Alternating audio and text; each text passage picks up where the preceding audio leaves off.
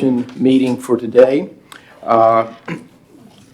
Before we approve the agenda, I want to read it because it's a little bit different so that it's on the record. Our first session today will be from Dr. Eve Kamey, who's going to talk about school turnaround. Then our second session will be with Dr. Steve Canavero, who is going to discuss some of the background of charter commissions and gives a little history and then bring it down so it applies to what we're doing here in Tennessee. He will have two sessions for us, one early lunch and then right after lunch. Then we will have state ethics training from Joanna Collins, and then we will do a review of the open meetings and open record law that Angie Sanders will lead. And then at the very end of the day, we will do some commission meeting work. We will talk about committees. We'll talk about approving our meeting dates, and then just a few other odds and ends and any questions. And that will conclude our day, which hopefully, if we stay on track, you all will be back on the road, and I'll be heading back to Chattanooga around 4 o'clock this afternoon. So with that, I would like to have a motion to approve today's agenda. So moved. Second. I apologize. Yes. Can we call the roll first? Oh, sorry. And then we can do that. That got I you. apologize. Nope, no problem. Commissioner Henson, Here. Commissioner Levine, Here. Commissioner Patterson, Here. Commissioner Pierce, Here. Commissioner Cisnet, Here. Commissioner Smith, Here. Commissioner Tucker, Here. Vice Chair Richards, Here. Chairman Griscom. Here. Well, I almost got it right this morning. No, you were. Thank you. Okay, so we have a motion, a second to approve today's agenda. Any other discussion? All those in favor say aye. Aye. Opposed, no. Ayes have it. Thank you very much. And now I need to, without objection and pursuant to our commission meeting policy, that we will move into a committee of the whole. Is there any objection to doing so? Seeing none, then we are now in a committee of the whole. So with that, I will remind our speakers today, please state your name, your title and organization, and so we will start with Dr. Kamey. Well, good morning, everyone. I'm Dr. Eve Carney. I am the Chief Districts and Schools Officer at the Tennessee Department of Education. Appreciate the opportunity to be back with you again this morning. I moved over here not because I don't love good company, but I thought it was easier to see most of you from this angle. But appreciate the opportunity to be with you this morning to share an overview of our school turnaround framework, knowing that your role is a part of that framework and one of the tiers of intervention. But I thought it was helpful context to share where we are going as a department in our Best for All strategic plan. I wanted to make sure also with this morning I leave time for questions because I know you will have questions. I think we need to make sure that you all are clear on kind of where we are going, and then how your work will intersect with that. So that's what we will do. We will go over the framework. We will spend a little bit of time talking about transition and how we are working with current schools to transition, and then discuss next steps, spending some time on our Tier 3 intervention at that. But looking forward to what I know will be a great morning and conversation. So this slide highlights the 3 strategic priorities. Academics, whole child, and educators. While you don't see school turnaround up there in one of the 3 colored blocks, I feel for the schools that we serve, our priority schools, our focus schools, really these 3 strategic priorities are critical for us to get right for kids, making sure that for every student there are high quality instructional materials, effective teachers and leaders, and those additional supports that every student needs to come to class ready to learn, prepared to learn. So Best for All for me means ensuring that all students, regardless of where they live, receive an excellent education. So the purpose of today is just to review that current draft with you, answer questions you may have, and talk through the implications for the Achievement School District as it relates to the Charter Commission. So I wanted to start by just setting that framework for you. And so, next slide. We will talk through the theory of action first. As we were with stakeholder groups, as we were talking internally, having discussions with partners, we began to think through all of the lessons that we have learned. As a state, we are in a space where we have a history of having a state turnaround district to learn from and to make adjustments to the model. But what we know to be true is that we must start with a leader and that has the empowerment to build a culture where teachers feel supported and students and parents are partners in that work, making sure that they have the appropriate resources, especially adaptive learning technology, knowing that many students in our school, and Tess even referenced this yesterday, come to school years more than a year behind in many cases, so making sure we have appropriate instructional supports to meet kids where they are and to move them forward. Investing in teachers, knowing that we have to get the people right in the building, whether that's the leader of the building or the teacher in front of kids, ensuring that we are staffing our schools with the highest quality teacher and leader, making sure that data drives our decisions, and so it's not someone's opinion or gut instinct about what needs to happen here, but things that we look across multiple points of data to make those real-time decisions, knowing that if we get the leader, the materials, the teachers, the data right, that we will support students in growing academically across our priority schools. So when we thought about the framework and what was guiding us, we felt strongly, this is kind of the push and pull for me. We know and research supports that turnaround takes time, 5-7 years, sometimes longer. It is also, on the other side of that, the most urgent work that we do at the department. Students are in these today, they are in desks today, and they do not sit still while we figure this out. And so it's very urgent work, but it's also very thoughtful work and work that we have to continue to push and move forward on for the sake of students.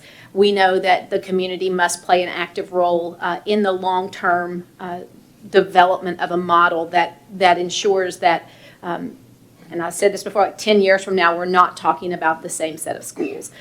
We know that, and our guiding principle is that the longer a school is identified as a priority school, the role of the department must change. It must become more prescriptive and more intensive. Knowing that we need the necessary intervention of the Achievement School District, acknowledging that it will look different going forward, but that it's still a necessary component in the overarching framework. And finally, this is the long game. There is no short-term fix. There is no silver bullet.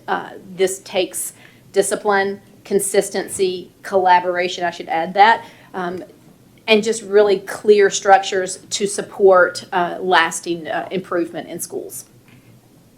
So this is the model. The request was to simplify. We heard from a number of stakeholders that the model was very complicated that was originally submitted in our ESSA plan. And I will own the fact that I was one of the authors of that and developed it, because I do feel like it's not simple. However, when we think about how families and parents and communities are looking at the data, we needed a more simplified model to discuss what's happening across our schools. And so the framework looks like this. At the bottom, you see focus schools. These are schools who have student groups who are underperforming. So it could be that the overall school is doing better. However, individual student groups are performing at very low levels. Some even, if it were its own school, would be in the bottom 5%. So those are schools that are not priority yet, but if we don't move toward support, they will become the next list of schools. So starting with the orange, that would be Tier 1, and we call that improvement. We'll walk through a little more detail in a moment. Tier 2 is turnaround, and Tier 3 is going to be transformation when I get enough space in that box to fit that. But for the purpose of today's discussion, the transformation tier, Tier 3, is the Achievement School District. So in our thinking around Tier 1, we are looking to think about how do we support districts? Because at the end of the day, these are district schools. And so as we develop a model, our hope is that we are empowering districts, supporting them both financially and otherwise to turn around their schools. We need them to be successful in Tier 1. And so this tier is really focused on building that district capacity where they have more voice and control over the interventions that they use for their schools. Of course, there are some evidence-based requirements in ESSA that overlay all of this, but really this is intended to be very district-driven in the initiatives. We play that supporting role and offer resources, both financial and otherwise, to ensure success. This tier, which we expect will be about 50% of our priority schools, will be overseen by our Assistant Commissioner of School Improvement and 3 regional directors. And they are currently in place at the department now. And currently this team of 4 supports 90 schools, plus some support to focus schools, but clearly there's a capacity issue there. What we are thinking of in terms of funding for this tier would be every school getting $50,000 with an opportunity for another 50 competitive. We feel like this is really, when we talk about district-led turnaround, it could be that the district could say, you know, the priority schools I have are all elementary, so I'm going to use that for a district-led intervention across all my schools. Or they may say, you know, these schools are very different in what they need, and so there could be district autonomy to say certain pieces are going to be operated at the district level, but then the school leader will have some autonomy in that space there. Yes? So if I understand this, say you have a district that has 10 schools Correct. in this, so then they would get, the district itself would get $500,000. Yes. And they would determine how to allocate. Are there any guardrails on how that money is being spent by the district? I'm assuming it has to be spent to improve those Absolutely. schools, but what are those like specific guardrails? And while I'm asking, Yep. if those schools are in this tier for a certain subgroup, is there any requirement that the funds be connected to work in that subgroup? Both really good questions, Wendy, and I will, Commissioner Tucker, sorry. What I would say is this: there are absolutely guardrails around all 3 tiers. There, what we have, and it's not in this deck today, but I'm happy to come back another time and share kind of the very specific interventions that are under educator, whole child, and academics. But really, it must be directed. So those funds must support evidence-based practices within Tier 1. So yes, there are definite guardrails. Those guardrails get tighter in Tier 2 than they do in Tier 1. Your question about the student groups, focus schools currently, the additional targeted support schools historically have gotten a small amount of funding that absolutely must be spent on the student group for which they are identified. So this is kind of the model for Tier 1. May I ask sorry to interrupt, may I Oh, ask of course. a dummy orientation question? Yes. So is it fair to say that the 90 number that you used is roughly like 5% of the number of schools in the state? That is correct. Okay. So Tennessee identifies 5% lowest performing schools across the state. Title, non-title, just 5%. Typically, that's around 90 schools. And so in addition to that, we are by federal law required to identify focus schools. Currently, we have 184 focus schools. And so part of that is trying to look for trends of data across student group, geographics, to figure out the right support model. We will be leaning on our core offices, our regional offices, to provide some of that support. However, what we know is that there are pockets around the state of some are universal, but some are very kind of isolated, so trying to develop a model for that. But 90 typically is the number of priority schools that we are serving. Those are identified once every 3 years. However, a school can exit priority status every year. They just come on the list once every 3 years, but have an opportunity to exit each year based on performance. Thank you. I should have clarified that. My apologies for not framing that on the front end. So Tier 1 is about really trying to build up the district's capacity to sustain the work long term. We hope that with the right levels of support, that many schools will exit priority status from this tier. However, if that is not, if we are not seeing data trending in the appropriate direction, we have the autonomy to move them into a higher tier, which would be tier 2. Just quick question. Yes. So if they're in this tier and they get additional resources. Yes. And then they're privileged enough to get out of that tier, do they then lose those resources? So clearly, that is one of the issues we've talked about and referred to often as the funding cliff that happens. So what's the incentive to get off the list if you lose funding? One of the things that's in the federal, like there are restrictions as to which schools can benefit from these school improvement federal dollars. However, there is flexibility in the federal statute that could allow you a year of transition support. It unfortunately isn't something that we've done yet because we have 90 schools, 100. We're trying to make those hard decisions to prioritize resources as best we can, but clearly something that we have learned as a state is a concern. And so thinking about sustainability is something that, of course, if we are fortunate to receive additional funding through the state legislature, we would be thinking through how to develop some sustainability or kind of ongoing supports and as they come off the list as well. Great question, though. So tier 2, again, the role of the department becomes more prescriptive, and what we are building in here are some very tight guardrails to say, we will tell you what must happen in those areas of academics, whole child, and educators. But these are not just suggested practices, these are musts, more so than in tier 1.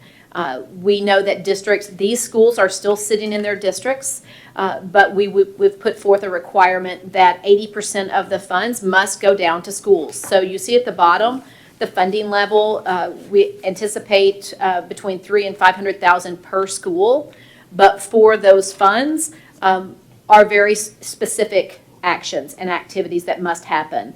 For example, in the academics space, they must adopt and train teachers on high-quality instructional materials, science of reading, things of that nature. For educators, the department and the district must mutually agree on the hiring of the principal. Level 3, 4, and 5 teachers. There's a number of pieces built in to each of those tiers for tier 2. We did want to put an option, go back please, an option in there for a partner-led in tier 2. We didn't feel like the charter option should be specific to the Achievement School District because it could very well be that a district says, I agree with all of this, we just simply don't have the capacity to do that. So we wanted to build in a partner-led option in tier 2 as well as, of course, tier 3 we'll talk about in a moment. The change here. Excuse me, Dr. Carney, just a quick question around the Yes. partner-led piece. Would that mean, or do you envision that outside of a charter that there could be a different type of partner? Potentially, yes. There could be a contract school, but again, that would be decided in partnership with the department, ensuring that it's a high-quality partner or provider. But typically, we were thinking if a district wanted to convert that to a charter school or seek a charter partner was our primary thinking there. Okay, thank you. You're welcome.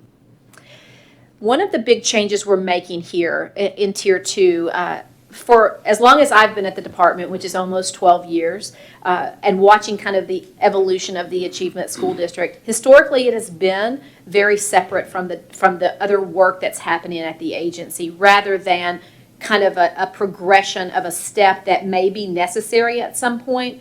And so as we redeveloped this model, rather than having a separate superintendent just for the ASD, we will be seeking a state turnaround superintendent who will be charged with overseeing tiers 2 and 3. And the reason we felt that was important is at the end of the day, we want all schools to improve. And so we wanted a superintendent that was as invested in tier 2 success rather than building a portfolio just for the Achievement School District. So we are in the process of the solicitation for a search firm has gone out. It closed on the 14th, and we will be moving forward with the selection of that state turnaround superintendent. So this will be additional support for the 90 priority schools across the state. In addition, there will be 3 regional superintendents just focusing on Tier 2 and Tier 3. So just as a tier, we have 3 regional directors for Tier 1.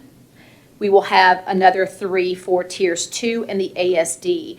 And our vision for this is that these superintendents are in these schools, are in these districts, and they're working with them such that should it become necessary to transition that school into the Achievement School District, the superintendent, the regional assistant regional superintendents will have been there. They will become familiar with the community, with the strengths of those buildings, and it will be more in partnership rather than in kind of the manner in which schools have entered the ASD in the past. Yes? So just like you talked about how schools would go, if they don't turn around, they go up a tier. Yes.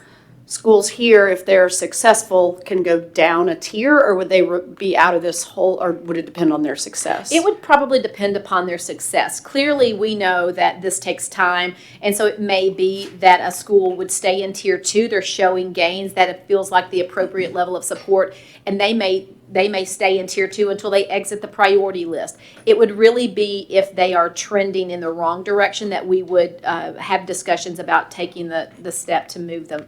And whose decision will that be ultimately on where, I mean, I'm asking because I think it's important to figure that piece out, but I'm also asking because if you're a district that's getting $500,000 in this turnaround space, and then suddenly you go down to the 50,000 or to no, and I get the sustainability, like you don't use that money to hire staff that you're then gonna lose, or, but that's a big disincentive to get out of turnaround in some ways. Absolutely. And currently, we have schools that are funded annually at this level. So this is not something that's new. One of the things that is new in this model is that it's very prescriptive. But I do see your point about what's the incentive for getting off the list. And so part of what we will be considering is what does that step down or step out support be. I think what we will find is that many schools will probably, even within Tier 2, it could be an adjustment in their allocation as a step down before they exit the priority list. But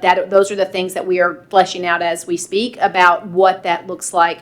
In terms of funding, just for context, the current priority schools are supported by a 7% set aside of the state's Title I allocation, which means about $20 million a year, approximately, to support these 90 schools, as well as the focus schools that I mentioned earlier. So clearly that is, limited resources means those tougher decisions.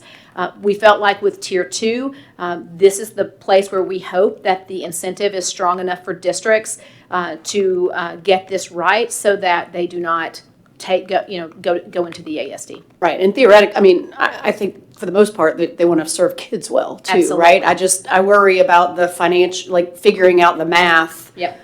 affecting, what happens with kids, but just to go back to my first question on who makes that decision, like who in this model makes the decision on this tier moving? So that would be done at the department, the state turnaround superintendent in consultation with me, in consultation with our assistant commissioner of school improvement, but also with input from the folks who are in districts. This is not something I've never been one feels like I have all the answers. I don't. I think those are best informed in partnership, and so that would happen. We would obviously, have data informed decisions. There are lots of steps along the way in terms of mandate, like milestone visits for Tier 2. These superintendents will be in schools monthly. And so there will be lots of ongoing discussion in that space as we consider tier movement, knowing that 3 years from now we'll have another set of schools coming onto the list. So important to think those things through. And so, next slide. So this slide, I've been given a hard time about this slide. How much more could you fit on a single slide, but here it is. Starting at the top and working down, you'll notice as schools move from Tier 1 to 2 to 3, the funding increases, but the district's autonomy in those decisions decreases. That is intentional in a way that, getting the support to districts at that right touch point ensuring that the department is using its resources where most needed. You'll see also kind of the designations. Tier 1, 2, and 3 are all priority schools. So again, important to remember, we're still talking about the bottom 5% of schools across the state in performance. So I think it's important that we work closely with districts in each of those tiers and support them in that way. You'll notice on the support type for the focus schools, it's really about why they were identified versus Tier 1 focusing on that capacity building so that districts can sustain the growth. Very prescriptive in Tier 2. Tier 3 is that long-term commitment for more whole school transformation. Our level of involvement will increase over time as well as schools move through the tiers. I want to spend just a moment on the very bottom of the slide because I think folks at first glance could say, you mean you could be a priority school for 10 years and not have intervention with the ASD? It is not a progression to say that a school will come into Tier 1, spend 3 years there, move into Tier 2, spend 6 years there, only to ultimately end in the Achievement School District. When the list is run in the fall of 21, we will place schools on these 3 tiers. Not everyone starts fresh at Tier 1. And there's a slide in a moment that we will look at some of those data indicators that will help to inform those decisions on tier placement. But then what we would be looking at annually is, are these the right place for these schools? Are we seeing the gains that we expect, knowing that as schools move up, there is the need to have that Tier 3 intervention where if districts, even with significant support financially and otherwise, are not able to turn those schools, then we will take that necessary step. But I did want to clarify that it's not automatic that every school is not starting into Tier 1 in that space. But I think you'll see when I show you a couple of the data indicators how that might work. So Tier 3 is the Achievement School District and the one that you will most likely have lots of questions about. As you all understand, this is a very crazy time right now in terms of the Achievement School District of budget season. I will share with you what I can share with you today, and I'm happy to come back and share additional detail in the weeks and months to come as those information become more public. The theory of change is a little bit different from the ASD than it is for school turnaround. You'll see some parallels, but really what we know is that we must identify, develop, and support, I would say, local leadership to create these cultures where teachers feel valued, kids feel safe, and are ready to learn. That is one thing that I feel like, having lived through the first almost decade of the Achievement School District, knowing that there are things that we got right and knowing that there are places where we absolutely can and must improve. Part of that is that local investment in teachers and leaders in the communities and kind of capitalizing on what is already happening in those communities as it relates to national and local partners. There's a lot of good work happening, and there's no need to reinvent the wheel for all of these pieces when there are others who care as deeply as I do and at the department for the success of these schools. So capitalizing on what is already working well, providing resources, continuous engagement. We've done 6 stakeholder sessions in the fall, 4 more in January. We have 6 more scheduled for April, as well as ongoing meetings with stakeholders to get input and making sure that this work is absolutely grounded in community. But knowing that it takes time to build trust, it takes time to mend what didn't work, and owning the fact that we must evolve for the sake of getting this right for kids. We know and learn that despite the best of intentions, that the ASD grew very quickly and demand outpaced supply, and as such, we did not see the success to scale that we had wanted or anticipated. And as a department, we must own that. I must own that and move forward basing our decisions on lessons learned. We know that it was a model that was too large to be effective at that time, that community voice must be part of that, as well as utilizing that local talent and partnership. I mentioned earlier, turnaround is not an easy thing.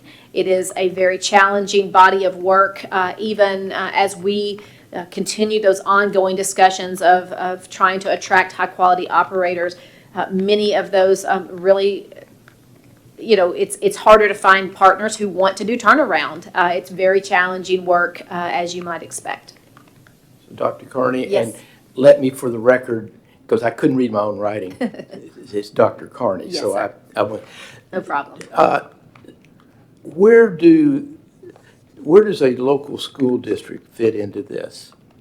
At what point, when I look at your fourth bullet, local talent partnership, does that also include, like, take Chattanooga, the Hamilton County school system would be involved at some point, trying to figure out, is there a partnership role there? Because I know the model in Chattanooga is different. It's a different model than was in other parts of the state. So Yes. can you help me understand, that role? And at some point, are you trying to help get that school district in a position where they are able to step in and have more of a role?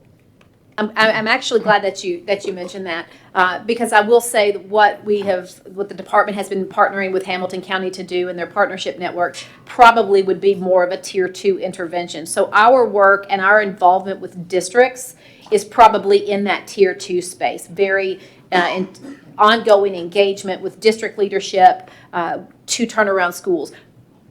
Once a school is placed in the achievement school district, the role of the district kind of goes away for a period of time. One of the things that I feel like has been a misconception is that the achievement school district in some way was originally, from its intent, from its legislative intent, was never a permanent place.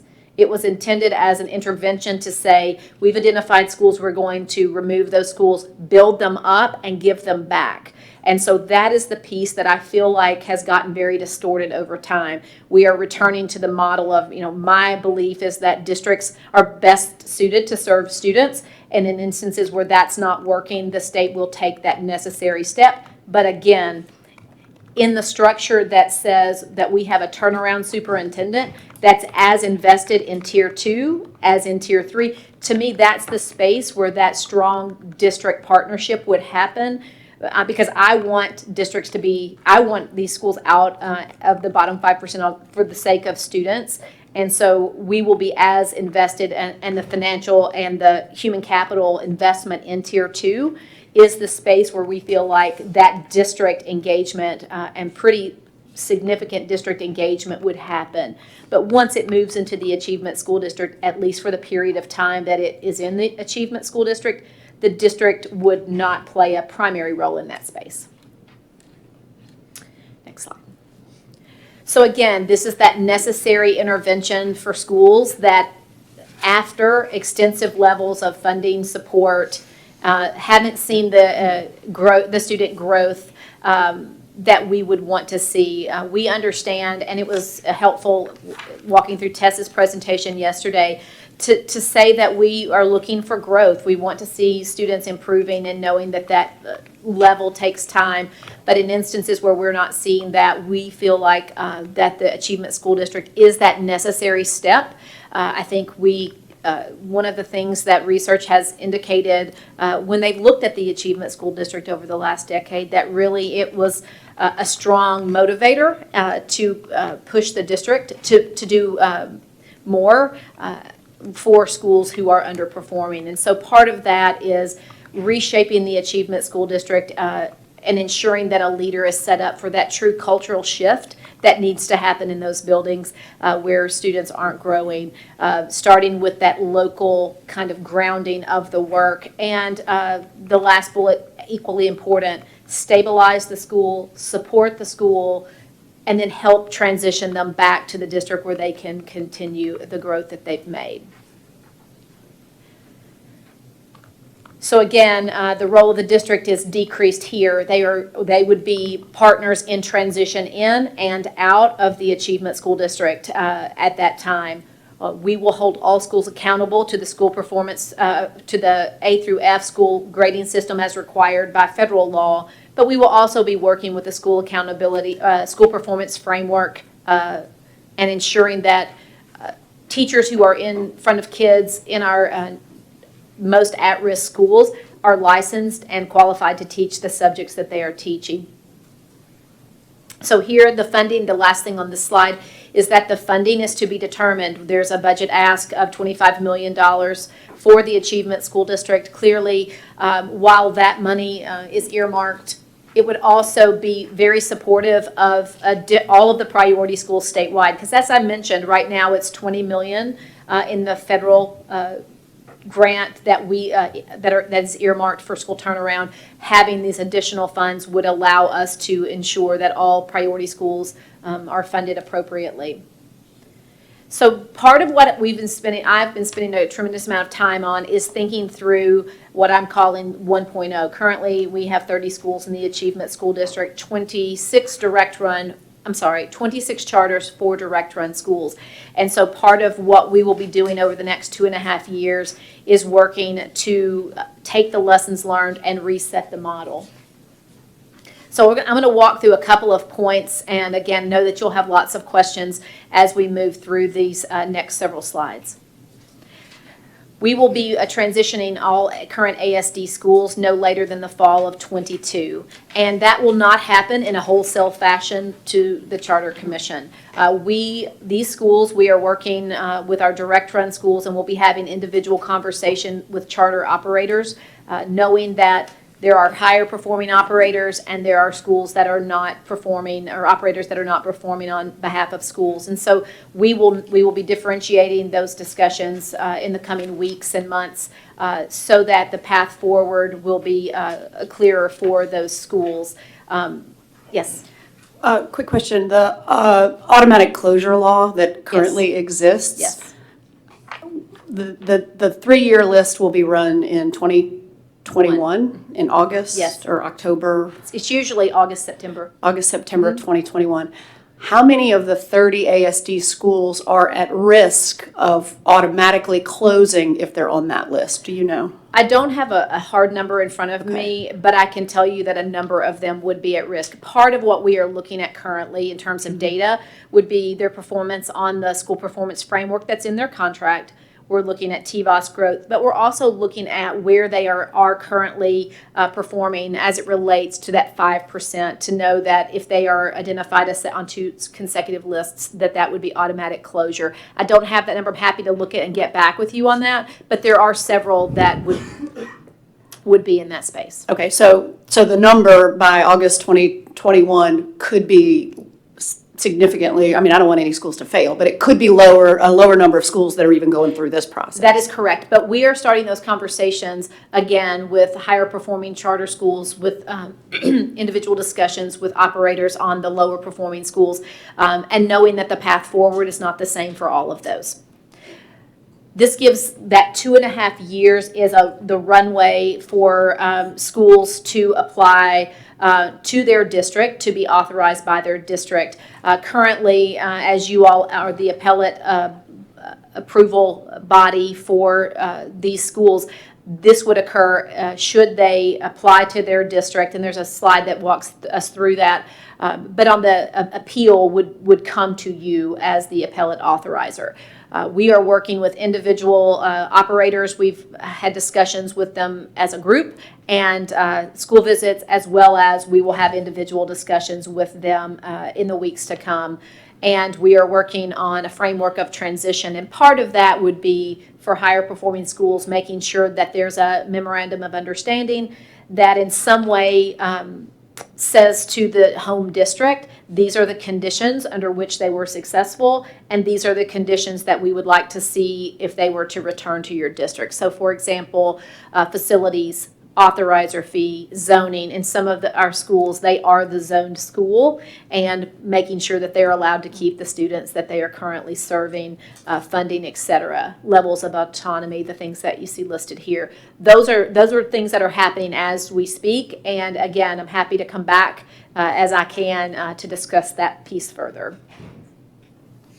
So the school performance framework has been part of the agreement since inception, and we will be and have been working on completing that framework.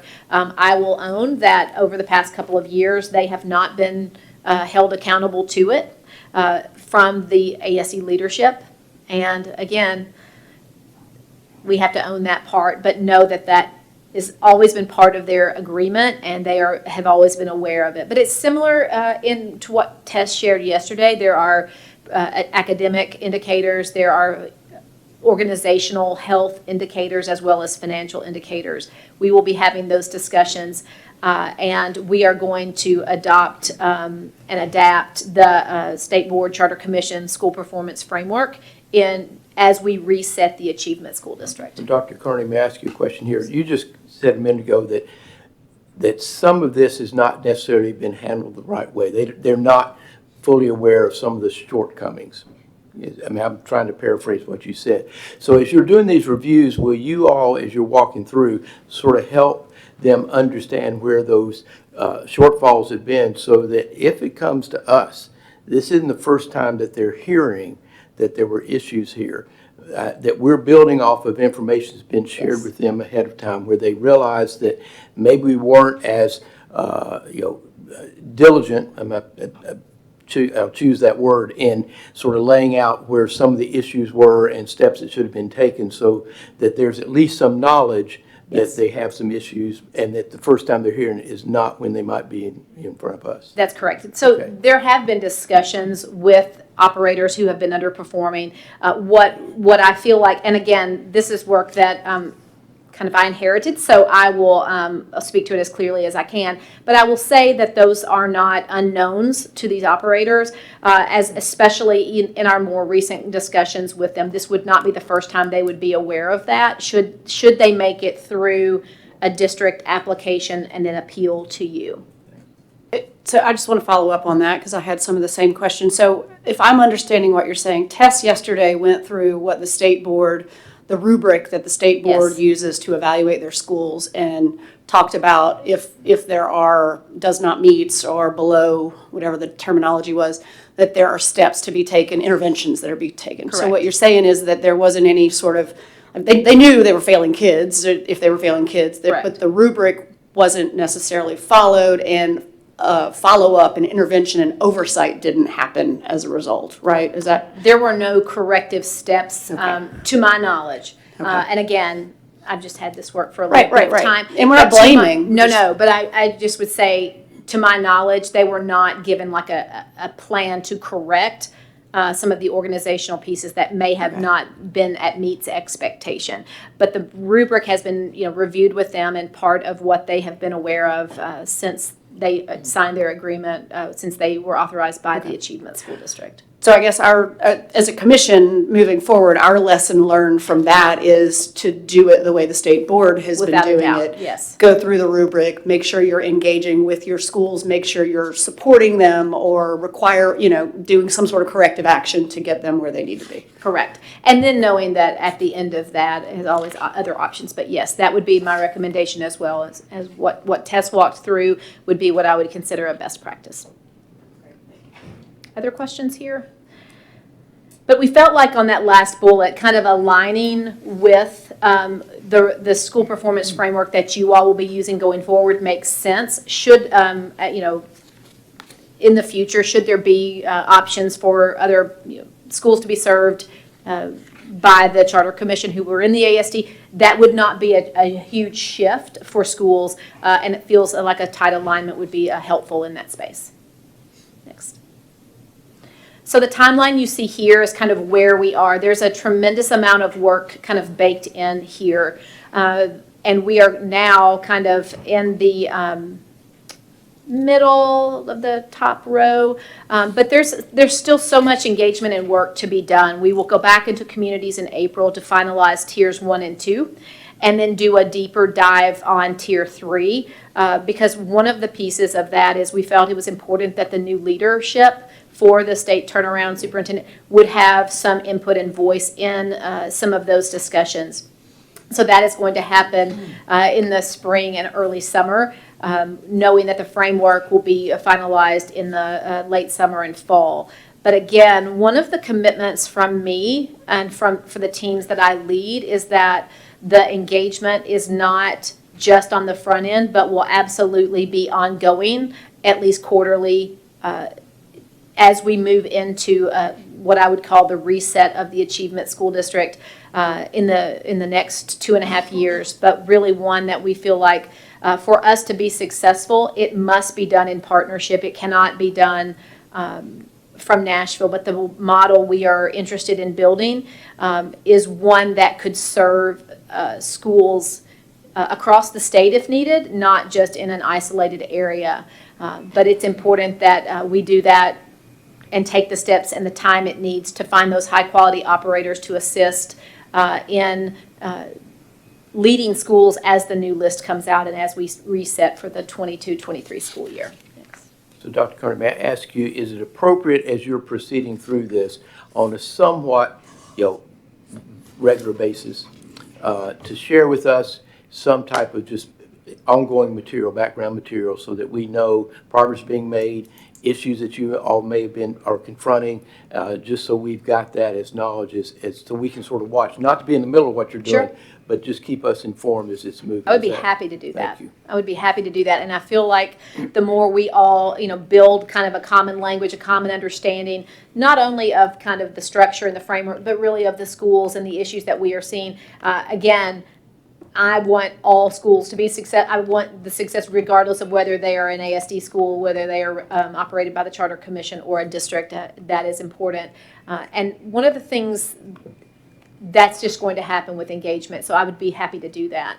What you see here are some of the pieces on accountability, and again, federally we are mandated to ensure that every school is what it's called annual meaningful differentiation, and so that is in Tennessee A through F. We will utilize that here, but knowing that even within that school letter grade, there are a number of indicators in the accountability model that are captured there. But we also wanted to ensure that placement on tiers or movement of tiers was not just specific to that letter grade, because there are things that are important to consider, and that would be the number of times on the priority list, for example. I will say that we have schools in this state that have been on the state's list since 2001. So I'm going to let that just sink in for a moment, because that's the one that kind of stops me in my tracks to think that is an entire educational experience of a child. We have schools in this state where every school in the feeder pattern is a priority school. And so the importance of what you do and the importance of having high quality options for students is critical. And so I absolutely will do what is needed to support you, to support ensuring that students have high quality options. So as we think about where we place a school, those are things that we would consider. We also want to talk about, like, how are they retaining effective teachers? Are they keeping those level 3, 4, and 5 teachers? Not to inundate you, but we have a school, a priority school, that from one year to the next year, only 5 adults who were there the prior year returned the next year. That's not just teachers, that's janitors, 5 adults. That's a full reset for kids. When you think about the importance and the stability that schools offer kids, that is an important factor as we think about how we support schools. And finally, thinking about discipline, exclusionary practices. Are we seeing things that also speak to the culture of that building? So as we make those hard decisions and place schools on tiers, these are the types of indicators that we will be considering. Once we complete the transition and we reset, we will set performance goals with those new operators who will be leading those schools. Can I ask real quickly? Absolutely. There's still 4 direct managed schools Yes. in the ASD. Can you tell us a little bit about what you think might be happening with them? So we, in the same way that we are talking about a reset with charters, we will be doing the same thing with the direct run schools. We are in talking with Shelby County currently about those schools to ensure a couple of things. That number one, kids are supported in the transition, that the adults are supported in transition, that any type of transition supports that would be needed academically or otherwise are provided, and that we want to ensure that in any type of transition that may occur, that students are either going to the same or a higher performing school. Those are the types of things, but that's also something that's kind of happening in the next, right now. So as I come back, I can share more in the future, but clearly lots of moving parts, both in our office, in our districts, but also, in the department more broadly. Dr. Carney, sorry. Could you share maybe what types of supports you imagine will be given to students with special needs? I know, particularly in the turnaround environment, there's not a lot of funding that goes toward special needs populations, and so that allows problems to persist.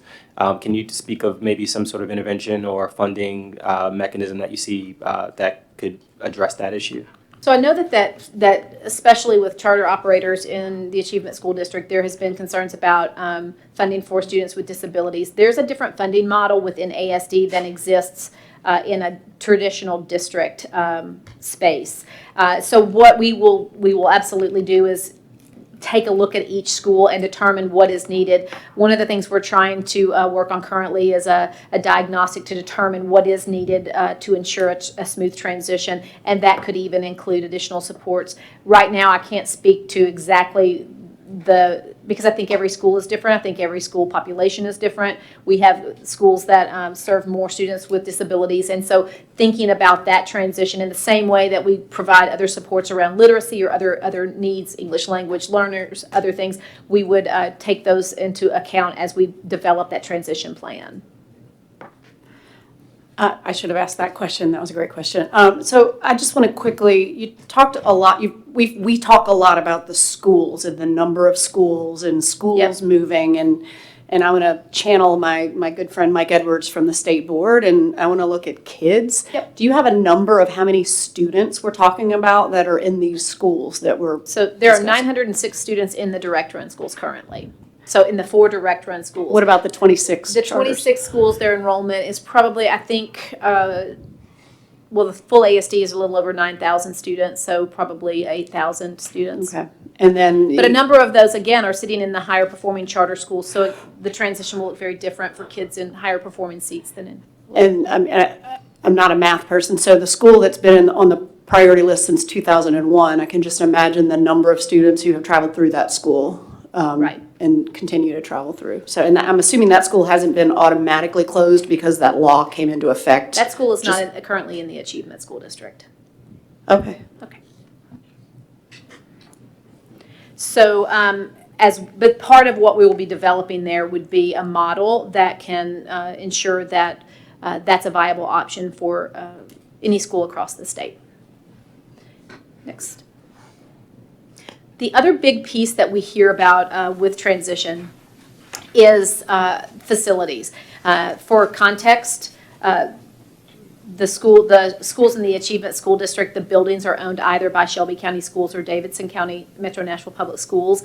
And so thinking about transition is as often, this is a pretty significant concern. So what we are working on currently, and again, lots of moving parts at this time, looking at potential legislative solutions as well as funding opportunities to help, and the commissioner mentioned it yesterday, thinking about how do we support high-performing charter schools to have kind of that permanent home rather than, banking on a lease with a district that may or may not be considered as that school transitions. So those are legislative things that we are working on currently, but we are working on a case-by-case basis for things like facilities and inventory to ensure that we are, of course, following federal and state law, but also that supports that were intended to help kids and teachers of students follow those students where they go after the Achievement School District.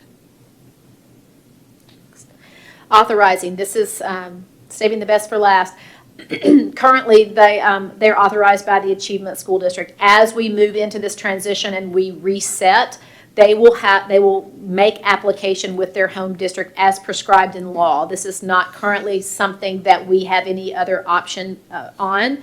And know that they must first apply an appeal to their district before appealing to you. And if you'll go to the next slide, I believe this is the one with those kind of mandated steps and timelines. And so in our conversations with the charter operators currently in the Achievement School District, we have shared this information about that intent to apply letter of intent by December the 3rd of this year.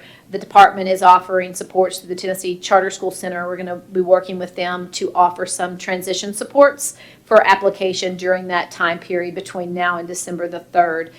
Then you'll see the application is submitted by February the 1st. The board will review. If denied, they have an appeal option there. And then if denied, they may appeal to the Charter Commission, and the dates are specified here. And again, that just follows what's currently in statute in terms of the timeline. Unless something changes legislatively, this is the timeline from which we will be working. Can I ask, is this a new start application or a renewal application? start. And why is that? Because a renewal would be if they were renewing within the same district. Our legal counsel has shared that it would be because the authorizer would not be the Achievement School District. It would be a new application. So they're going to actually have to do a full, I mean, Correct. that's like for the folks who haven't had the pleasure. I know Correct. several of you have had much of this pleasure, Commissioner Assistant. That's like the 300-page application instead of the like small packet. Agree. And that is part of the transition supports we're trying to infuse from now until December to assist with that process. Okay, and you're saying that your legal counsel, I mean, my concern is these are schools that are struggling already. Yes. And so they're gonna, I mean, that takes, usually nobody's running a school when they're creating that application. It's like a 2-year, at least 1 year process. So I am concerned that we're putting a huge burden on these schools to have to apply, which is gonna set them up to be denied, which is gonna set us up on de novo review of these new starts, which is looks like a train wreck to me. Sure. I can understand your comment there, and it was one of the things that we went back and forth about, like, because the authorizer would be changing was the rationale behind the new application. But it's something that I'm happy to go back to him again on and let's talk further about, because to me, I want to make sure that we're not putting an undue burden, but that we're also doing our due diligence knowing that ultimately, if it comes to you, we have done our due diligence in preparing that application fully for you. But I'm happy to double check and get back with you all on that. And I share Commissioner Tucker's concerns. And in addition to that, I have a wondering around, these schools are already in the bottom 5%. Correct. Working their way to get out. I really appreciate what was emphasized in the beginning, that this is a long game. This isn't you turn around in 5 years. It's Right. statistically impossible, right? And Right. so I can't imagine that a school applying as a fresh start to a district with a bottom 5% performance history, right, of schools they've inherited, would stand a chance getting a school approved, which then again puts the pressure on us to approve a school with those same standards around a fresh start versus a renewal. Yeah, I see what you're saying. I will say that of the 7 schools that earned priority exit status, 3 of those were in the Achievement School. So there are things that are going well. We have schools that have multiple years of level 5 TVOS. We have schools that are making tremendous progress, and schools that I think that districts could and should consider strongly. But I will go back on the renewal new start application and just confirm again. But that was the decision. But I'm happy to revisit that, because I certainly don't want to put an undue burden on districts. If there's a way we could avoid that. So, Mr. Chair. No, go ahead, I'll come first. I guess my question is a clarifying one, because I do agree with Commissioners Tucker and Sisnet, but the schools that would be applying as a new start, they have already done a full application some Correct. 1 to 5 years ago. Correct. So they wouldn't necessarily be starting from scratch per se on creating, to your points, a 1 or 2 year process. I mean, certainly they already have the starting blocks, if you will, for the application, but they would be making some amendments or revisions to, you would think, to their previously successful application. But Commissioner Cisner, you're right. If they are underperforming, that calls into another question as to whether we would be in a position to approve something that has been chronically failing. So I'm learning this because these are people who've been involved in it. So my question is there any way, because I've seen in my home county some of the applications and Yes. things you have to do. Is there any way, as you're working through this, to monitor whether some of these schools are able to create this huge document? And would there be any support if that's necessary to make sure that they don't fail because they can't put the application Sure. together? They fail because of the reasons that when you look at it, but it's not because they didn't know how to actually get all the material together. Right, and that's really the partnership that we're in the process of working with the Tennessee Charter School Center for that application support and ensuring that a higher performing charter school would have time for application assistance between now and December to help support the development of that application. And to Commissioner Patterson's point, many of these schools, I was just doing a quick check and math here, we have probably, I'm looking at my list,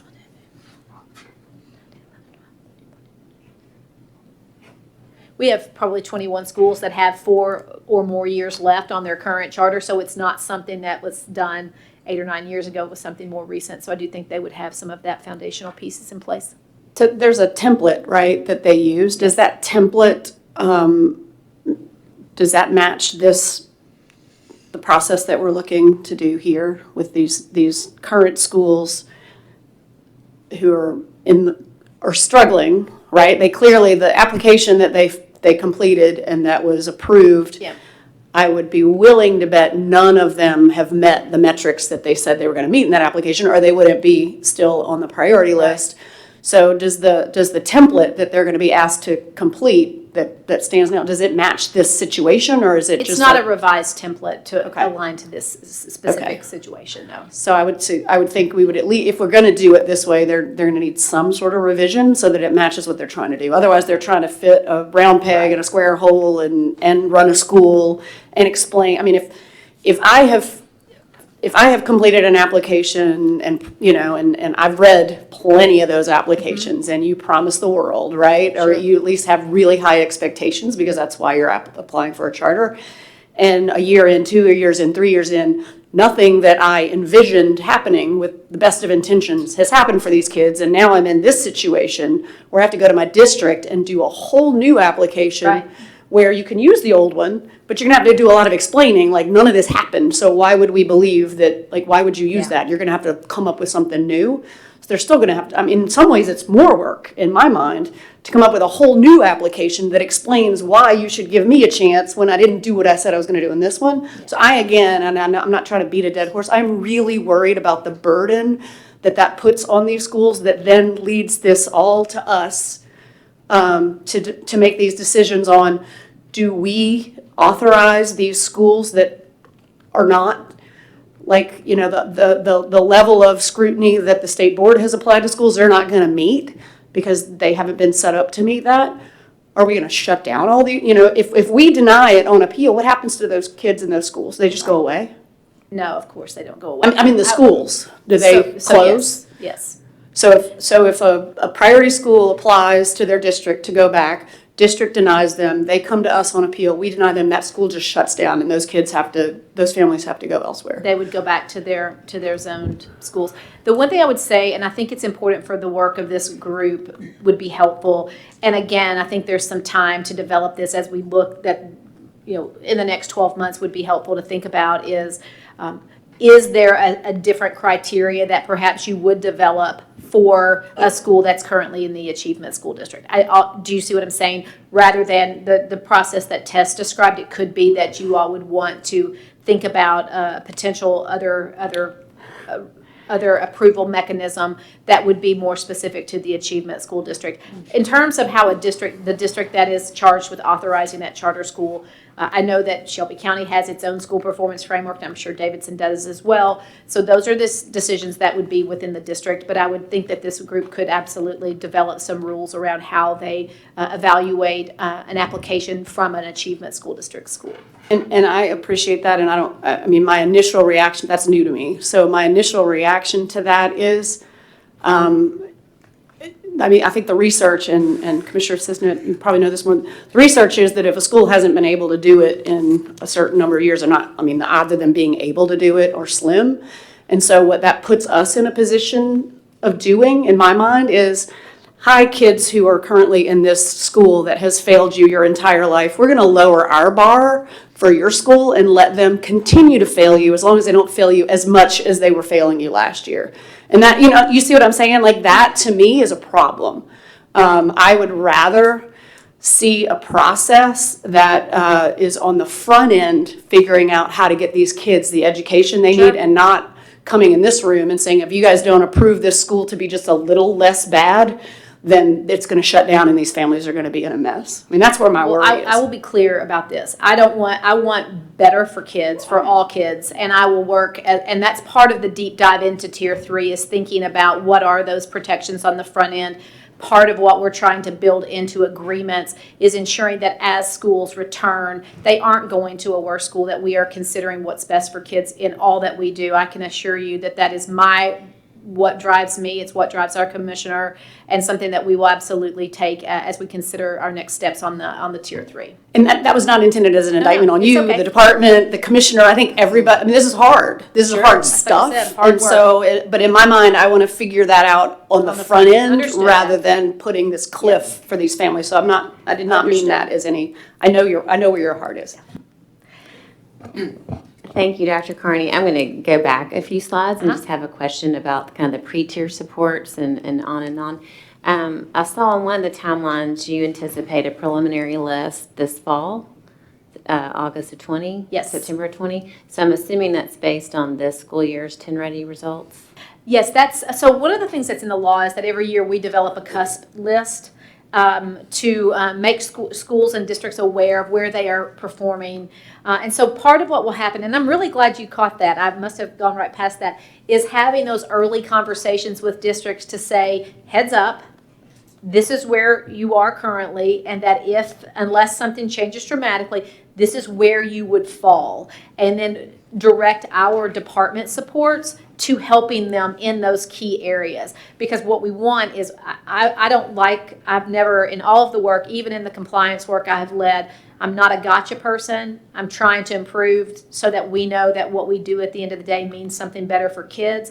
And so if we can help districts become aware earlier of the areas or the issues that they are facing, I would rather spend that time. And so that's what will happen this fall. It's kind of like a pre-conversation to say that short of something, if things trend and continue in this direction, this is likely where these schools would fall in this new framework. And then that way, when the list comes out in 21, there will have been a conversation about that. And hopefully what we will see is that some adjustments and improvements have been made. I can say historically that has been very helpful in bringing that to the district's attention earlier rather than the list coming out and everyone being in kind of that reactive mode. Right. So is a CUS list printed every year or just the Yes, year? Okay, every so year. there was one from this fall. It's not publicly out there on the website, but it's a list that districts are made aware of, and it reflects schools in the bottom 10%, so that districts are aware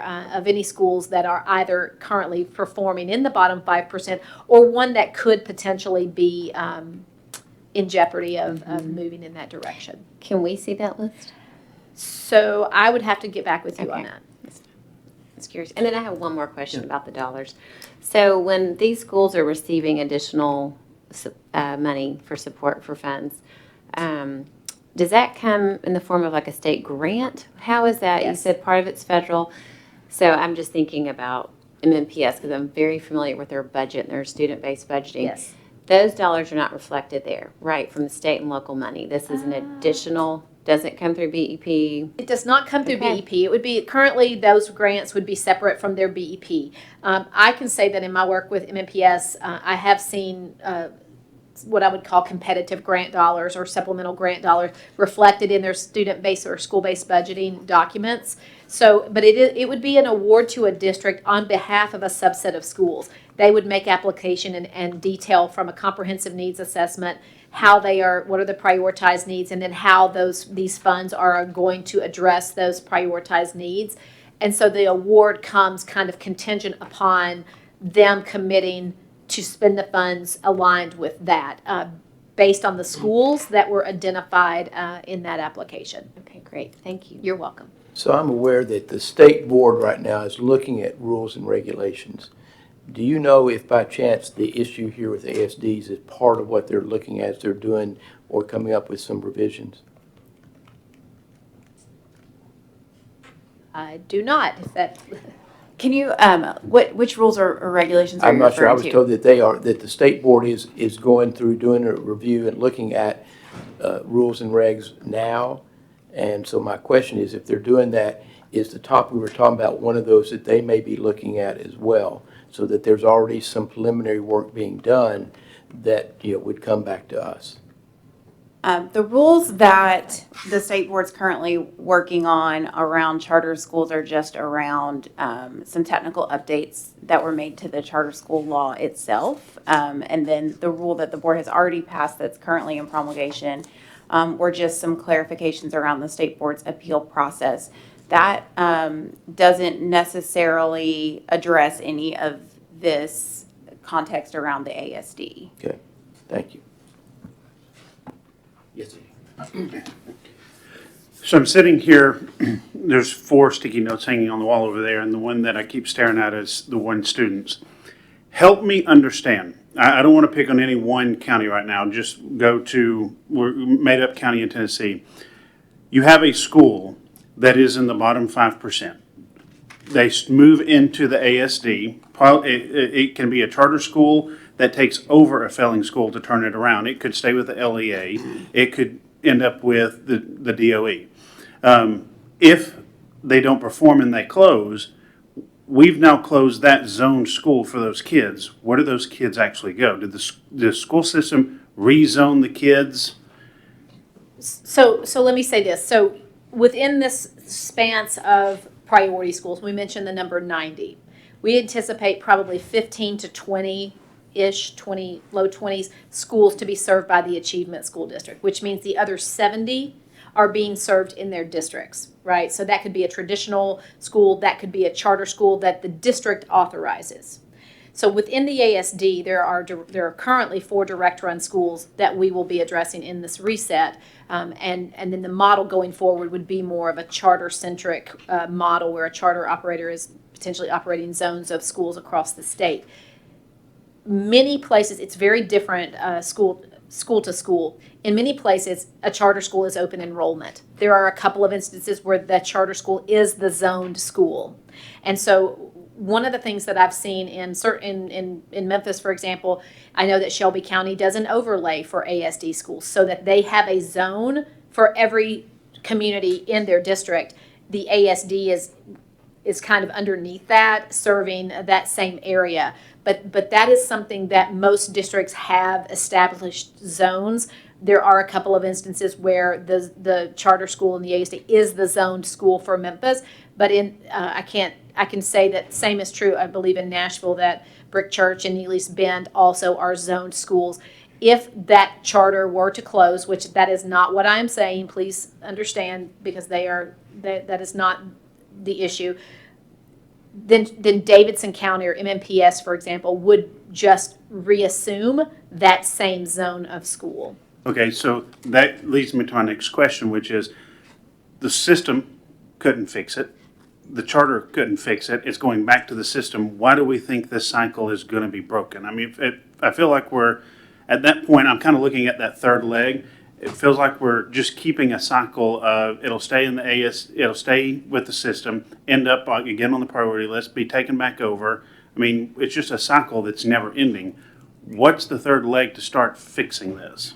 Well, I think what we've learned over the last decade is that there are certain things that need to be in place There are certain things that we know that districts have gotten better at doing, things that we have learned, good and bad, in our running of the Achievement School District. I think we talk a lot about ensuring that you have the right leader in the building and investing in developing that right leader, attracting those higher quality teachers. We have to address that, and that would be in terms of mandating things like recruitment, retention, hiring bonuses, other working conditions that keep the right teachers in the building, ensuring that those wraparound supports, whether they happen from community or within that building, and that could be a social worker, counselors, other mental health supports, other pieces that are needed for those wraparound services. So trying to force districts in a way and the department in a way to address those necessary components. I think the one big thing that I have learned and have observed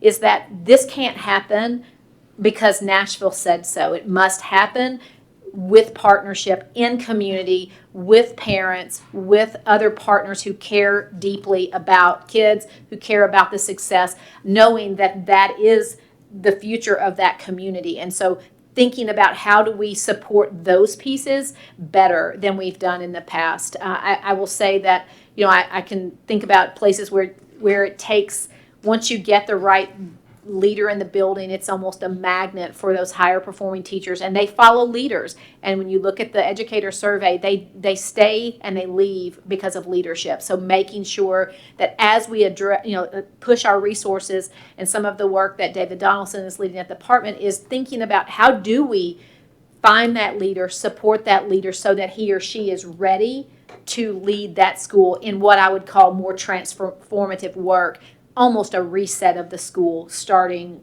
with the earliest of grades and moving through. So, Dr. Carney, I'm not trying to end this, because you can say there's a lot of interest here. You got a topic, I think, that for all of us, we know is out there. Yes. But to keep us on time. Understood. I know you've got one more slide, and I'm it's a sure quick- you would be willing, after you're done, to take other questions that commissioners might have. Of course, anytime. And I will say that I'm happy to get back on the agenda and come back and further the conversation. It's just, I hope that you'll understand that there are lots of pieces right now that I'm not in the place to share. I would think that there would be interest in having you on a future agenda pretty soon to carry this on. I appreciate your time already this morning. Apologize. I've already gotten you all off schedule, and it's just first thing in the morning. The last slide is really just one of information really quickly. As you know, part of all of this is grounded in our school accountability and district accountability models. I will be doing the updates to our ESSA plan to reflect this new framework. There will be opportunities for public comment and feedback on the actual ESSA amendment. But because we're pushing this out to the full reset in 22-23, we have plenty of time for that comment, and we will take that time to seek input on the amendment. But we will continue also locally within the state to identify areas where we need to address certain pieces of this in our state legislation as well. But we'll hit the last one. I just want to say again, thank you for your time. My email is here. I'm always happy to talk with you. I'm always happy to come back and share additional information. This is kind of nebulous work, but it is work that is critically important to get right. And so I value you as a partner in ensuring that what we end up with are more higher performing seats for kids who may not otherwise have those opportunities. So thank you for your time today and for having me back on day 2. Thank you. Thank you, Dr. Carney, very much. So, Steve, if you are ready, we're going to turn to you and have you lead us through some workshop material, please. You need a break, or are you good? Let's go. We're good. Okay.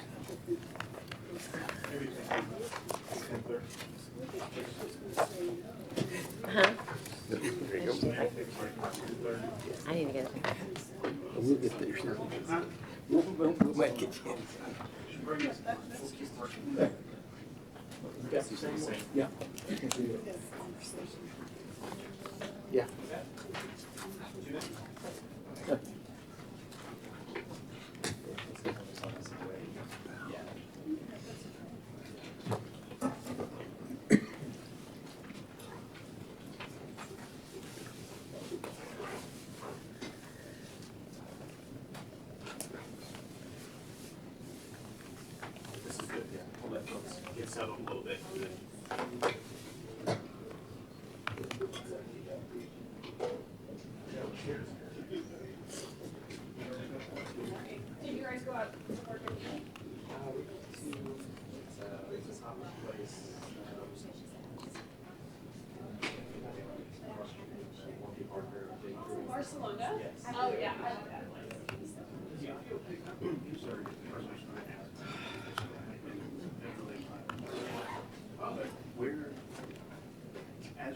So it looks like we just decided to take a break anyway. That's all right. I think it's perfect. That was some type of coup there. Thank you. Yes. Only in my second day, right? I was like, I thought we were supposed to stay seated. Well, I think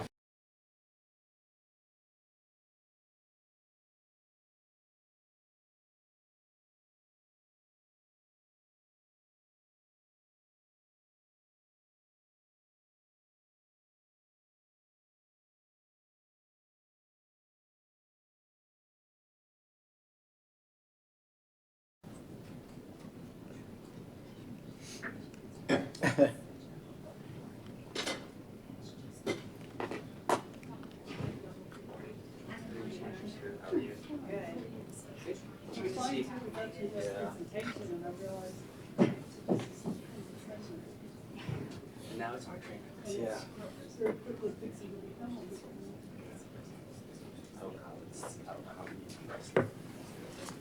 Well, since we're taking a break, I'm They can't have a new operation, they're gonna have to modify the new application. what she just said to me was there are things that she wanted to wish to share with us today that for us, so she will get them out to us as soon as, so that's why I said, you should tell a lot of interest in this topic. I said, it's one of the first things that I got asked about doing was I already knew about it. And she said, well, there are things right now. Is your computer? They're working. Like the old school startup sound? It did. You heard that? I think my SE20 or SE30, like the first computer I got, that was the exact sound. I don't know why I can't get it to stop doing that. I don't know. Classic. If I had a choice, that would be the sound I would hear eating. I can't get it to. Can't get it to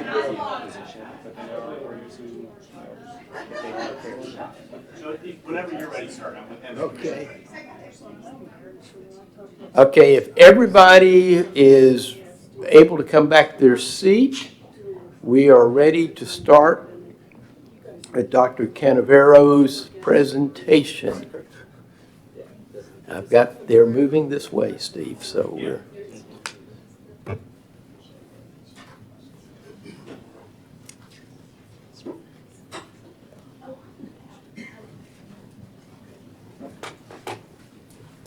So, Steve, I think we're ready. If you will introduce yourself and organization, and we will start. Thank you. Thank you for being with us. Thank you, Chairman Griscom, Vice Chair Richards, and members of the commission. My name is Steve Canavero. I'm a senior advisor at WestEd, and WestEd is despite its name, a national not-for-profit, and we do a lot of work in professional development, technical assistance, and policy work, research evaluation type work across the nation.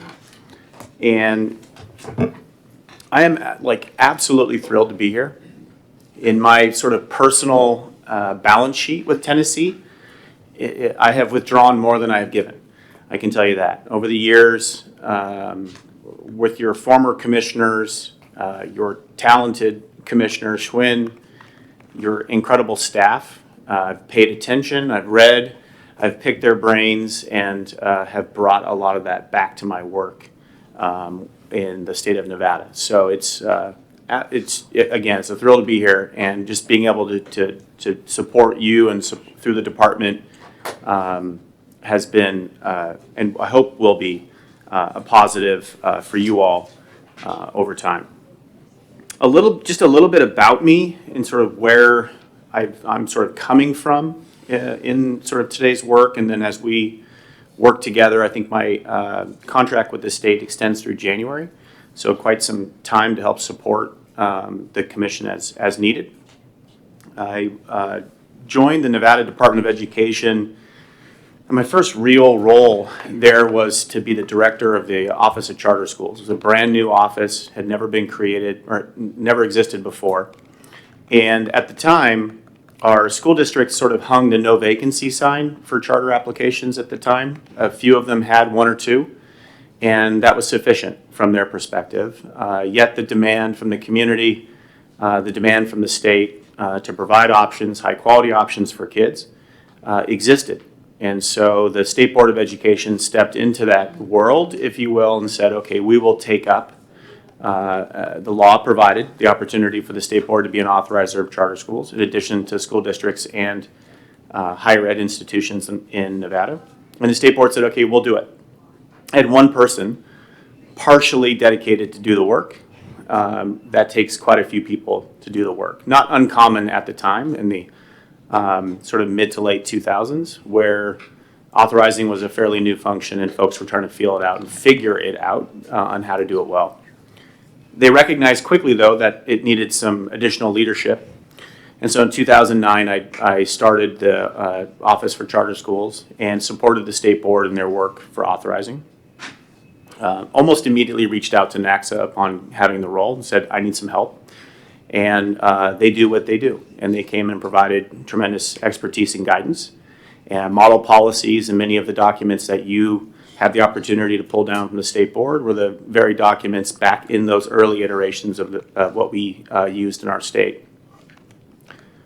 About that time, Governor Sandoval was elected in our state, and he had a very deep interest in expanding opportunities for students, quality opportunities for students, very similar to what I heard Governor Lee say yesterday. Governor Lee, I'm sure, is a fantastic leader, and Governor Sandoval was as well. And we responded by a request from his administration to, hey, let's modernize our charter school law. And so we did. And in 2011, we created a bipartisan effort, created a commission, very much like this, called the Nevada Charter School Authority. And no good deed goes unpunished. And so when the commission was created, he said, all right, it's your job to run it. And we had a lot of good things going, and we had some challenges, obviously, in standing up the commission. One of those was a very compressed timeline. So my founding board and I inherited a portfolio of charter schools, some of which needed to be intervened and closed, and others we needed to provide opportunities to grow. But we did so, and we inherited them within months of being created. So we didn't quite have the luxury of the runway that you have, which I'll speak to a little bit here. I did that work leading the commission for 3-4 years or so, and then transferred over to the department and then ultimately became the state superintendent, and left there just about a year ago now, as administration's changed. So been able to sort of be in the, prior to that, taught and led charter schools, but sort of seen charter schools from a variety of different perspectives and authorizers in a variety of perspectives over the course of that time. Part of my presentation today is sort of the presentation that I wish I would have given to my founding board or had the time to give to my founding board, that I think it may help in some of the discussion, and I hope that it may be viewed by you as sort of a landing pad for a lot of the various pieces and parts of the conversation that you've had up till today, and perhaps some of the thinking that you've got in some of your experience as a sort of a place to find some footing. I will kind of talk a little bit about sort of where you are sort of on the national map, sort of how, kind of authorizing 101, a little bit of a landscape analysis, just so you understand what else is happening out there, which I think is a real asset for you all going forward. There's lots of folks who you could lean on, and in addition to those that you've already authorized for the state to procure, but colleagues in other appointments that also serve in commissions across the country. I'm then going to get into a bit of what you do matters. And if you've ever sort of thought of this responsibility as sort of a passive responsibility, I know those that sit in these seats and have done this work in the past, it is not. And what you do very much matters in the lives of kids and communities. And we know more now than we ever have known before about those characteristics of authorizers who have strong portfolios of schools versus characteristics of authorizers that have an average performing portfolio of schools. I've also had the luxury to be on the NACSA board for the National Association of Charter School Authorizers board, I think my third or fourth term now, for quite some time. And so I'm going to bring in a little bit of that conversation. So not just the principles and standards conversation, but also sort of nuanced, this is what it actually looks like. And important sort of factors for you to consider and the subcommittee to consider as you're looking for leadership, as ways of sort of uncovering some characteristics of high quality that you seek to enable through the commission, and then have a leader who sees that similarly. Then want to kind of pick your brain. And this is not a finishing line. This is a starting line. So I don't anticipate getting to the ending point today. But I really think it's important to have a conversation about what you think needs to be true in terms of a broader vision for this entity, for the commission, and then talking about sort of your then lane. You've been authorized by the legislature to have a role. Fantastic. Creating that role, clarifying that through your mission, but then provide you an opportunity to sort of speak to a broader vision for what you think needs to be true for all children in the state, will really help add some ballast to the conversations that you're having now, the conversations around quality in particular, conversations around the ASD, conversations around your performance framework, all of these sort of animating features of a well-functioning, high-functioning commission, to me, nest nicely underneath a really coherent vision or a compelling vision and a coherent mission. So we'll have some dialogue, hopefully we'll interact and not wordsmith, but just put into the sort of the word soup, put some more ideas up there that we can take notes and then bring back to you as some statements that you can consider. And then we'll just close like you got to start. So a little bit about tomorrow's topics and where we're going to head from here. I won't provide sort of the planning document for the next 30, 60, 90 days, but just give you a sense of what we think or what I think to be are some of the key sort of quick adoptions that you can make, key policy decisions that you'll be wrestling with early, that you'll need to stand up in advance of the timeline. And it's sort of organized as a sit and get, but I hope at any point, I don't need to tell you this, at any point you will, if it's acceptable to the chairman, that you'll just raise your hand, ask questions, and we can go back and forth. Some answers I'll know, others I won't, but I'll do my best. Only thing the chairman will do is try to keep us on time, but I think that's an appropriate way to do it. Thank you. It's a wise, and we have plenty of time, and I don't anticipate using all of it, and just anticipate using as much of this as you need in order to continue to keep the ball moving forward. So authorizers, what does this look like across the nation? So we have now 45 states and the District of Columbia who have enacted legislation. West Virginia in 2019 was the most recent state to add enabling legislation to form charter schools. Obviously, if you've got charter schools, you need authorizers. You play that critical role across the states. Just for what it's worth, the Dakotas, South and North Dakota, Montana, Vermont, and Nebraska are the states that do not have enabling legislation for charter schools. Lots of variation among the roughly 1,000 entities that are empowered to authorize by their legislatures. I think there's like 999, and that number has come down a little bit in the last 3 or 4 years, and that's not a bad thing. Some folks who have been empowered by legislatures to authorize charter schools are deciding that it's not necessarily something that they're good at, and in some ways it's consolidating as a trend under those that have taken this on as being sort of that model for the state, and they're beginning to be recognized and collecting, if you will, more of the chartering work. So nationally, who's doing this? Of the 1,000 entities, what are the sort of legal entities out there that are enabled, and they generally fit into these buckets.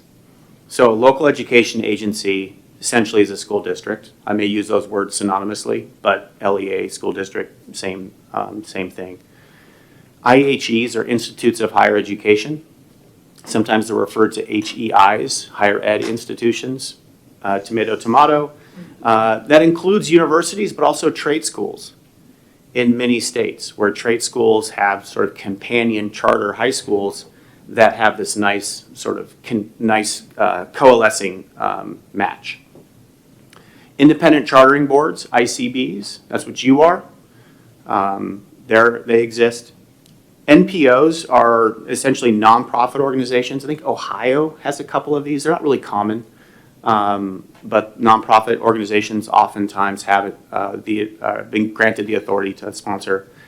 SEAs are the state education agencies, your state board, prior to you, Nevada State Board, et cetera. And then NEGs are non-educational governmental entities. It's a mouthful.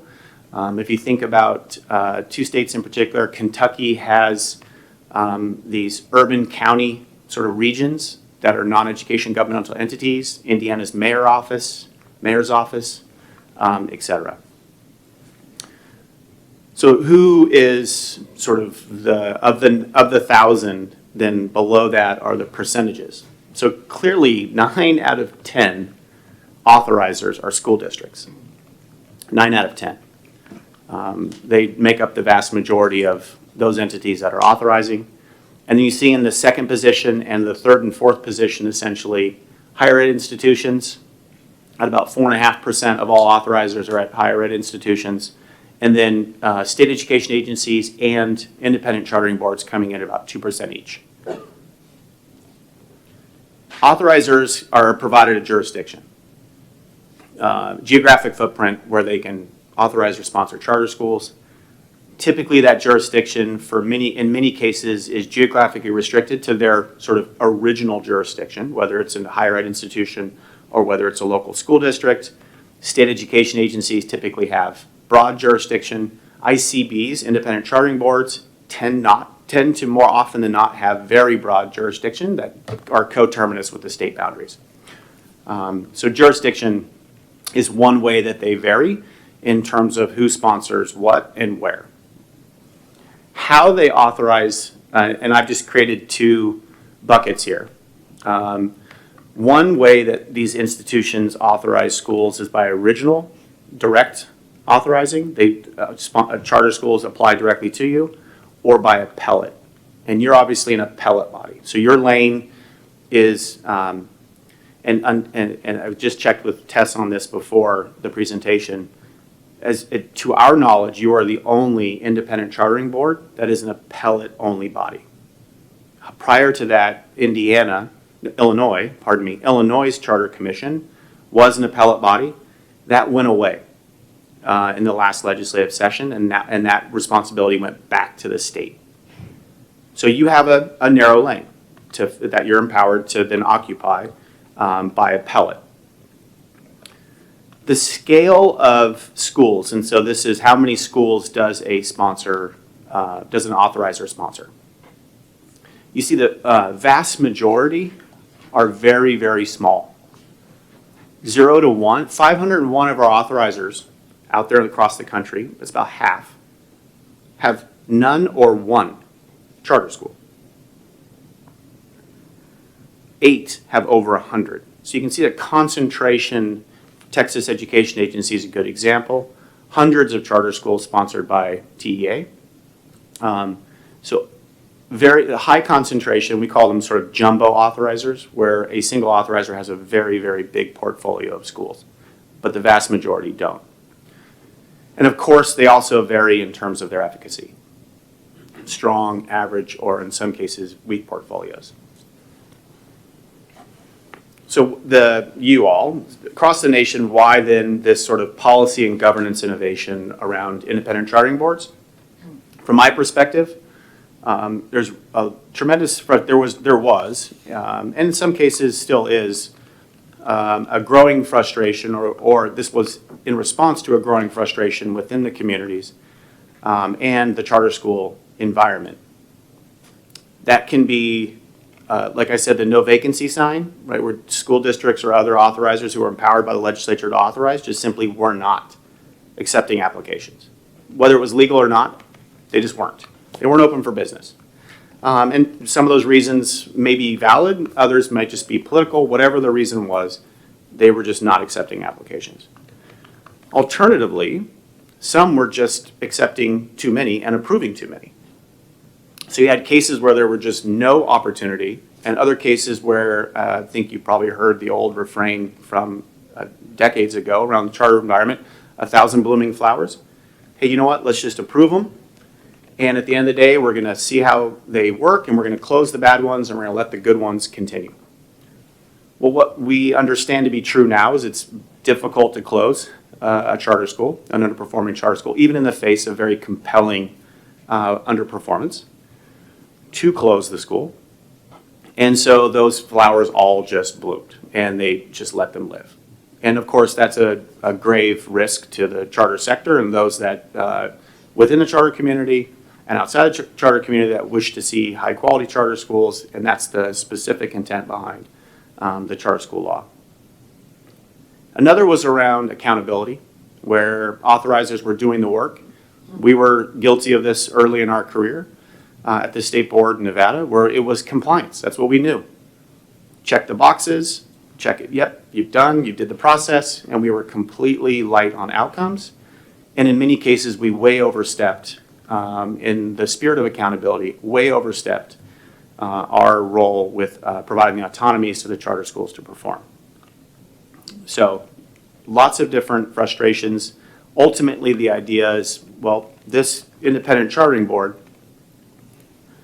low distraction, you're a single purpose entity. You're not trying to pass rules and regulations for the myriad responsibilities that a state board has while doing your authorizing work. This is your function, your expertise. You can do this, it's your single purpose, and you can surround yourself with the expertise in order to get the work done, and you have the opportunity for scale. Now, during the conversation today, and I will pivot between two realities. One of those realities is the independent chartering board that has broad jurisdiction, broad opportunities beyond their appellate review to sponsor schools, just as a way to talk about the counterpoint versus the appellate responsibilities that you have. I think it's important to sort of identify both of those. But for independent chartering boards that have broader authority than appellate review, they then see their function and staff and scale at capacity very differently because they can actually achieve the sort of direct sponsorship. The other rationale behind the independent chartering boards is in an environment or a market where there are multiple authorizers, ensuring that there's one quality authorizer at the table. So what do I mean by that? In some state policy, the independent chartering board that is created is to serve not just as a high quality authorizer, but as a model to the other authorizers in the state. Now that's a lane you can occupy absent your appellate authority or if you did or did not have appellate authority. You can still be that model authorizer by adopting all of the fantastic models that have already been established for you by the state board, and then advancing that into the next generation, into the next thing, right? Continue to, as Chairman Patterson said, be the best. The third here, which is a little bit redundant but important nonetheless, is to promote the quality authorizing and have multiple pathways for charter schools. And there's been some debate, obviously, in the charter school world around are multiple authorizers a good thing or a bad thing? I don't know that we've answered that question, but we do know that it's a bad thing when charter schools shop authorizers that have lower standards, right? And they try to figure out a place that they could live and avoid accountability. And so having a model and having an independent chartering board that serves as sort of the highest capacity, highest expectations, the notion is that tide will lift all boats. This does not come without things you should be concerned about.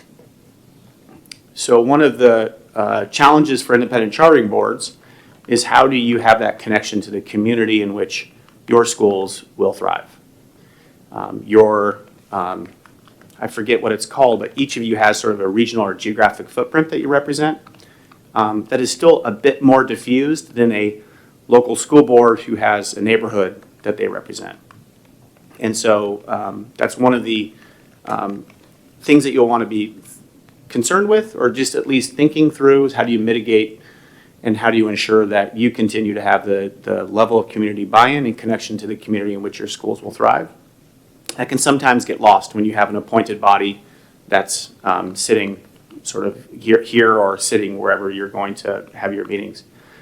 And then the balance of local control, which I haven't been in a state, now that I've been having the opportunity to go and work in multiple states, I haven't been in one that didn't say, oh yeah, but local control. I mean, that's a common refrain related to the state and the local control. How that balances out is really one for the local communities in the state to figure out. We heard a lot about it from Dr. Carney. But the independent chartering boards are constantly figuring out what that looks like. In many cases, they just reach over and directly authorize.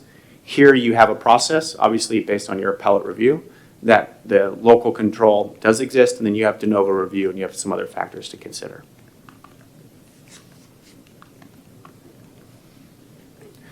Okay, so let's take a little bit of a deep dive into the independent chartering boards. Where are they? Who are they?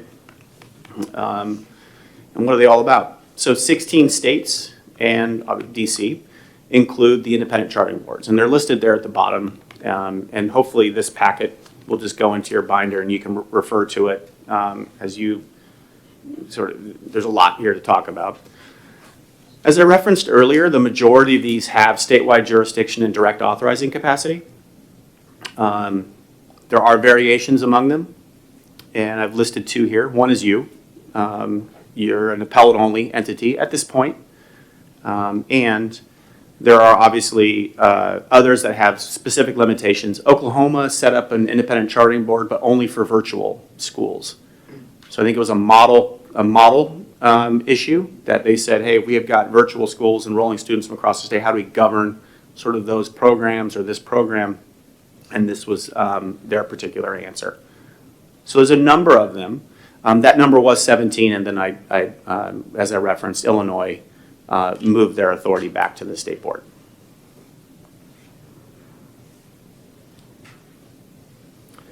Important to talk about what I see in your context, and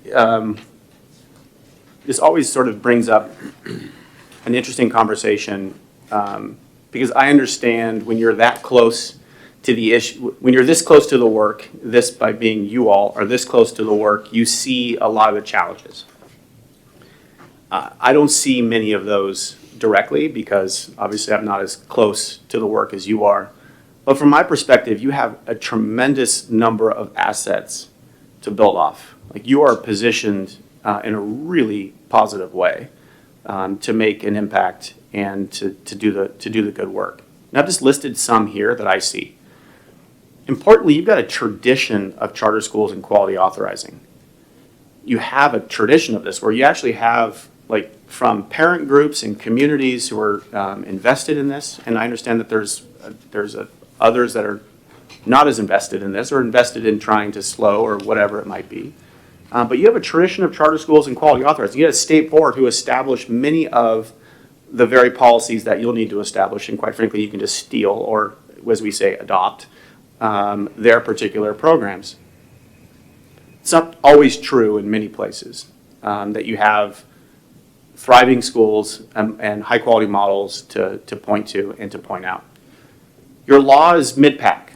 So annually, laws are ranked by the National Alliance for Public Charter Schools, and your law is obviously 24th. It improved during this last legislative session for two reasons that I was able to pick up. One is the creation of this independent chartering board, which is identified now as sort of an emerging best practice.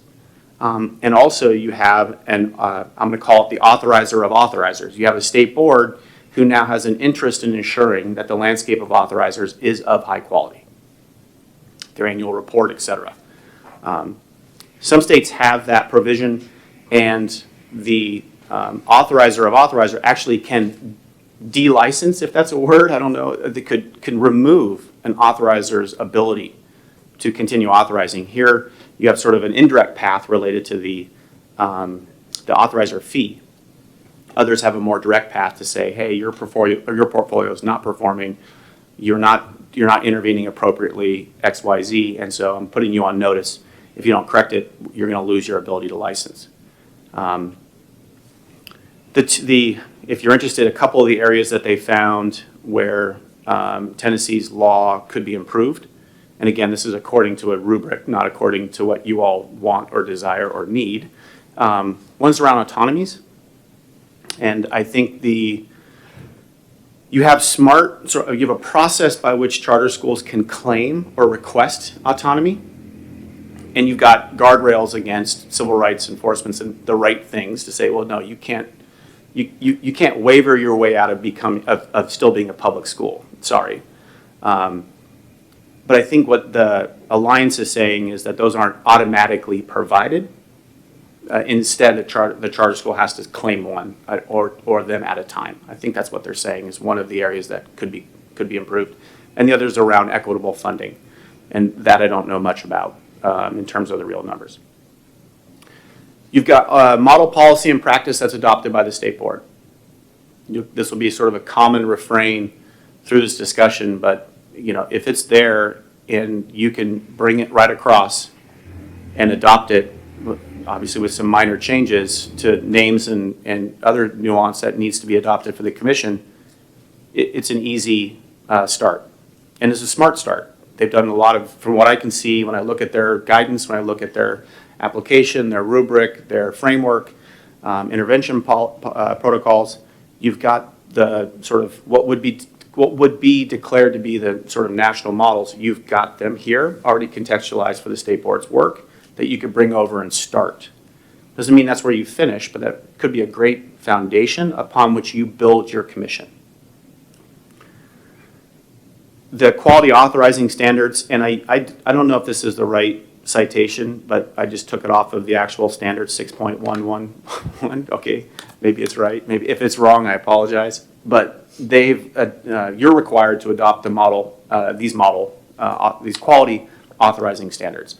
They're built off of the National Association of Charter School Authorizers model principles and standards. There's a couple of little nuances throughout them, but it's essentially exactly what I would be suggesting you would adopt anyway. And they've already developed it for you, and you can just bring that right over. You have some schools to transfer in. And we looked at that performance data yesterday. We know that some of them are new, and so it's hard to see their sort of trajectory or where they're performing.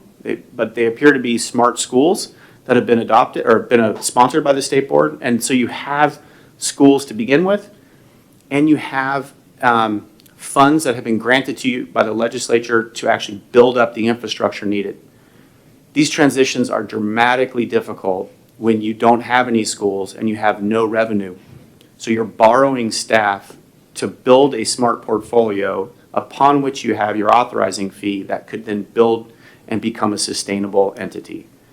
You're already over that hurdle, both by having an appropriation, but also by having some schools where you can begin to collect the authorizer fee. Your runway is phenomenal. Having, until the 2021, and then having the runway around the difficult work that Dr. Carney's engaged in to really set up and answer some of the questions that you all raised during that discussion. That's a real luxury, and I'm not saying it's going to be easy. It's going to be busy. And it's very likely that you'll run out of time when you want more time, but the fact is that you've got a nice runway, huge asset. The ability to access the support functions of the department to help you with the LEA discussion. The responsibility of, and this is a variation of authorizers across the board, is their legal status as the local education agency. The feds basically recognize SEAs, state education agencies, and LEAs, local education agencies. They don't, in many ways, the charter school, is that one of these or is that one of those? having your legal status for the commission as the local education agency is fantastic. It's clear you are the LEA. It brings about, as was discussed under Ms. Stovall's presentation yesterday, tremendous responsibilities, many of which you're not going to have the capital to then just go out and buy 8 people who all have the right functions and capacities or Swiss Army knife skills to then deliver on the LEA functions. Having the access to those functions at the department is a really smart and thoughtful opportunity. Not a lot of departments of education across the country also serve as the LEA for many of their direct run schools. They usually, that's a kind of a very firm line that they don't actually cross. But having that is a real good starter. And then you've got the Tennessee Charter Center as a partner that I learned about and was surprised to see, and it's a nice asset that you also have as a partner organization to help you achieve whatever that vision is, and then to help you work through that particular lane. Okay, let's talk about you now. Next one. I realized, I think it was on the plane coming over here, that what I thought was a pie chart or a pie graph is actually an aspirin. It's probably not a bad, actually, image. There's a lot of work here. You guys have, yesterday it was remarkable, the detail and your questions and your engagement. And what I'm trying to do here is to provide you maybe an aspirin, but at least maybe an organizing heuristic, some way to sort of organize your thinking, provide you some placeholders about what goes where as a way to sort of organize this stuff and move forward. So from your perspective, and from, your staff will be looking for you for guidance and sort of vision, and also to be held accountable and push the staff around the work. And so for me, I need something like this. Maybe you don't, but my aspirin are always visuals as a way for my brain to get the complexity under some sort of organization and then get to some simplicity on the other side that I can work on. So here's how I've kind of organized this.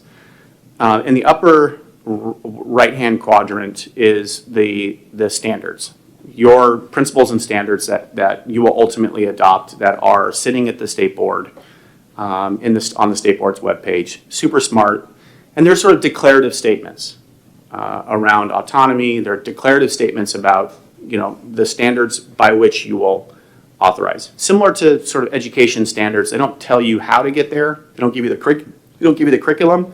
They just tell you what you should know and be able to do, in other words. Fantastic. To the left of that are the practices.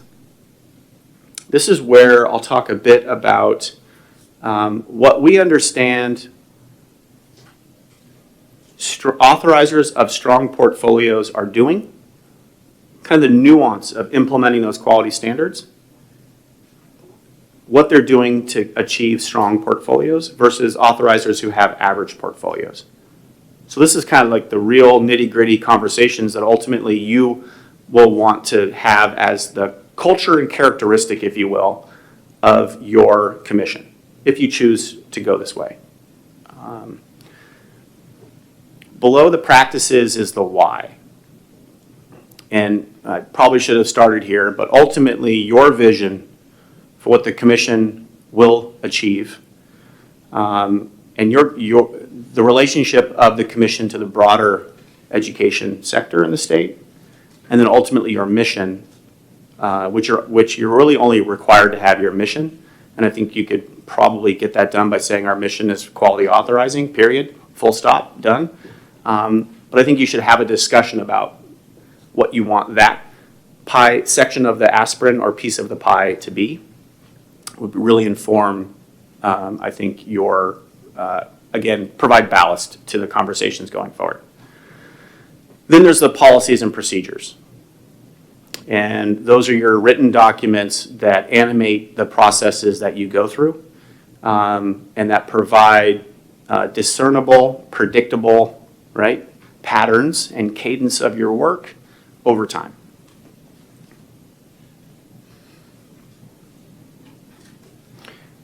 This aspirin sits within the legal framework, obviously, so you could want different components within, you could want different aspects of each of these pieces of the pie, if you will, but at the same time, it sits within the legal framework that empowers you to authorize. So, does that make sense? Yeah? Okay.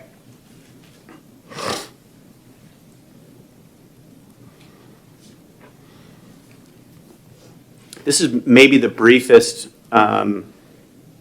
representation of both NACSA's and Tennessee's model authorizing principles and standards, but essentially it provides you kind of an idea of what these standards are. If you haven't read them, certainly encourage you to keep them handy and to continue to sort of work through them. The principles are shaped, and oftentimes the principles are adopted by authorizers across the country as sort of their defining principles, with some additions or some nuances to ensure that they highlight specifically what that commission seeks to accomplish. But really maintaining high standards, I think that kind of goes without saying, but ultimately you'll need to get into what that actually means. And you'll have frameworks that attempt to quantify what that actually means, both on the opening of schools, approving applications, the monitoring of performance, in those sections that Tess spoke about yesterday, academic outcomes, operational outcomes, and financial outcomes. The second one is around upholding school autonomy, and this is worthy of a discussion as we talk about the mission and vision. If we don't address it there, we'll want to address it during our future discussions. NACSA will have a report coming out about this sort of autonomy project to try to help guide authorizers on finding the right balance between at what point do you overstep or impinge upon a school's autonomy? How do you honor their autonomy? Because that's one of the fundamental quid pro quos of the charter sectors. We're going to give you autonomy, but we're going to expect increased student outcomes. Basic as it sounds, it's complicated underneath when we start having conversations around, well, we're the LEA, the commission's the LEA. What does that mean? In many cases, there's not a lot of autonomy with IDEA rules. Okay, well, that's one area we don't have a lot of autonomy in. But there is autonomy around teaching and learning and curriculum and pedagogy, and defining that sort of arena is an important for you and important for your schools to understand the terms and conditions of the deal. Protecting student and public interests gets around your, not only your fiduciary, but sort of your moral, ethical responsibility to ensure that your decisions are in the best interest of students, taxpayers, community. I heard earlier, I actually didn't capture it on the word wall, some components around transparency. Not only in how you function, but also in the reporting that you use and that you operate, as well as protecting students and public interest to ensure sort of non-discriminatory practices, open enrollment systems, et cetera. The standards are where the functions live and are really just organized on the main functions of the commission. Organizing yourself to get the work done, that's agency commitment and capacity. Part of that is the vision and missioning conversation that we'll have today. It's also your budget, it's also your staffing, it's your commitment to getting the work done and making some very difficult decisions, frankly, that you will have to make during your tenure. Then it gets into the main functions, approving applications and doing that process well, contracting for performance, overseeing and evaluating a school's performance, and then ultimately, what do you do at the end of the term? What do you do at the 5-year, you have a midterm high stakes review in your law? What do you do there? Do you revoke? Do you intervene? Do you continue? And then at the end of the charter term, what do you do? Do you non-renew? Do you continue? Those are key decisions along sort of your life cycle and the life cycle of your schools.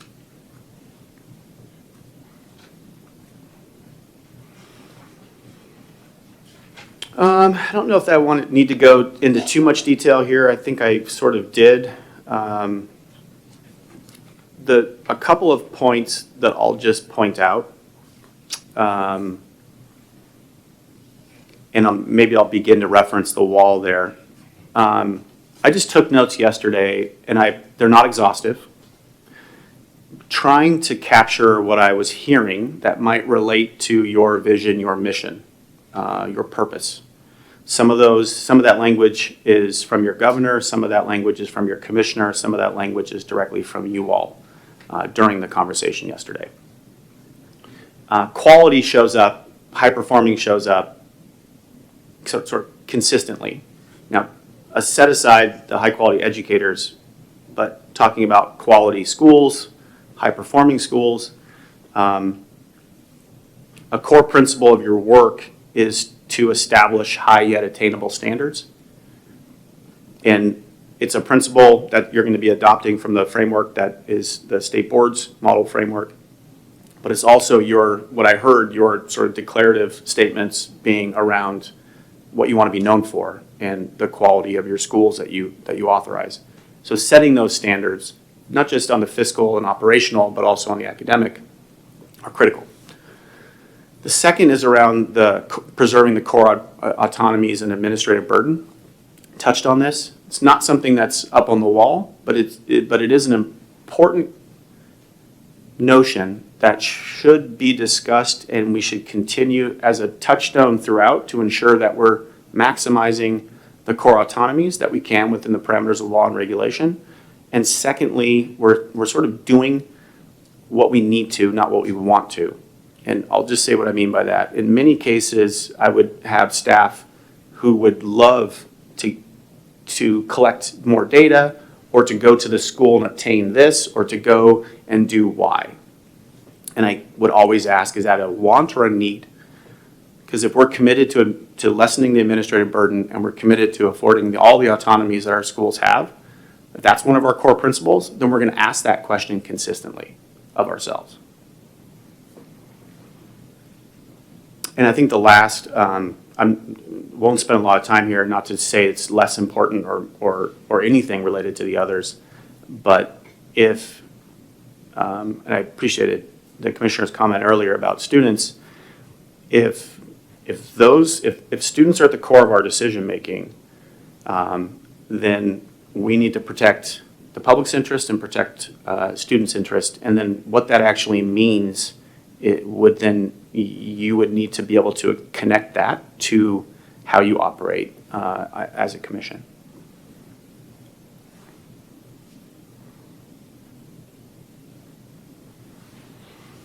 I just pulled out one of the standards that for you is a little bit different.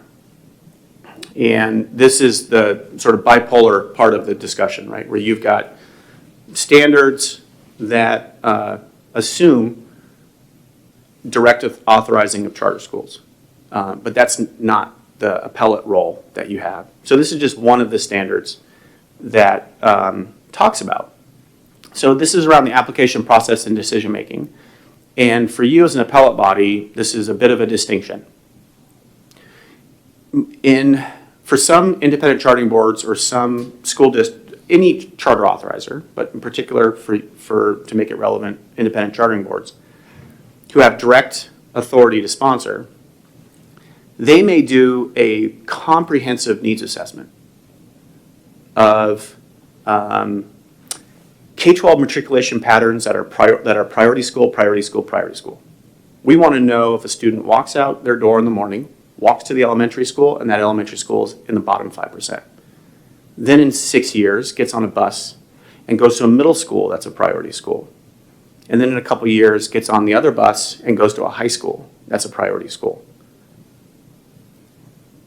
Some authorizers in their application decision-making will say that is something that we can't live with, and that is something we wish to disrupt.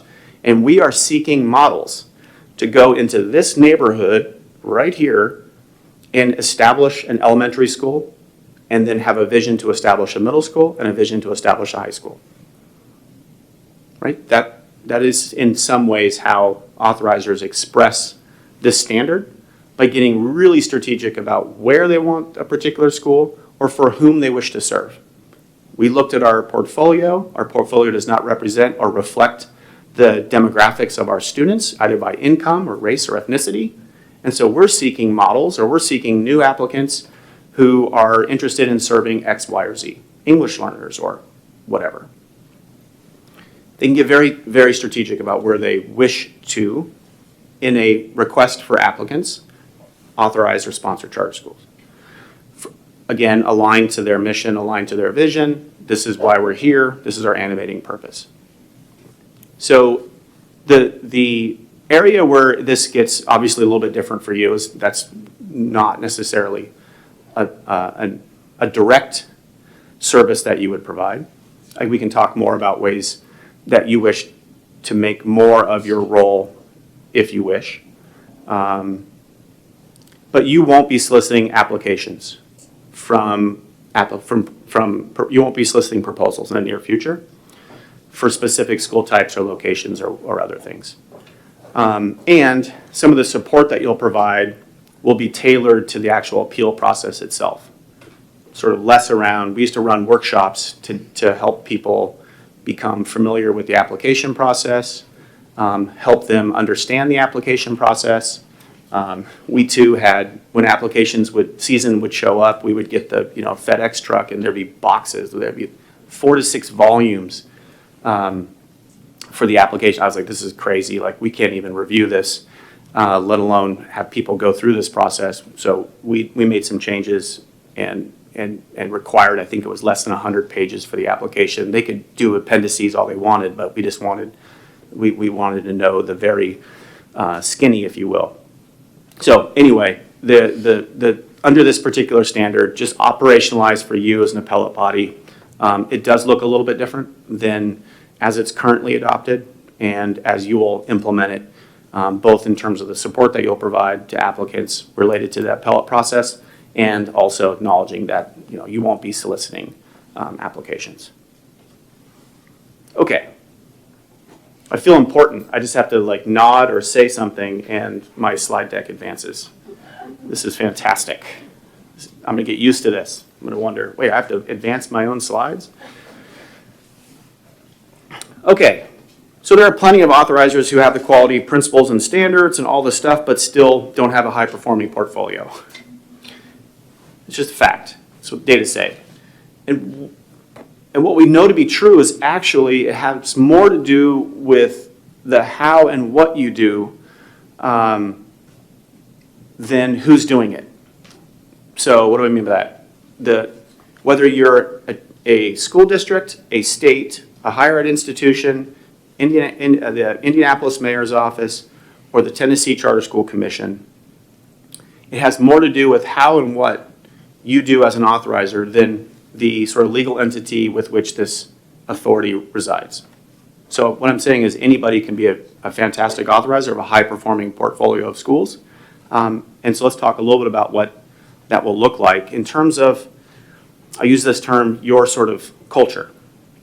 When someone sort of walks in the door or works with you, these are things that they'll leave knowing this because this is in your decision-making, it's in your operations.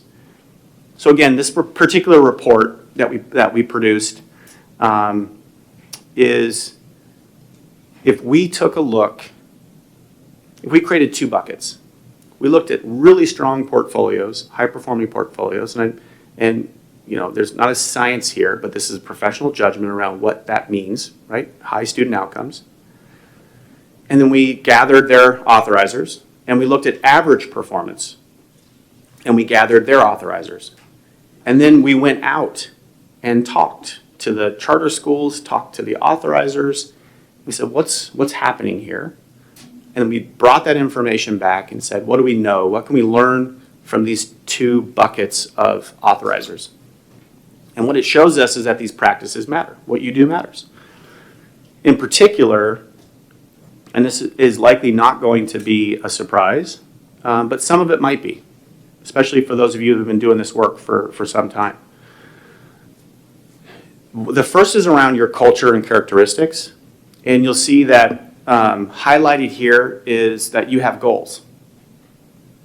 May sound surprising, but actually these goals tend to be not just student-focused goals, but they tend to be on an annual cycle that you create internal goals for your operations as well as the operations for your schools and the outcomes for your schools.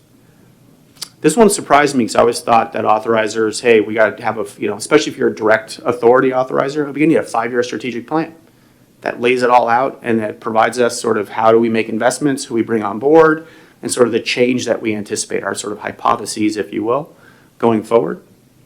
It turns out that, that's fine, but it's not a key component or characteristic of a strong portfolio versus an average portfolio. It was more around the data obsession and these sort of micro goals, micro being a year, that continue to drive these sort of cycles of improvement for the organization.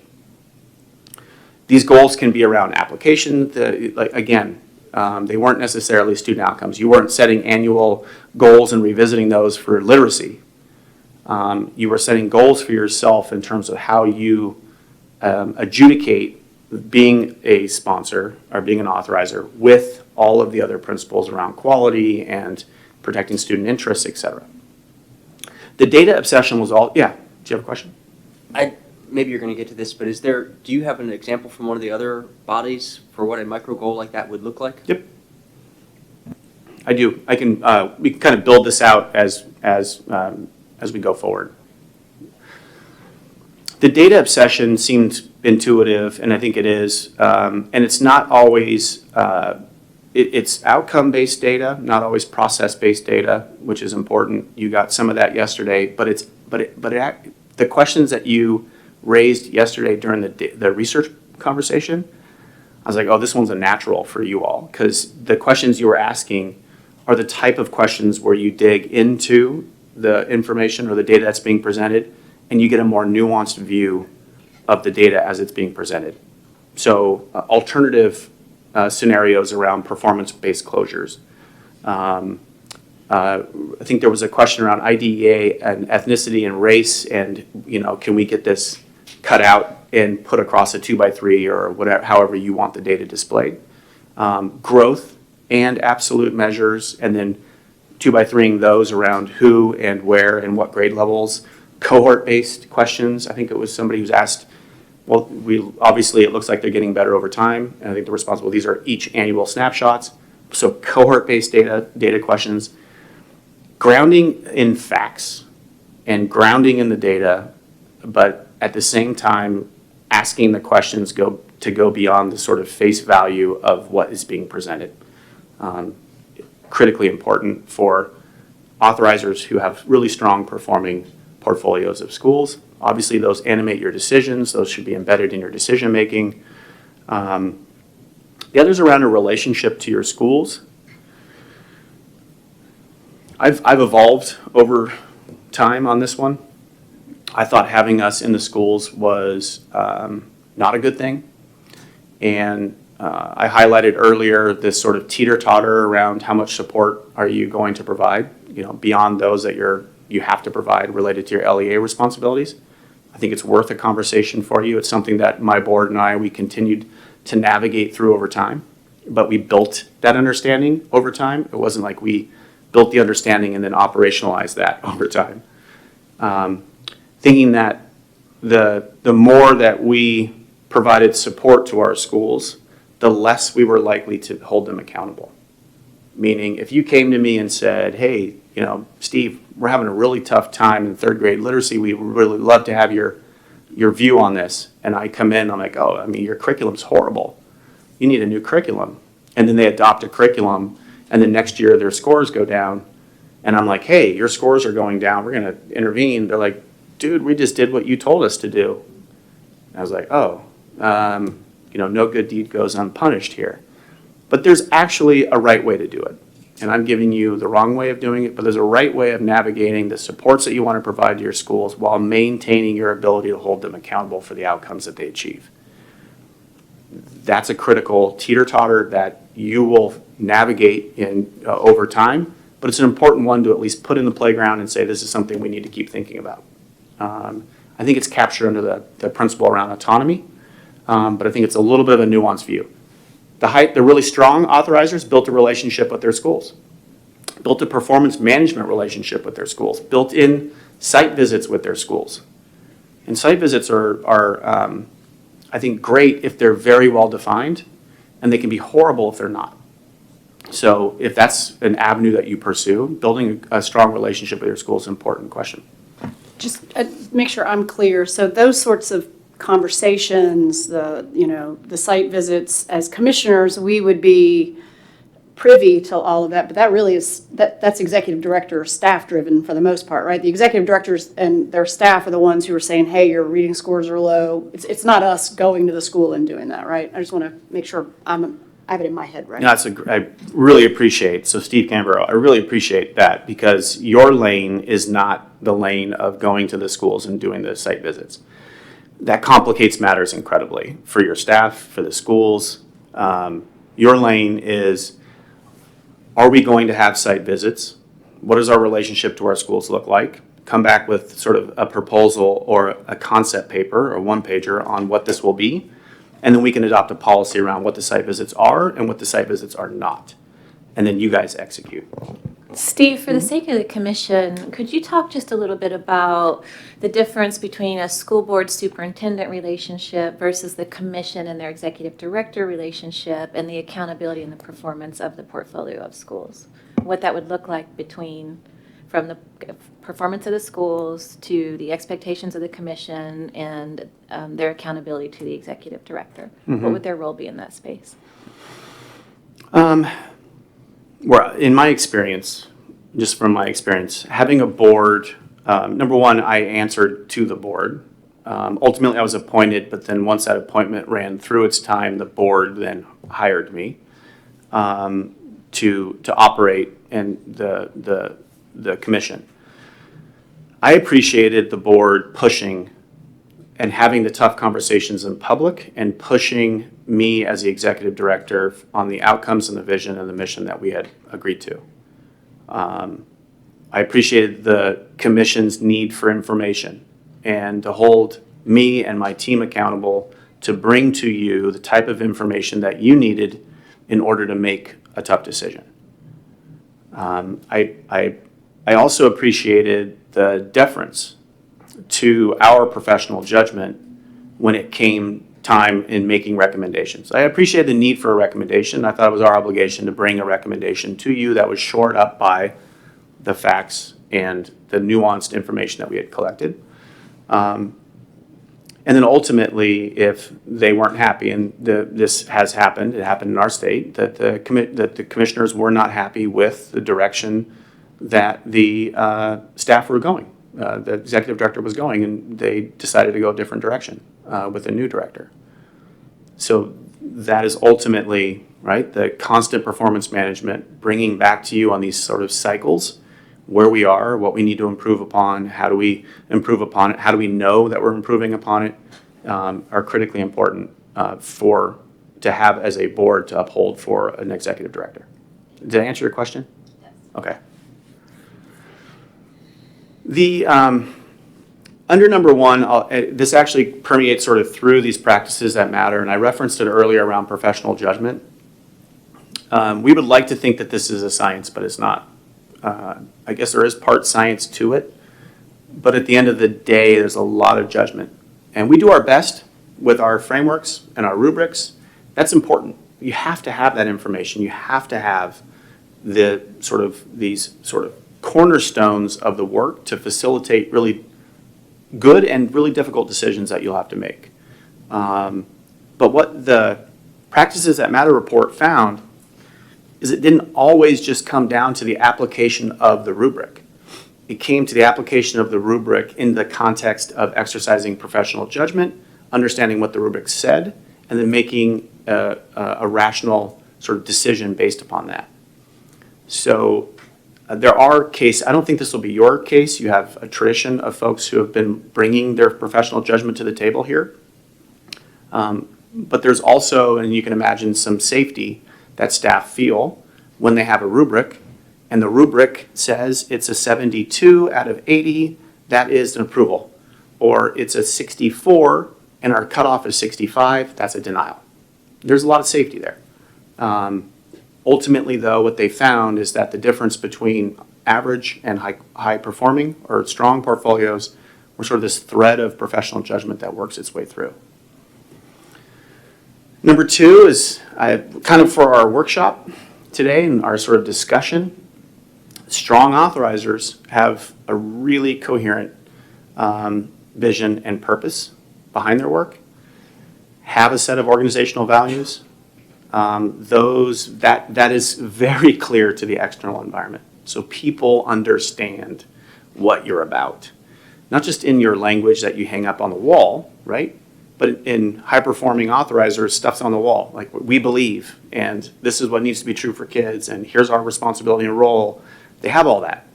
But it actually shows up when it comes time to be in the well and go through some tough work. Here, under number three, I think this is just probably part of healthy organizations in general, many of which you all lead and work within, but having an empowered leader and empowering that leader. Kind of talked a little bit about the relationship between you and your ED. That's a really critical hire, obviously, for you. Not to add more weight to that. But there are really talented folks out there who could get it done, and then providing them the opportunity to get it done. Some of the work that you'll be doing today and over time in your subcommittees will help signal to candidates what you're becoming about. And I don't want to say what you're about, but I also don't want to, it doesn't have to be, chiseled into a rock, but just where you're leaning in terms of how you see this commission operating within this environment, that will help candidates understand when they begin to seek or think about interest in applying. Oh, okay, yeah, they're about quality, they're about equity, they're about high performing, they're about model practices. Yeah, okay, cool. They've got some of those prerequisites. Now I'm willing to look at this. Pardon me. I don't need it. I think the board relations component, especially early in your development, and I think this is natural for many of you that obviously already serve on boards and understand. It'll be helpful for you to be pretty clear with your executive director about what you expect in terms of that relationship. Are you going to get individual sort of briefings in advance of tough decisions? How does that work? How do you navigate all of the rules, the sunshine rules, which are incredibly important?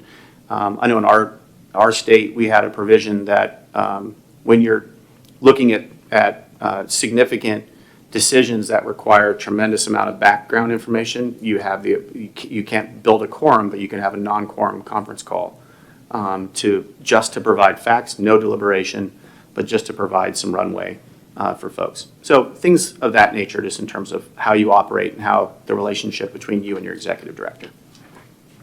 Go to the next one. There's only 63 of these practices, so we're getting there. I'm just kidding. There's only 5. This is the last. I have to keep everybody on their toes a little bit. I can drone on. So the 4th practice and then the 5th practice, just quickly, in terms of the school opening, there's a lot of work that goes between the approval of an application and the actual opening of the school. And this is one of those areas that I would like to have gone, if I could get into my time capsule and go back in time. This wouldn't be the first thing I would do, but maybe, I don't know, the 40th thing I would like to do is get better at this as an organization. Because this is one of those places that if you believe in the people and you believe in their application sufficient enough to approve them, boy, this is a great spot to jump in and help, right? This is where that support and accountability bar, this is where really supporting them through the opening process or building an ecosystem that can help support them from when you get your approval to when you open your doors. It's really a low-risk proposition in terms of impairing your ability to hold them accountable. If anything, you want them to be successful. You want a smooth opening. You want all of the early funding. You want all these things to be true for them so that those burdens are not being felt on their pre-opening and that they can start with still with a smile on their face or awake. I don't know if you require an applicant interview. Do you require that in terms of, the appellate process includes pretty substantial hearing, but do you require them to be interviewed? So the quality authorizing standards, we have put in a requirement around a capacity interview. That is something that we had seen previously be intermittently used. But I think at this point, all authorizers in the state are using an applicant interview in their process, and then we do on the appeal side as well. Okay. The capacity interview is getting the petitioners who are petitioning you to open a school on appellate or direct to sit in a room with staff to go through some key questions that staff and your executive director would have. Literally worth its weight in gold. It is the single biggest thing that we implemented that really enabled us to separate sort of the wheat from the chaff when it came time to understanding who was actually in the room, who wrote the application, who understood the model, and the type of capacity or human capital they had around this particular challenge of starting the charter school. Yeah. And I keep doing this just because I feel like for our purposes, trying to figure out what our role is in this new environment.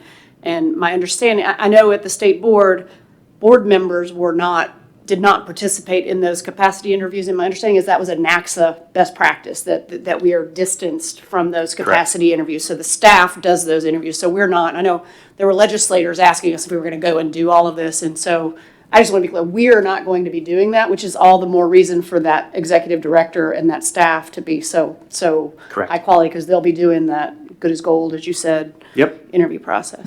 It's absolutely correct. You're insulated from all that. You obviously read the application, you go through the material, you go through the paperwork, but your staff will build out, what I would imagine, they would build out a recommendation. That is like a findings of fact and conclusions of law. Not to that formal, but that's essentially what it is. And they will include nuances from the applicant interview.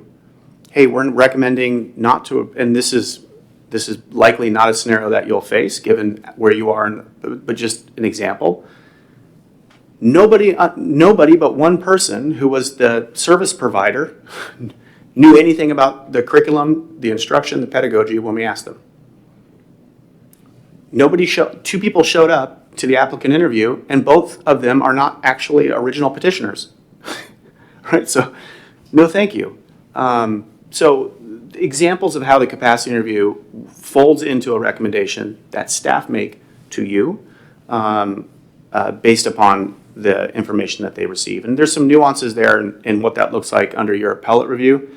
You're going to be involved in some of those meetings in situ, in the actual region or in the school district. It's my understanding that you get to see some of that happen, but yes. Yeah, and it's a de novo review under our law, so they start from scratch. You start from scratch. So you could add components of what we're now learning about these practices that influence the strength of a portfolio in that de novo review. Monitoring and intervention. What do I want to say here? Continued oversight, I think, is part of your part of the ethos of how you work with your schools. You've got a legal responsibility for a 5-year review. There's also, I think, room for these annual reviews. Obviously, you get some fiscal data that comes in, not quite on a perfect cycle for these, but that's fine. That's incorporated when it comes in, and then that's presented. You've got two things here that are part of your principles and standards, will be part of your policies, and that is sort of your monitoring and intervention protocols. So what are you looking for and when? By when do you expect to really review the academic Are you giving them basically kind of 3 years and then you're going to do a hard academic review in 3 and then you're going to do a high stakes in 5? Will you look at what will it mean if you do find something? How do you tier your interventions so that they navigate the autonomy, the accountability principles? You know, the intervention protocol that you have, the written agreement that you have, the performance framework that you have, found fantastic foundations that you can bring over in whole, or you can bring over, have a discussion to look at them, and then adopt them, adapt, and then adopt. The key here, I think, that we know about the monitoring and intervention, going back to the predictability of it, the expectations incorporated into the charter agreement, your actual contract key. But more than that, that you have that relationship with the schools, and if you do include the site visits, you have a more fulsome picture of performance by having that relationship and having the sort of firsthand story, if you will. It's very challenging if you're focused on outcomes, and that's right and true, and you say this school's not achieving anything, right, or the outcomes are not consistent with our values and they meet the threshold for closure, we're going to bring them before the commission for closure. And the first thing that they say is, you've never even been to our schools. Your staff has never been to our school.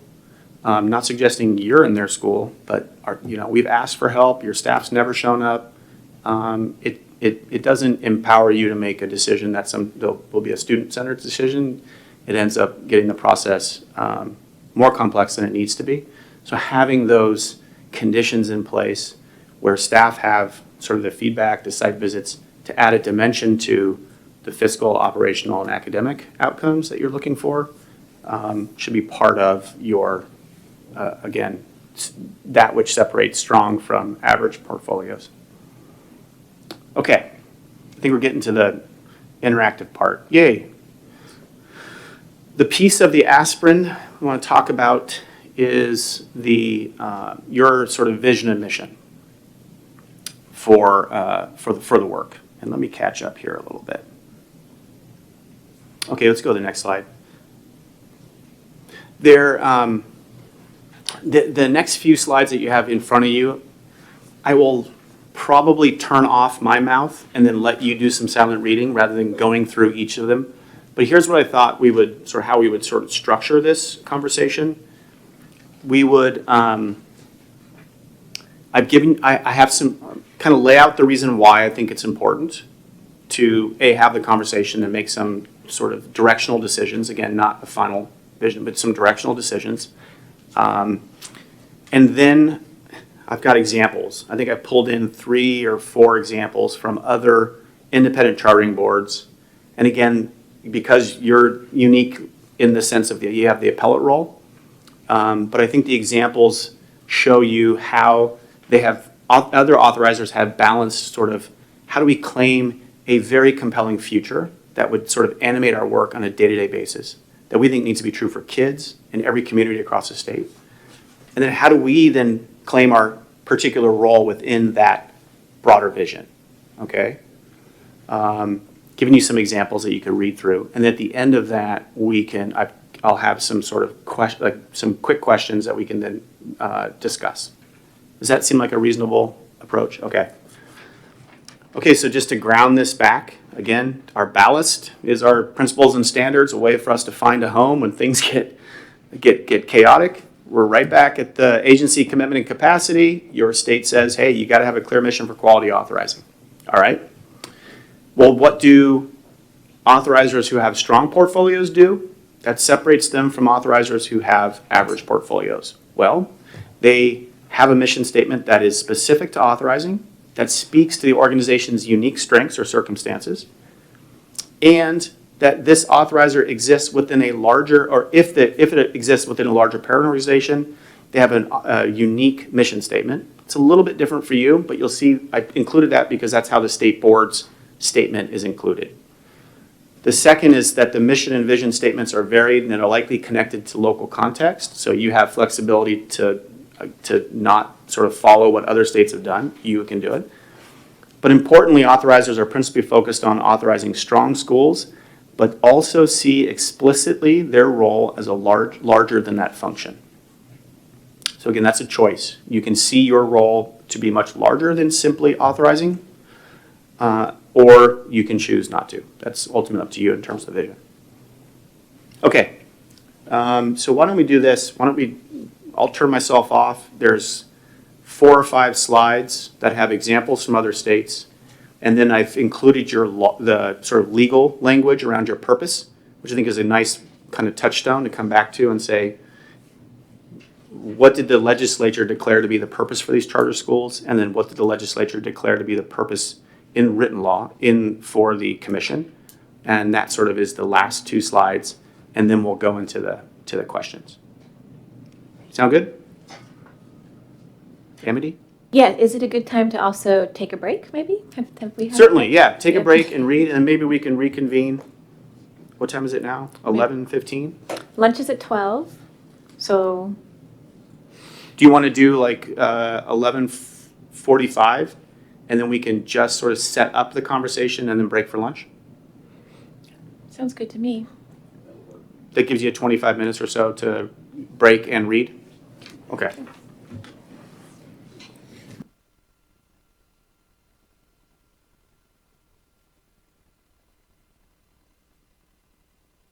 So I don't want your intent, your conflict of interest forms till you've had official training, so that if ever asked, I can say you've been trained when you handed them to me. Thank you for understanding.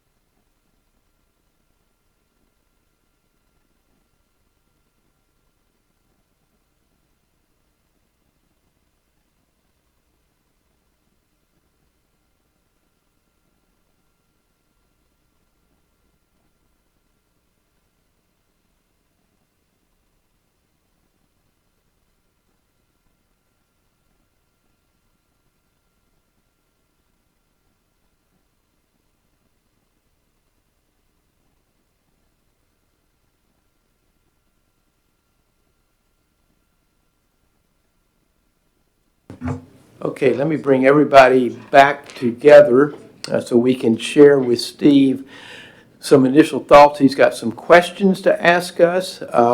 We're going to break after the conversation about mission and vision. We'll have lunch, and then Steve's got some final thoughts for us after lunch. And then at that point, we will move to Angie, who's going to talk about public meetings and public records. So, Steve, would you like to pick up where we were when we broke? Thank you. Thank you, Chairman. Steve Canavero for the record. Just quickly, and we've got 14 minutes or so before we break for lunch. The last 2 minutes of that, I'll pose sort of the 3 questions that we'll want to come back after lunch and get your direction. Again, these are broad compass bearings. They're not, if you wish, you can give us definitive language, but we'll just be taking notes. And then our job will be to do some drafting of potential vision, potential mission, et cetera, consistent with the direction that you've given, and then work it through the committee to bring back to you as a full body to reconsider. So that's kind of the end point.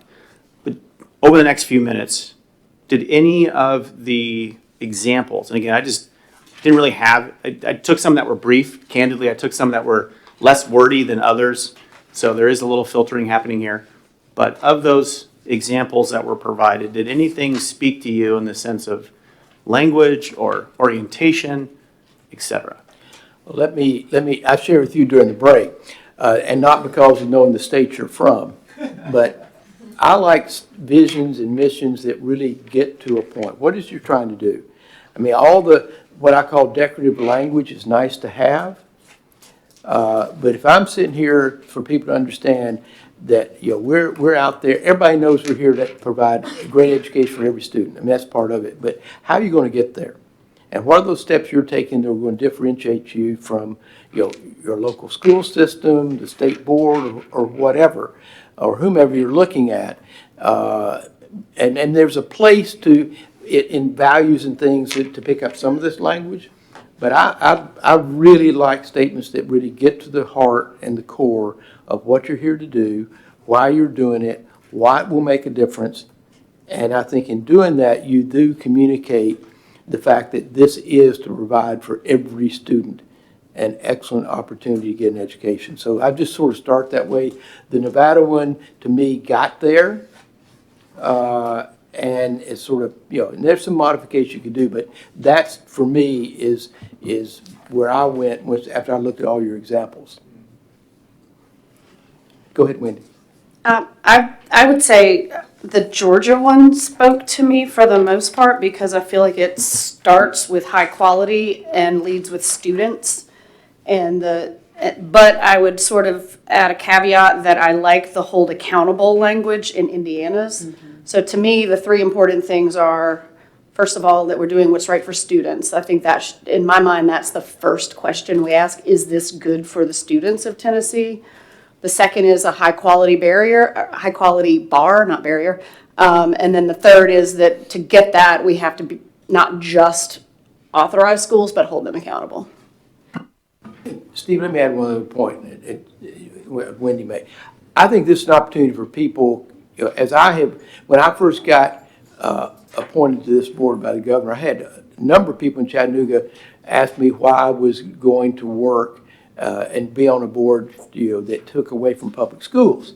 And I think the first time that I may have had a conversation with Tess was getting people to understand that charter schools or public schools is critical. Because then all of a sudden, I think you've taken a stigma away because there's this notion that it's not a public school. And so I agree with your point there. I think that is something that needs to be communicated, and this is the beginning of being able to just make that declarative point that we're talking about public schools, and the charters are part of them. So I want to build off of yours. Thank you for saying that. And if I could just provide staff context as well, in speaking with the commissioner and her conversations with the governor and his team, stressing also that point, the sector agnostic approach to charter and public, they are all public schools, and to begin to shift the discussion to high quality public school seats, period, has been a priority in leading up to this work as well. Yeah. Sorry. So I agree with everything that's been said, but there was one set of words, and believe it or not, in Tennessee State Board of Education that is here, that it's regardless of prior achievement. Basically telling students your past doesn't have to define your future. So that was one of the things that I think we need to make sure that we stress is your past is your past, but from this point forward, there is an opportunity for you to have a high-quality education, and you can succeed and be anything that you want to be, and that's what we're here to be for those students. I love that, Eddie. And also, I mean, the Indiana, to me, leads with students, and it does have the accountability part.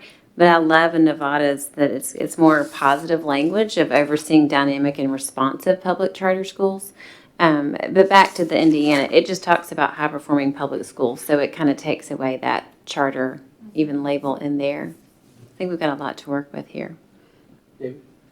I would add on to what Mary said. I thought the Nevada and Utah had the support piece, and Georgia and Indiana were kind of the matter of fact, like we authorize and we regulate. Nevada and Utah are saying we enable and sort of support, and or we're hoping they, I think that was the Steve language before, are you helping them be successful after you authorize them?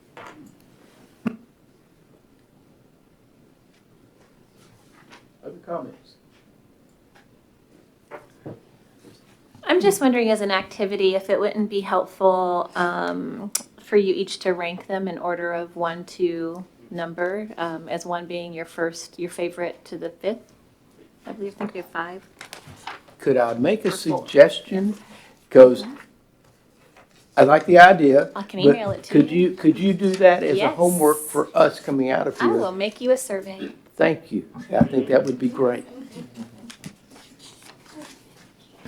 Just get the commissioners thinking about this. Again, Steve Canavero. On the notion of support, so what I heard is some themes. I heard a theme around students and having that feature prominently in 1 or more areas across the vision, mission, and maybe some belief statements, as you said, Chairman, as a way to sort of capture some of the detail that you otherwise would miss.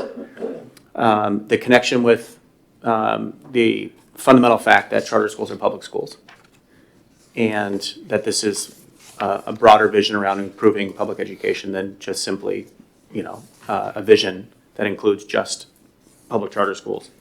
Accountability. And then I wanted to sort of press a little bit in the support component. Is that my sense is that if I ask let me ask the question. Do you all want to be viewed as a supportive organization to the charter schools for which you sponsor? Yeah, absolutely. Okay. Can I ask? Yes. Yes, but realizing there may be other entities and organizations that are also providing that layer of support. So how can we plug in and not necessarily duplicate what's already there, but be available? And I don't know what that looks like exactly, because I haven't dug in as an authorizer here, but I do think it's important that we acknowledge what is currently in the market in the context of support. So serving a function like a facilitator, coordinator of matching need with potential service in some way, shape, or form. Like, hey, not us, but there's 3 folks who do a really good job or have historically worked with, or et cetera. Like you made reference earlier to the Tennessee Charter Center, for example, an entity like that, or there may be other like organizations that provide existing support. So where I see the challenge is something you mentioned earlier, like where does the support become, we did what you told us to do, and now you're saying we're not good enough. So how do you balance support with not being the reason or an excuse for failure, right? So I don't know where that goes in this, but. I don't know if it factors into the vision or the mission, could work its way into some of your values or beliefs, that you believe in a supportive environment for charter schools, and also recognize that to the extent that that impairs your ability to honor your principal function of accountability, you will not do that, right? In some fancy yet brief and succinct way. Does that make sense? I just wanted to make sure that that was the edge, that, yeah, we want to be supportive, yet we also want to honor our principal responsibility around accountability and quality. Okay. So I guess rather than having Amity do a survey of what we like, because I heard people pull out like different pieces of it, so I guess I was wondering, like, would it just make sense to say, like, if we were to write it and take the pieces from each of them that we liked, would that be a better use of time than having, like, because maybe I really like one part of Georgia's, but I wouldn't rank it higher. Amity's like, no, I like surveys. No, the teacher, the teacher in me wants to make a Wordle. No, but yes. I'll send you an electronic form that has both of those activities, and then I think that would be most informative as we come back to you with some options to choose from. Could I make a suggestion, having written many of these, is rather than trying to sit down and write it out, is to go in, Yeah. rank the 5, and then go in and have a place to pull out. These are individual sentences or lines in all of them that I would like to see incorporated. And that way, I think we've captured sort of a general sense and intent of where we want to go. And because I think we'll probably, most of us come out with the same type of things we're pulling out. Does that make sense? Yes. Okay. The former investment banker in me, the saying was, use your eyes, plagiarize. I have to write that down. Well, the speechwriter part of me says you do it, and most of the time you attribute where it came from. Okay, Steve. I didn't realize that was the secret to investment banking, and I could have been an investment banker this whole time. But not an English teacher. Correct. Could you hit this, go one more, another one, one más. There we go. Okay, so as we get ready to break for lunch, I'm going to repeat back to you what I think the decisions are around this and see if you're in agreement. Yes is the answer here. The commission does see itself as playing a much broader role within the broader efforts to improve public education across the state. And that would be, we'll wordsmith that, but the direction that we're hearing, we'll take the language that you like, the rank order, et cetera, and we'll try to mock up what a vision statement could look like for you that incorporates that direction. Oh, I was looking for advancing the slide deck. I think I have somebody to do that for me. See, I'm already halfway to my investment banking future. Now, I also think that we have, as your responsibility to adopt a mission for quality authorizing, I think we've got enough language in the examples that you'll parse out, as well as some of your priorities that we've heard, that yes, here you'll have to honor your responsibility as a very specific role with the appellate authorizer, right? So yes, we want to improve public education for all students. And now as an appellate authorizer, here's what folks can count on us for, right? Like in this lane that we occupy, here's how other people in this ecosystem to improve public education, they can rely on us to do this. There is a conversation, likely not for today, but for you to mull on and think about, is you're an appointed commission with a public platform that can achieve certain components that lead towards your vision that are not specifically in the appellate authorizer lane. If you wished to provide and share high quality authorizing resources with the other authorizers, noting that the state board has a formal function there, that could be something that sits next to your appellate responsibilities. You can, and I'm just using examples. I'm not suggesting that this is what you'd want to do, but just to prime the thinking. You could develop really interesting ways of looking at data around pathways for kids, around areas that you think, although you don't have the direct authorizing responsibility, you could issue a report every year, or, I don't know, that talks about where, according to your vision, conditions aren't true for kids. that you would like to see things change for kids there. And that may stimulate growth of the charter sector. That could come your way through the appellate responsibility. Just sort of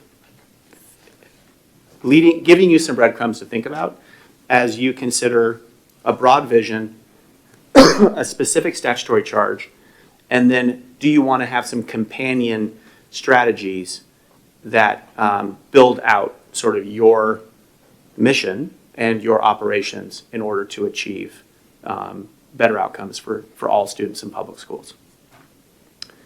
And then finally,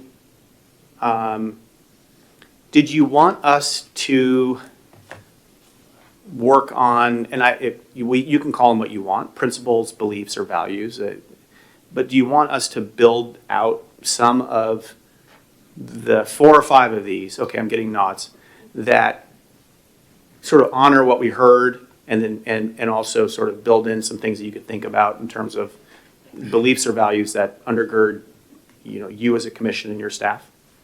Yeah? Everybody okay? I mean, I'd like to ask you, in doing that, would you look at the state board now and see if there's some things that we can learn from them in terms of principles and things like that, that we sort of carry forward because they're already there. They're good directives to follow, so that we're not necessarily creating something out of whole cloth, but if there's good direction today, let's take that look at it and we build on it rather than starting from scratch. So I would ask you, if everybody agrees, let's have that insight as you put together what you're going to share back with us. The investment banker in me will use my eyes and plagiarize. Steve, I just want to mention sort of along those lines, the state board staff has spent quite a bit of time coming up with what we call core values that govern the state board's work. We're happy to provide those to you all to beg, borrow, and steal.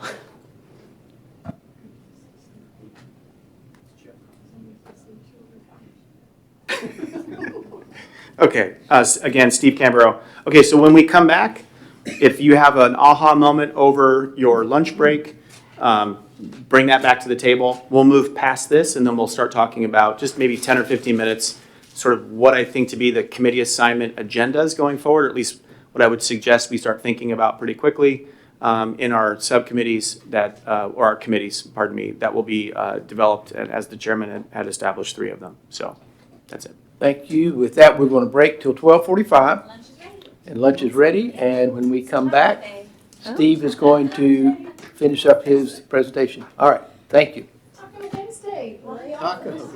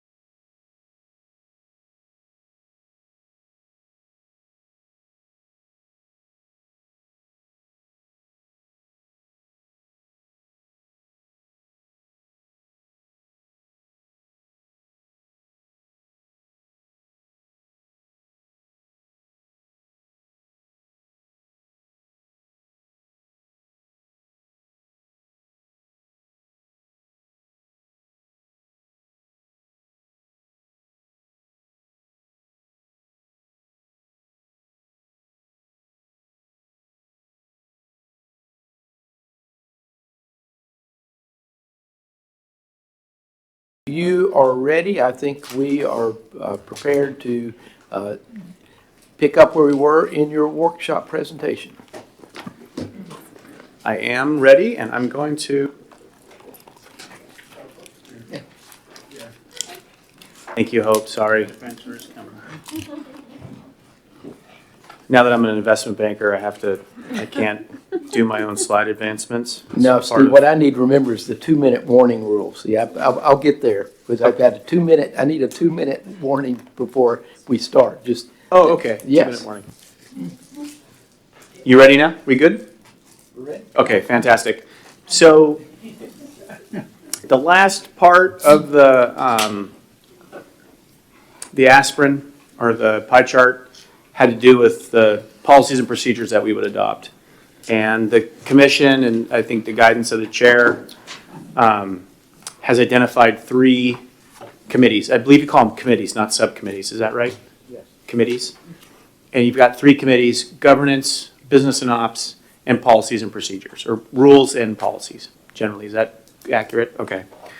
And so I've just included in the next 5 to 6 minutes, and then I'll close, the kind of breaking out what I thought to be were some kind of very near-term, meaning 90-day done projects. And understanding that it takes 6 to 9 months potentially, and that for a rule to be adopted, and understanding that that window can narrow a bit if you're basically claiming work that has already been adopted with modest or minor modifications to it.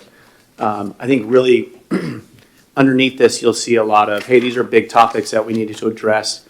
We could start addressing them by bringing on the state board's good work, adopting it, maybe fit it within that time period. So come January 1st, you've got a whole set of policies and procedures that look very much like what the state board's been doing, consistent with models across the nation, and you can begin your work. And then, again, going back to one of those, what separates strong from average, getting into these annual cycles of, all right, let's bring back up our intervention policy, let's bring this back, and constantly looking at those to then set up your next round of work. So I'll go through what I, again, this is what I kind of saw. Doesn't mean it's everything, and doesn't mean it's, there's some things missing, and it doesn't mean it's everything that will be on the agenda. And then I'll kind of reference what I think to be a committee that would generally be the right committee for a particular topic to land on in terms of its agenda. All right. That's a lot of introduction. I think it was the nachos, which were great, by the way. Okay, so just generally covering our sort of 90-day window here. You've got the committees. You've got 3 of them. I think we were considering 30-day meeting cadence, and Amity, if I'm off on that, then we can correct it later. But getting sort of the committees meeting in between, obviously, your whole commission meetings. There are lots of internal business and operations stuff that you rightfully thought about yesterday and have already started on, so I won't go into too much there, but just know that that's, for the Business and Ops Committee, that's pretty significant. I have organized the next groupings by the standards, the principles and standards for quality authorizing. So again, kind of keeping that ballast going, keeping that theme moving. Our work kind of anchored underneath that, and the policy should animate the actual standards themselves. So under agency commitment and capacity, let me back up. I'm just going to underscore again your ability to just pick right off of what the state board's done and consider that for work. So that'll be the starting point for, I think, the subcommittee work, or the committee work. Sorry, we call them subcommittees. I'm going to end up going there a lot. Okay, under agency commitment and capacity, here we've got the mission and vision. I add vision to that now that you've given some direction to provide some drafts, vision, mission, and some beliefs or principle statements. Again, harvesting what the state's already been working on. Got lots of human and fiscal resource work to do on your budgets. Questions around your authorizer fee, your appropriation, staffing of your agency, and then operations of your agency, which you control, and I've got the statutory reference there. That feels a lot like business and operations team, maybe governance around the vision and mission and principles. Again, referencing your committees. Application and decision-making, so you've got a statutory responsibility there. I think this is predominantly for your Policy and Rule Committee. Bringing over the state board's templates for the application, the scoring rubric. There are some things, candidly, that keep me up at night a little bit. That I know that there's been some work that's happening on this, but some areas that I think that y'all will need to consider defining and or adopting the definitions that are out there that I haven't seen because I didn't get to see everything in looking through the websites and the time I had. Definitions around the best interest provision in law. So there's a provision in law around the best interest of communities, students, or schools. I think there's some language in there that basically has a best interest clause. That for me is kind of an opaque, what does that really mean? Especially if it's something that you're going to be considering. It's statutory. Correct. So, yeah, I don't think there's a definition in the TCA. Yeah. So I don't know if we could define it. I guess we could define Maybe what it we would think be it a means state for board us. responsibility to I define. think it's a legislative responsibility. I mean, I'll let the lawyer. Angie Sanders, there may be the potential through rule to define that. I think it would be a task. So I would encourage, if you did want to go down that route, to, once you get your general counsel on board, love to have a discussion with them. We could put our heads together and even make a determination about whether that's a route y'all could even go. Steve Canberra. Or Chairman, you can make a motion to assign that responsibility to Angie today, and we can get that done expeditiously. Again, like I said before, not everything's going to be here, and some stuff's going to be here that you don't need to worry about immediately, but just thought it would, in full transparency, some things that I saw that were like, this would be something I'd be interested in looking more deeply at. Again, kind of Rule and Policy Committee. Pardon me. The performance contract. If I were to identify, it's hard to sort of separate out what's the most key thing or most important component here in this charter world, and your authorizing responsibilities. They're all important. Who you decide to award a charter to, how you oversee them, and what your criteria for performance are. I'm a huge believer that this is where a lot of time and effort should be spent. I think it protects the schools. I think it protects you as the authorizer. It's clear. It states the terms and conditions of your relationship together. It is as important as any contract you in your personal or your business life engage with. Really, really important stuff. So I have it here listed. I think there's some, this will be a rule and policy committee just to review the information that we're required to use. And consider for sort of the future iteration where you do have the responsibilities in your performance framework. So this is one that should take quite a bit of time because this is where you articulate or where the rubber meets the road when you articulate a mission that talks about quality. This is where you adjudicate what quality actually means. It means these things. And I know that there's some interest among the commission to dig into this, really important. And it's important to send the right signals about what your auto termination clause, is that the actual performance standard, or is that the basement, or where does this sit in relation to acceptable, et cetera. So for me, this is an area that will, if you plan to join the Rule and Policy Committee, this is a busy activity. And we have some structures, or at least some advice on how you might be able to have that conversation in a way that gets you along the path, not starting from whole cloth, I think was the term. And then finally, oversight and evaluation. Again, kind of a rule and policy committee work largely.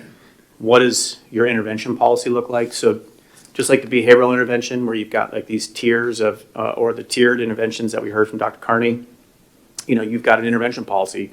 When someone's out of the scope of their contract and they receive a notice that they're acting outside of the scope of their contract or outside of the performance criteria within a contract, then what happens? And then how long do you give them till they're in breach of their contract and subject to coming before the committee for potential, or commission for potential revocation. So here's where you lay out your due process and sort of for cure of deficiencies in performance and across the different aspects of the performance framework. Really important stuff. Amity, this is probably a question for you. Are there annual evaluations today? Or, I know, I've heard about the 5-year and then I know about the 10-year. Are there annual evaluations today? Okay. Yes, Okay. they receive an annual performance report. Good, okay, thank you. And are those public documents once they're created? Yes. Thank you.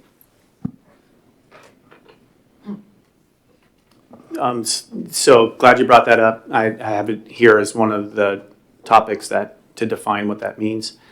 Not define like in terms of a rule or policy, but creating sort of here's what we expect on our annual, here's a template, or here's the, if it's 5 pages, if it's 300 pages, sort of getting all that squared away.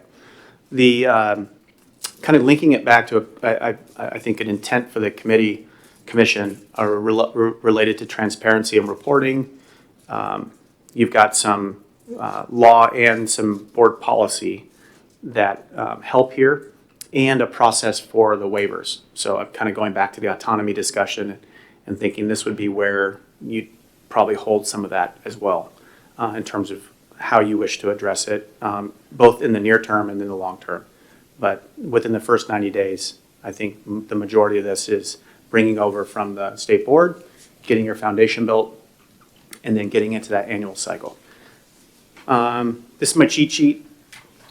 If I were giving this to my board, what would I want them to come away with in terms of the sort of high level responsibilities that I want them to hold me accountable for and for me to hold them accountable to, consistent with the vision and mission and our principles of focus on quality. Outcomes always trump process. That's from my perspective, and I know that other people may not share that perspective, but my view is at the end of the day, the outcomes for kids matter, and we can work with you on process violations. Autonomy. The performance contract is the living, breathing, it is the contract that you sign, the school signs. It should be clear, it should be consistent, uniformly applied, and again, if there's ballast to this, that's the actual weight itself that holds this ship up.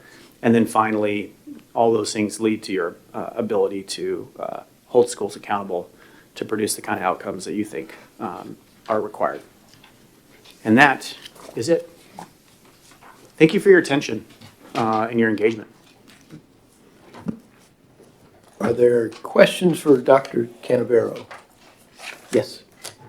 I just would love, because you've had such a broad amount of experience, not just in Nevada, but with NACSA, would love if you could just share with us some of the lessons learned, just some of the things that if you, based on what you saw and learned, a couple tips that you would tell us, don't do or definitely do, other than what we talked about here, like mistakes that you've seen made.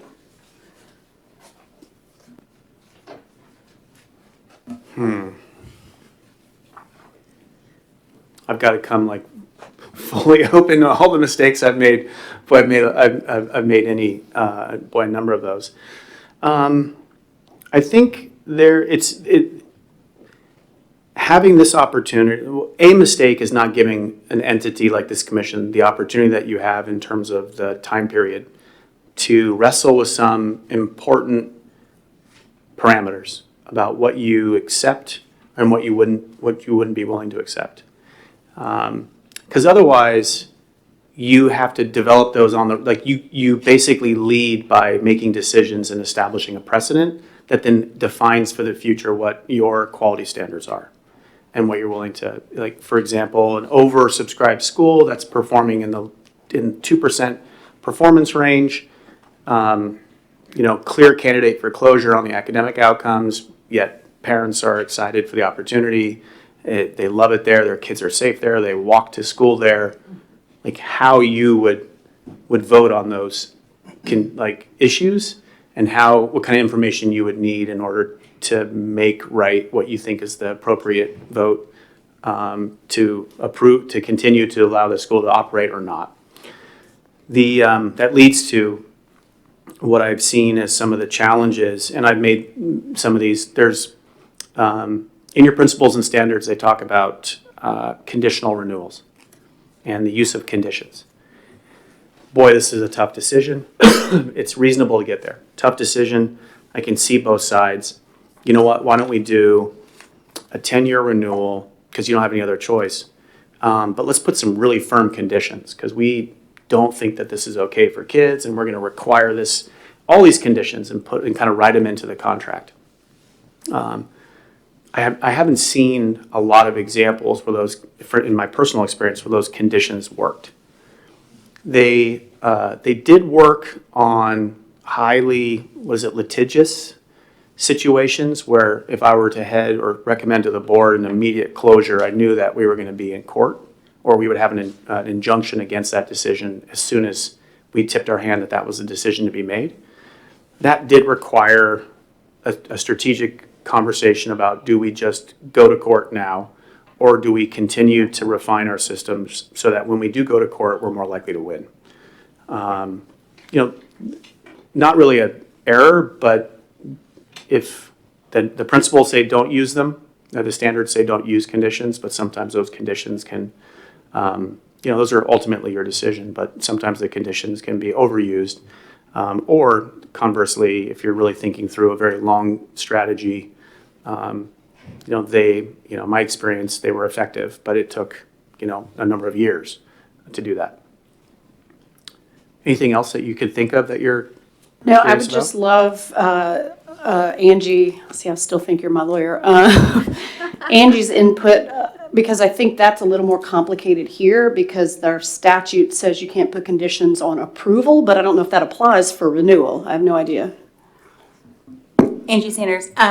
Yes, so that is sort of the wrinkle. The portion of the code that talks about you can't approve based on conditions or contingencies is around the New Start application.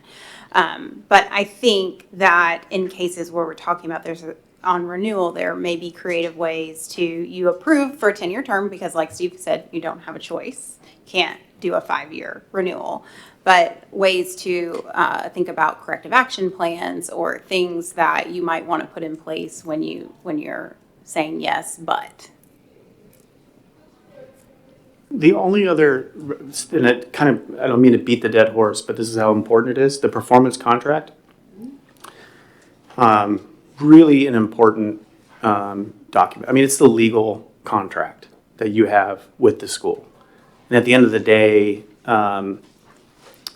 historically, and you've got one that's much better than where we started, which it was a cover letter in the entire application. And remember, the application came in like 6 volumes. I mean, there was nothing there to really get your hand on to say, other than if the school was fiscally insolvent, to say you're not meeting your performance expectations. Oh, well, look at volume 4, page 1,216. I mean, it's all right there. It was just impossible to get your hands around like what the real expectations are, which is where your performance framework is critically important. When we work through the quality conversation, there'll be an important discussion about the signal you send related to quality and what the agreement that signal has with the state's framework if you choose something plus or minus that. And we can talk more about that, but if your expectations are a C or higher, if your expectations are a 46 on your framework, and that has a loose coupling with the state's framework, you just need to understand the implications that has. Not saying you can't do that, but what that means. And it can be problematic when your heart's in the right place by expecting high expectations, and it's different than what the expectations are in another component of the state, and then you're into a situation where we're not good enough for you, but the state says we're great. That's a tough position to be in. And the only other thing I'll end on is the site visits, because I think having board commission members go to schools, and I think I may have may have not given the full sort of context. There, in my experience, there are more ways that that can go wrong than it can go right. It's not to say that it's not possible or it's not helpful or healthy or great to do. It's just you want to do the pre-thinking to structure those conversations, and you're holding a meeting at a school, or you're invited to a school ribbon cutting, or you're invited to come check out the school. You just want to have close connection and contact with your staff, especially your ED, so that you have a full story and that your invitation doesn't suddenly bring you, oh, well, no, you came to our school, you said it was great in the hallway, and now you're closing us down. You just want to be thoughtful about how you engage with your schools, to be supportive, to celebrate the heck out of them, to be there for them, and at the same time, make sure that you keep the accountability that you need there. So that's it. So thank you, Dr. Canavero, very much. And we know we will be corresponding a lot with you over the next several months, and appreciate you being available to us. So for 2 minutes to get Angie Sanders, who's going to come up and talk with us about public meetings and public records.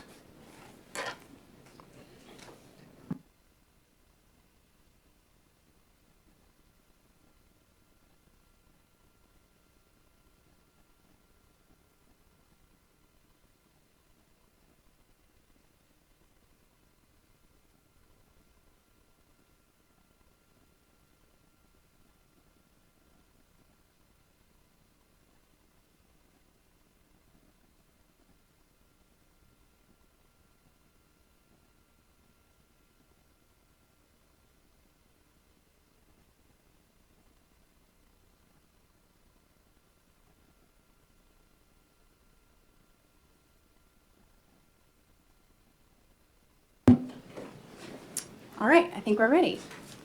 All right, so I have the wonderful pleasure of following lunch, and when the lawyer talks, I know there's always the want to maybe fall asleep. So I'm going to try to keep you all interested in this. Although open meetings and public records aren't the most exciting things, it is really important as a member of a public governing body that you all understand these obligations. And I know that you all have varied experiences in terms of public sector, private sector, been on school boards before, worked for a newspaper. So I think some discussion potentially toward the end about some situations that you may have encountered may be helpful for board members, other board members, commission members to hear. But what I'm going to try to do today is give you a short overview of your obligations around open meetings and public records. And feel free to stop me if you have questions, and we'll have a little pop quiz at the end. So if you're looking in your binder, it's under tab 3, about halfway through, or actually it starts, I think, at the beginning because we had to switch things around yesterday. And just do me a favor and don't flip to the very last slide because that's cheating. Will this be an open book exam? Yeah. So we've already talked through these slides yesterday, and we'll go to the next slide. The Open Meetings Act generally is in TCA 844-101, and this states that the formation of public policy and decisions is public business and shall not be conducted in secret. The act applies to meetings of governing bodies, and we'll talk in a second about what those definitions are. Meetings must be open to the public at all times. That is the way that the statute is written, the right to attend, not necessarily the right to participate. However, through your policies, which you adopted yesterday, you are providing a lot of time for, or some time for public comment, time for the public to participate, which I think is a very good idea, although the law doesn't necessarily require that you do that. You also have to provide space that can accommodate the public, and any needs of the public in terms of anyone with disabilities can access that space and be able to come to your meeting. You have to provide adequate notice to the public. That's judged on facts and circumstances. There's not a specific formula. If you check these boxes, it means that you've provided adequate notice, but it's really deemed sufficient if interested citizens are given reasonable notice and the opportunity to attend. I know that probably doesn't tell you a lot, but just think in terms of reasonableness. You have to have minutes that are open to inspection. They have to record everyone present, all the motions, proposals, resolutions offered, results of votes taken. And then all of those minutes are subject to the Public Records Act, which we'll talk about in a few minutes. And then all of the votes have to be public votes, so i.e. no secret votes. You have to either say aye or nay, or if a roll call is requested and or required by your policy, you have to a vocal expression of aye or nay, and so that the public can hear that. Next slide. So we talked about it applies to meetings of a governing body. So a governing body is defined as members of any public body which consist of 2 or more members with authority to make decisions for or recommendations to a public body on policy or administration. So you all are making decisions on policy, so you are a governing body. You also, any of your committees that you create, they're making recommendations to you all as the Charter Commission, and so any meetings of your committees are also subject to the Open Meetings Act and all the requirements that go along with that. Meetings occur when a governing body or a public body convenes to make a decision or to deliberate toward a decision in any matter. Deliberation specifically is examining and consulting in order to form an opinion. So you're weighing arguments for and against a proposed course of action to then come to a decision. That is really the key in terms of whether or not what you're doing is considered a meeting. Are you deliberating to try to form your opinion and come to a decision? The caveat here, this wouldn't apply to like an informational session or a workshop where you're just there to get information. So if you're solely there to listen to somebody give you information and you're not having a discussion and debating the pros and cons of it, then it wouldn't necessarily be subject to Open Meetings Act. So the Open Meetings Act also allows for special called meetings and electronic participation. You have to give adequate public notice of a special call meeting, and in the policy that you all adopted, I believe yesterday, you address special called meetings, and I believe that says something about providing at least 5 business days of notice, and there's maybe a provision there in certain circumstances that you can waive that. But you need to keep in mind when you're providing notice of a special call meeting, not only to your members, but to the public in terms of their ability to know that this is happening and be able to attend if they want to. If a physical quorum can't be present at a regular or special called meeting, there is the potential to allow electronic participation by the members if you determine that the matter is urgent and necessary. So in these cases, and all of this is governed by statute, you have to have a statement of necessity that is read into the record at the meeting. Usually the general counsel or another member of the staff will read that statement into the record, letting the public know why you all are having other members participate by phone. That has to be filed with the Secretary of State's office within a certain period of time. The public has to be able to hear members that are participating via the phone, and all votes in those meetings, regardless of what your policy says, have to be roll call votes. That way the public can know who is speaking and what their vote is. A little wrinkle here is if a physical quorum is present at the meeting, so let's say Wendy couldn't participate, she wanted to call in, but the rest of you were here, that's fine, but she cannot be counted for terms of a quorum. It would only be able to account for an electronic participant by in the quorum if the majority, and you had a statement of necessity. Why does that matter? Why does what matter? Why does it matter if a person elects?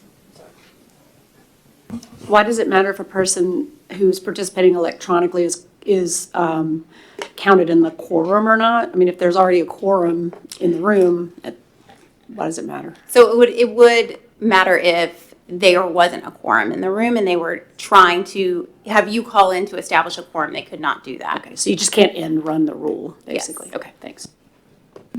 But I was gonna say, but her vote would still count. Yes, I believe her vote would still count. One other thing is, in terms of the statement of necessity, this is a lot of times something that the State Board of Education, if you can go back a slide, that has to use often for charter school appeals because of the timeline that the state board is under, which is actually currently 60 days. You all have 75 days, so you've got a little bit longer. Special called meetings that require electronic participation happen a lot. And usually that statement of necessity is we're under a statutorily prescribed time period within which we have to make this decision. Our members reside across the state. You all this is not your full-time job. We know you all have other things on your plate. It's hard to get everybody in person. So we have a special called meeting a lot of times in those situations. Next. So wanted to look through some specific commission requirements in the code that created you all. We've talked about a lot of these things, but you are required to meet at least quarterly with special called meetings as necessary. You're required to live stream all of your board meetings over the internet, and it must be accessible via the commission's website. That is a very unique feature in terms of the open meetings law. That does not apply generally to most governing bodies in our state. The State Board of Education is required to do that. You all are required to do that, and there may be a few other that I'm not aware of, but the vast majority don't have to do that. So keeping in mind that that means that your work is very important, and the legislature has recognized the importance of it and the public's interest in being able to access your meetings. And I also just want to make a point there when you all are thinking about your budget, that's going to require you all to think about locations where you can live stream. Mm-hmm. And so that is something that the state board has had to face in terms of a hurdle is when we meet outside of Nashville, where can we meet? How much will it cost? How are we able to bring the requirements required to live stream? And I also want to put a finer point on that, particularly around commission member participation in any public hearings. Although we very much would want and welcome our board members to attend our public hearings, we also are very cognizant of running into Open Meetings Act and being in a place that can't live stream if we're having too many people around. So that's just something that you're going to be working with your staff on. Yeah, thank you, Tess. Mm-hmm. Things that we have to wrestle with and lessons learned we're happy to share with you all. Your statute also requires a majority of you all entitled to vote to be at a meeting in order to transact business, and that this is another unique thing that doesn't apply to the state board currently. It requires you to pass a resolution memorializing your approval or denial of every charter school application that you consider. So currently, the State Board of Education receives the executive director's report, and they make a motion to agree with the recommendation or not agree with the recommendation. They take a vote, and that's it. This language is new, and it requires you to pass a resolution. So I think you all will have to work with your staff around what does that look like, and have language probably ready to go in terms of if you all approve it, this is what the resolution will say, and if you don't approve it, this is what it will say. But I encourage you to work with your staff on that. So there's some highlights in terms of exceptions to the Open Meetings Act. One of the big ones is chance meetings. So the law says incidental or unplanned encounters by two or more members are not considered violations unless they evolve into or are used to decide or deliberate public business. It's also very specific that you can't use these chance meetings as an end run around the Public Record or Open Meetings Act. So you can't be like, oh, we accidentally ran into each other at dinner and we just ended up talking about board business. And so therefore, it's not a violation of the Open Meetings Act. That's not the intent here. The intent here really is if you all run into each other somewhere, because inevitably that happens a lot, you're not all of a sudden in violation of the Open Meetings Act. And we'll talk a little bit more in a minute about an AG's opinion specifically on this issue, because I'll say we get a lot of questions from our board members around dinners and meetings and what do I need to do to make sure that I'm not violating the Open Meetings Act when two of us are in the same room together and we're hearing information? Because that's all it requires. Just two of you to be together, and it could be considered an open meeting. Also, you can't use email to circumvent the requirements of the act. I'm sure you all know this, but just because you sent it in an email to everyone doesn't then mean that it wasn't a meeting. Email still, you would still be in violation of the act. The other exception is an attorney-client meeting, so you can go into an executive session with your attorney to get legal advice. However, you have to actually make any public deliberation about what your course of action is going to be. So you can go into an executive session, have your attorney give you advice about the different options and the pros and cons, but then you would have to come back into a public meeting to then debate on what you ultimately want to do as a result of that. Can I ask a question about that? Sure. I guess I'm more concerned around attorney-client privilege with this. What if there's a court case, or what if there's some sort of litigious action that's taken towards us, or one that we want to pursue? How do we handle that, given, according to this, it sounds like that would be public record so long as we are deliberating?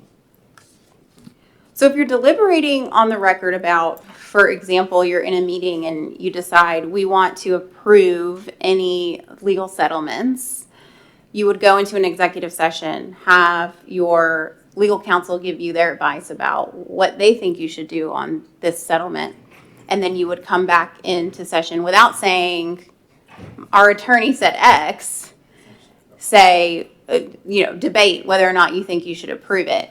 Now, communications that your attorney has with you all individually are subject to attorney-client privilege. So when we start talking about the Public Records Act, there may be documents and things that you all receive, communications from your attorney that are protected. And that is part of why this is an exception to the Open Meetings Act. It's recognizing that there is attorney-client privilege that attaches to a lot of those conversations. It's more focused on the decision itself that you're making as a result of that, but that would have to happen in a public meeting.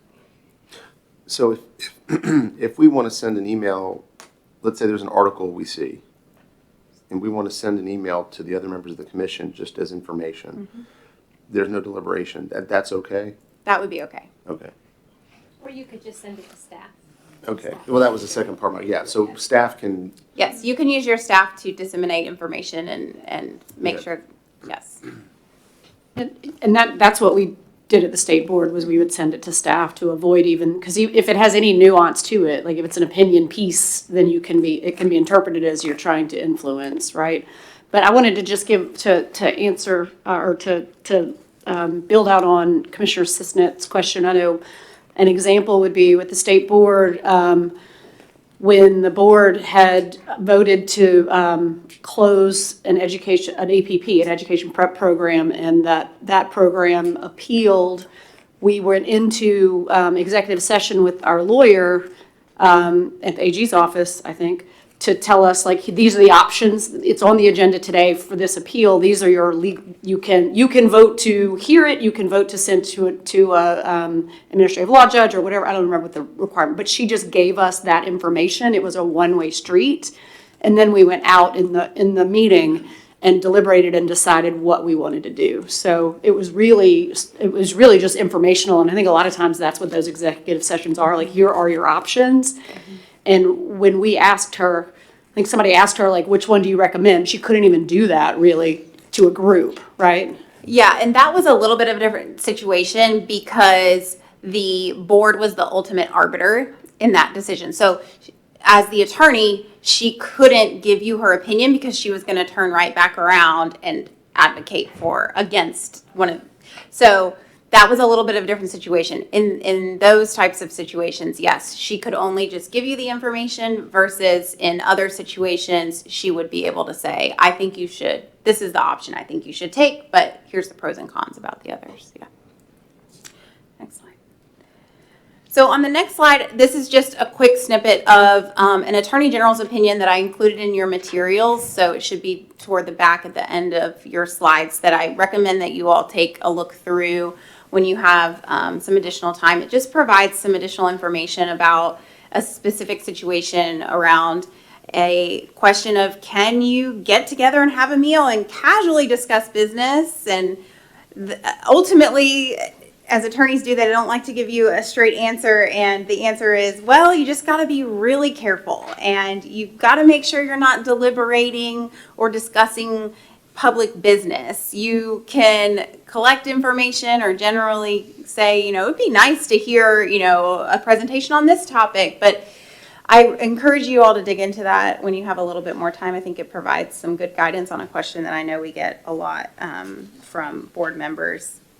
I think another note on this is, one thing that the opinion does say is, you don't have to have an intent to violate the Open Meetings Act in order to be found in violation. So even if it was an accident and you didn't know that what you were doing was a violation, that still doesn't cure the issue. So speaking of curing a violation, what does the law require if you, for some reason, do realize that there was a problem and you did have a violation of the act?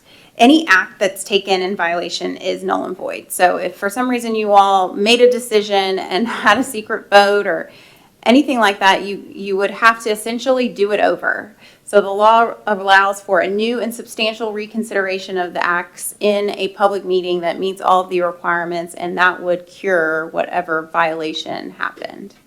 So, so Tom and Chris go have dinner together, and they discuss an issue in violation. We later act on that issue. Their violation would then constitute making the ultimate action by the board null and void? I think it would depend on the situation. If they had decided how they were going to vote and came in and didn't have that discussion on the record, then potentially. But if they had their discussion, although improper, but then came into the public meeting with the rest of you all and had that exact same discussion, it would be okay. In terms of that wouldn't have been a violation because there was a new and substantial reconsideration of those. Okay. So that is all I have in terms of a very high-level overview on open meetings. Do you all have any more questions on that before we dive into public records?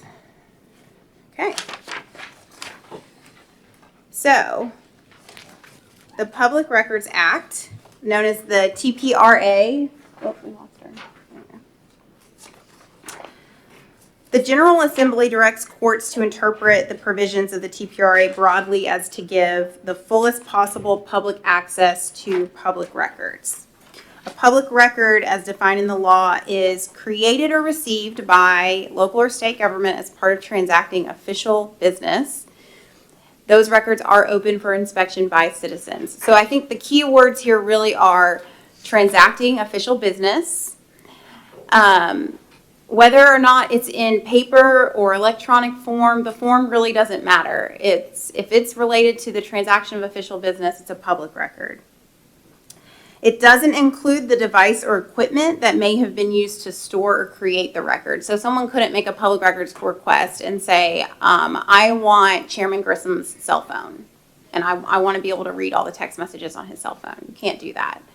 You would have to provide whatever text messages are related to the transaction of official business as those being public records, but they couldn't obtain your actual phone or your laptop, whatever you use to create that record. This includes records in draft form, so it doesn't have to be the final version of something in order for it to be a public record. It is important, I think, here to point out that this is why it's so important to communicate using your state-issued email. You all have been assigned a tn.gov email address. There are a lot of reasons for that. Number one, anything you do on that, for the most part, if it's related to the transaction of official business, is a public record. So if you email your, husband or wife saying, can you pick up Johnny from soccer practice today using your state government email, that wouldn't be a public record just because you created it on your state email address. But for the most part, creating anything related to the transaction of official business should be on that. Number one, because you are ensuring that those records are preserved in compliance with what state government calls records disposition authorizations. And once you all get a general counsel on board, they will get to dive into that wonderful world of records retention requirements and what can and cannot be deleted and how often things have to be kept before you can destroy them. So by ensuring you're using your state email address, you're not unintentionally destroying something that is a public record prior to the time when it would need to be, when it could be destroyed. It also keeps, if you did get a public records request, you from having to rummage through your personal email to find things, but then also if the Attorney General's office, if you are involved in litigation, having to do that. And then there's also fines in the law if records are improperly destroyed in not within the time that the records disposition authorization would allow. So the next slide talks about generally what the law requires of state agencies. It says all state, county, and municipal records shall at all times during business hours be open for personal inspection by any citizen of this state, and those in charge of the records shall not refuse such right of inspection to any citizen unless otherwise provided by state law. So I've pulled out sort of the big pieces of that here. The records custodian has a right to deny a request to inspect and or copy public records to a non-citizen, so someone who's not a citizen of the state of Tennessee. However, it doesn't have to be that you deny in those cases. That's really up to you all. Again, I know we talked yesterday about this new public chapter that requires you to adopt rules on public records. You could say in your rules that we're not really going to care whether or not you're a citizen. We'll go ahead and fulfill your request. Or we want to see a copy of your driver's license to prove that you are a citizen of the state of Tennessee, and then we will fulfill your request if we have it. That is something that you all will need to clarify in your rule. Also, there's a presumption of openness. The way the law is written is that it's presumed that something is a public record, and you have to prove that it's not if you are going to deny it. And a citizen can take you to court and sue you over a denial, and the burden is on you to prove that your denial was valid, that these records are not subject to the Open Meetings Act or Public Records Act. All right, next slide. So here are some examples of public records. The first one I want to point out, because you all are getting ready to go through a hiring process for your executive director, those records, those applications, those resumes, those are public records. Things that we'll talk about in a second, you can redact personal, like address and phone number information if someone were to request that, because personally identifiable information is not subject to the act. That would be an exception, but they can receive their name and their application and their resume. Angie, may I make a note Sure. here? Having gone through this, also notes that you make as you are on a selection committee and you write out, whatever, those notes can be taken up and are public records. So you really have to be careful because we're going to be talking about that later today. So this part is there, but also the other part about as you're a member sitting there, notes and things you make can be taken up and become part of a public record. Yep. The next thing, like the fourth or fifth thing down here is documents. Anything you're creating pursuant to your official government business is a public record. Emails, text messages, travel information, meeting agendas, minutes, budgets. These are all public records. The next slide talks about common exemptions. I'm not going to run through all of these, and this is just sort of to give you a little bit of a flavor of this, but a couple that I want to point out is the fourth one down, which is certain student records. FERPA is a federal law that protects student information from public disclosure student records. Because you all will be an LEA, you will have access to a lot of student information, student records. You need to be very careful about making sure that any student information is redacted from a public document before you would provide it. And in a lot of cases, student information, like a student's cumulative record, those are pretty much fully protected under FERPA. So keeping that in mind is a really big deal. Another thing is personally identifiable information of individuals of state, county, or public employees. So that's your personal address, your personal phone number, your personal email. If, you know, obviously your state email, the ways in which the public can get in contact with you through official means is not an exception. I'll say that there are a lot of exceptions. In 2017, the legislature asked the Comptroller's Office to do a study of the number of exceptions to the Tennessee Public Records Act, and they found 538 that are just in the code. So that doesn't include all the other places that exceptions live, like the rules of criminal and civil procedure, any agency rules, Supreme Court rules, common law, federal law. There are lots of other places that, so for example, the attorney-client privilege, the exception for anything that's attorney-client privilege, that isn't necessarily laid out clearly in the statute. That's more of common law and rules that are created outside of the code.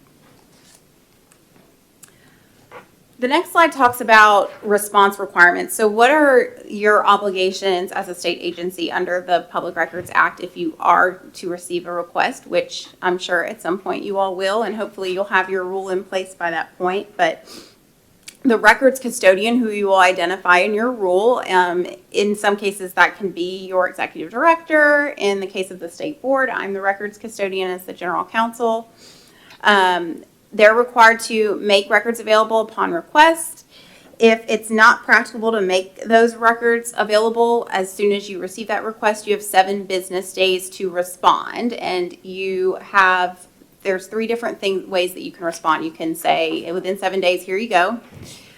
You can deny the request and give them the reason for the denial, or respond with the time reasonably necessary to produce. So in a lot of cases, we receive, as the state board, as an example, requests for files of teacher licensure discipline cases that we handle as a board. And a lot of times that's a lot of information. A lot of times it has a lot of student information in it, a lot of personal information. We need time to redact that.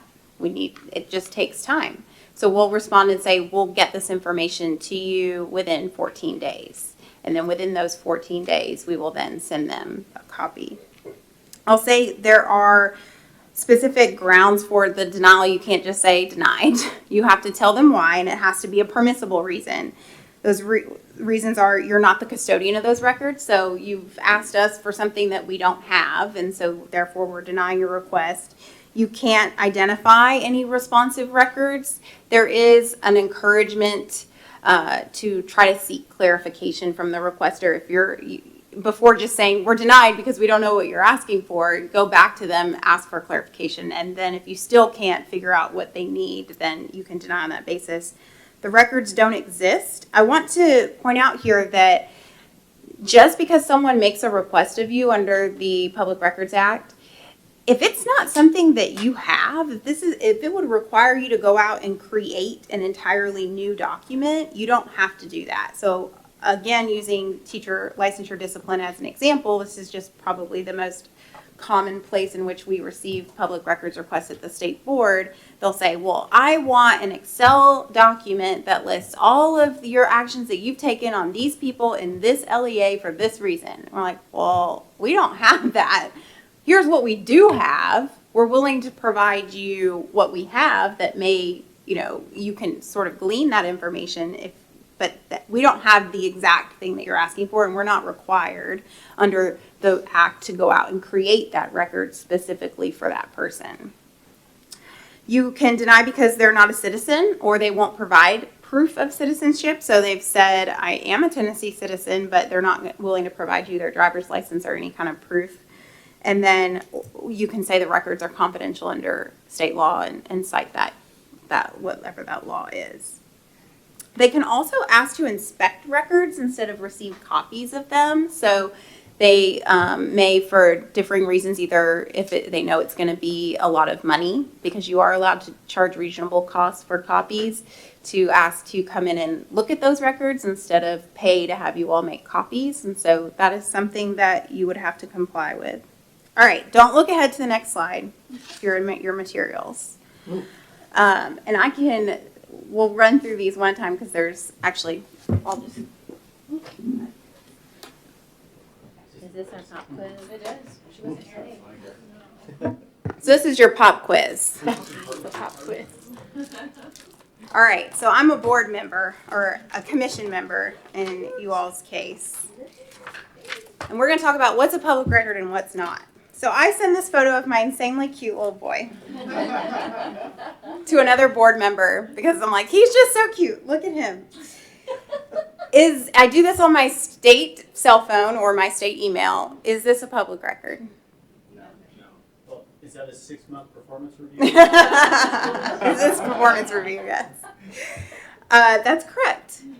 This is not a public record because even though I sent it on a state device or using my state email, it is not related to the transaction of official business and therefore not a public record, although I'm happy to share with any reporters and or interested public photos of my cute children. Okay, the next one are text messages to my fellow board member debating a board meeting agenda item ahead of tomorrow's meeting. That's an easy one. So yes, this is definitely a public record. You are deliberating. You are related to official business. Even if it's on your personal cell phone to your board member, other fellow board members' personal cell phone, that doesn't matter. It's still official business. So, extra credit. Who can tell me what else is wrong with those text messages?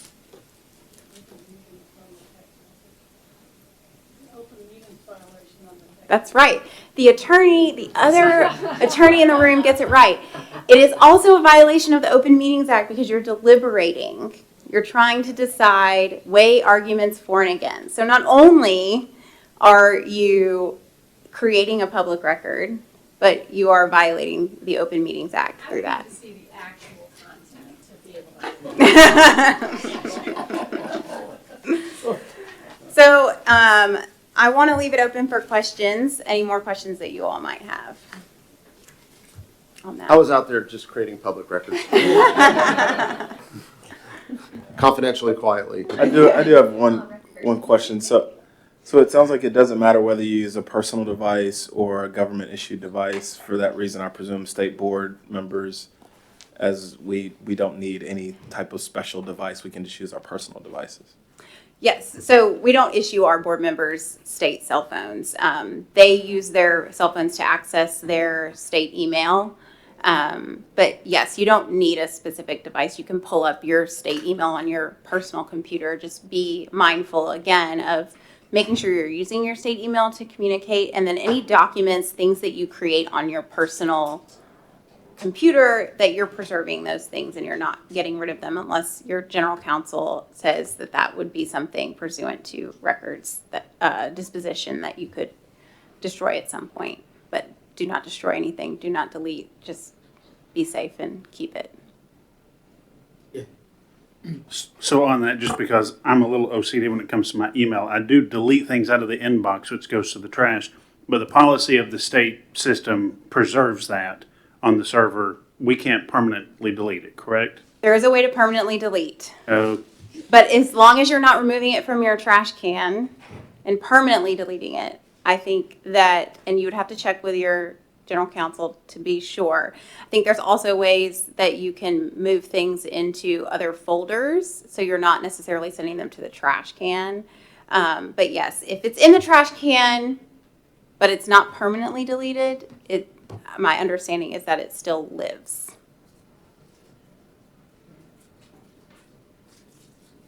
Other questions? Angie, thank you very much for that overview. Now, do members want to take a break, or can we move in and pick up the next session with Joanna Collins, which is about conflict of interest, because we've all been dying to turn these forms in. And you're here now. We're just waiting to do it. So do you want a break or can we move on? Okay, Joanna, you're up. If you would Hello. mind sharing for the record your name, Sure. your position, and the agency you're affiliated with. Yes, Joanna Collins, Assistant General Counsel for Procurement with the Tennessee Department of Education. I've been there about 5 years, and I was actually at the state board before that, and so I know Ms. Tucker. I'm going to be talking about ethical obligations today. The alternate title for this presentation could be use your common sense and professionalism that you're already doing every day in your jobs and lives. And I know that a lot of you also serve on other boards and commissions, and so some of this may be a refresher for you, but I'll never turn down an opportunity to go over some practical ethical guidelines and best practices. Because as you know, in government, accountability and transparency, are the cornerstones. And so while I don't anticipate that there would ever be any intentional issues, we want to make sure everyone's aware of general guidelines so that there's no, some of these things can be a bit tricky, especially when it does come to conflicts of interest. There can be some nuance there. So, and I heard that you all read ahead and started filling out your conflict of interest forms, so I was excited. Yes. So after my presentation, we'll pick that back up. But this should be pretty easy breezy for everyone. Okay. Am I? She's gonna be. Oh, okay. Ooh, fun. Okay. This room setup is quite fancy. There are so many screens. I'm glad they don't have my face on them. Do I just... Yeah, just tell her. Next. There's no good way to... Next. That was just a disclaimer that I'm not your attorney, but I'm sure that you've already covered that. I know you would like me to be, but I'm not. In the authorizing statute for the commission, so each member of the commission shall review the public charter school applications, hear appeals, and carry out member duties in a fair and impartial manner. And before beginning your term of office, sign a conflict of interest agreement, agreeing to carry out your duties basically in a fair and impartial manner. And so, what does this mean exactly? So, you're going to be reviewing the applications against the objective criteria that's in the rubric. Of course, you'll be using your expertise to determine whether the application meets the metrics as outlined, but not inserting your subjective opinions into the process, and ensuring that there's consistency in your decision making. So looking to precedent, so making sure that applications are, similarly reviewed. And so I work for procurement for the Department of Education, and so a lot of this is very familiar to me, that when we are accepting bids from vendors, we'll create an objective rubric. We will have a committee score against the rubric, but outside knowledge, independent research is not something that you want to insert into the process. So if you don't particularly like a vendor, or you look at look them up and do research on your own, that sort of thing is not permissible. You're supposed to look at, what does the application say, what are the facts, what is your rubric, and score against that. So fair and impartial. Similarly, the commission is authorized to procure goods and services if needed. So this would include professional services, consulting, and the commission will develop written procedures for procuring. So a cornerstone of contracting is competitive bidding, and so that's always the place that you start. And so you'll want to make sure, and I'm sure a lot of you, especially if you've worked in districts, you're familiar with this, either getting bids or having some kind of application process. And so I don't know the extent to which you will be procuring services, but there might be situations in which you need consultants or additional support for the work that you're doing. So, something to keep in mind. And now we get to the long-awaited topic of conflicts of interest. So in the statute, conflicts of interest by virtue of office or employment, this is the easy one. So no elected officials, no state employees. Did we all pass the first test? Okay, so sadly, I cannot be on your commission because I am a state employee. Maybe one day. I intend to be in my job forever until they tell me to leave. So getting into the more nuance, as you probably know, conflicts of interest can either be an actual conflict of interest or perception. And so just thinking about everything in terms of accountability to the public and transparency, what would this look like to an outside party, the public that's watching the work that you're doing? So examples of behaviors that could be, risky areas to avoid. So any kind of ex parte communications. So making decisions or communicating with applicants or vendors, other parties outside of the formal processes.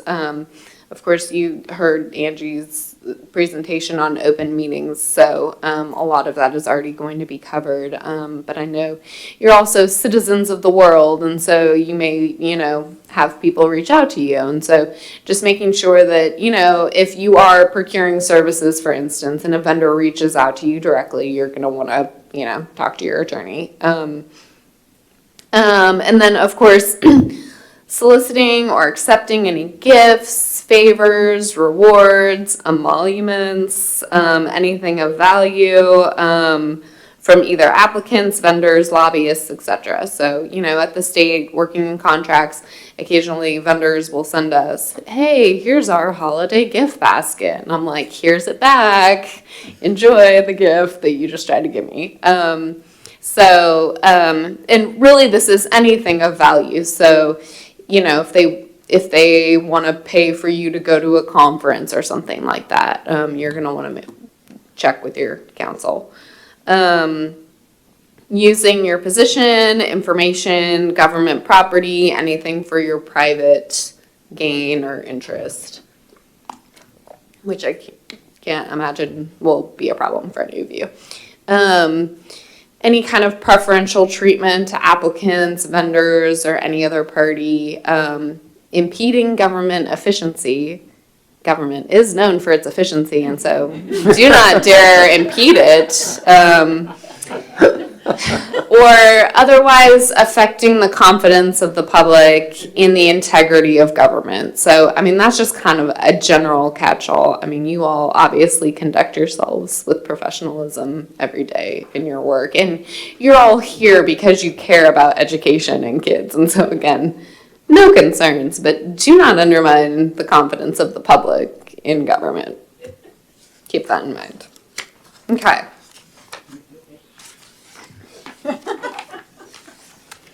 So I'm just going to read the actual, so your commission. I'm not sure that rule is working. Your commission policy, so you reviewed and approved your commission members' policy yesterday, which includes the conflict of interest disclosure section. So I'm just going to read it, even though you've all already read it. So in order to assure that any appearance of conflict of interest is avoided, and in order to assure that any indirect interests are publicly acknowledged, each commissioner shall complete the Tennessee Public Charter School Commission Conflict of Interest Disclosure Statement. Each commissioner shall amend his or her disclosure because of termination or acquisition of interest of which disclosure is required. So just a few notes on this. So, I mean, this would include any professional relationships, personal relationships, employment, ownership interests, service on boards, family ownership interests, receipt of grant funds, and of course, you're going to, consult with your commission council as needed. I'm sure that's been a broken record point. Did you have a question? Yeah. I do, I know we're charged with updating this, but right now, the commission doesn't do any of this stuff. So I don't think anybody is gonna have a yes on any of this because we don't actually have any schools, we don't actually license with anybody, do business with anybody, right? I mean, so right now, it's gonna all be a no, and then, say my husband worked for KIPP, the school that we're gonna take over. Like, right now, my answer would be no here legally until we actually take over that school, right? He doesn't work for KIPP, by the way. Yeah, and that's a really good point, and I'm glad that you said that, is that the disclosure is an ongoing obligation. So typically, the way that it works, I mean, with procurement, so you won't know in advance who's going to bid on your RFP, right? And so at the time that you are reviewing that your review committee gets together and you look at, okay, here are the 5 vendors that have applied. And then you say, okay, this one, I worked in a school district 10 years ago and we used this company, and then this person, sort of thing. And so you are kind of looking at it on a case by case basis and updating your forms as needed. But as you mentioned, if there are no parties currently that you know of that you would have a conflict of interest with, then Well, on the form, though, the only one that doesn't get a no is the very last one. Okay, yes. Yes, just want to make that, I mean, as far as relationships. exactly, that's correct. I just make sure. Yeah, and so in terms of your disclosures, your responsibility as a commission member is to list every possible conflict of interest, but not to make the final determination about whether a conflict of interest does or does not exist. That is going to be up to your council. And so there are situations in which you may have a relationship that you identify, but it's such that it is non-significant or would not impact your work, but you're going to want to go ahead and just put it down anyways. There are other situations in which there might be a potential mitigation, that you're not going to have to be removed from the board and not able to do the work, but like perhaps you would have a recusal from a particular vote or something. So there might be mitigation strategies in place, but really you want to just put down everything that could, like if you say, hey, could this be a potential conflict of interest? If you're asking that question, just go ahead and put it down, because it's not going to hurt anything to go ahead and put it down. But talking about perception, I mean, of course, it always looks worse and is worse if later down the line something comes up. Well, this commission member had this relationship. And if you've put it on the disclosure form, you've talked about it with your attorney, you've put some kind of mitigation strategy in place, that's always going to be better. And so, yeah, because we've had folks for RFPs before say, well, I've had this personal relationship, but I feel like I can still do this. I'm not going to put it down. And it's like, no, just put it down on the form and then consult with your attorney, and they'll make the determination about whether or not it's actually a big deal or not. Okay. What are the consequences for violating your ethical obligations besides moral sadness in your heart? So a breach of your oath or failure to adhere to the ethical obligations may subject you to removal from this commission, which would obviously be very bad. And also any applicable criminal statutes. So, if you're accepting bribes, obviously that's beyond me. I can't help you at that point. I will not bail you out of jail. Mostly because I don't know how, because I mostly review contracts. So good luck. She is the best contractor. So, kind of just the last note before we get to the form. So, again, professionalism, making public comments, including any use of social media. Just make it clear that you're speaking in your own capacity as, citizen of the world. You're not speaking on behalf of the board, the department, the commission. I don't post a lot on social media, but, if you are weighing in on matters of public import, as you are welcome to do, as people, just make it clear, like, my opinions are my own and nobody else's. So, that's that. Anyone want to fill out their forms? Does everybody have a form? Apparently, they're all just blank, except for the last one.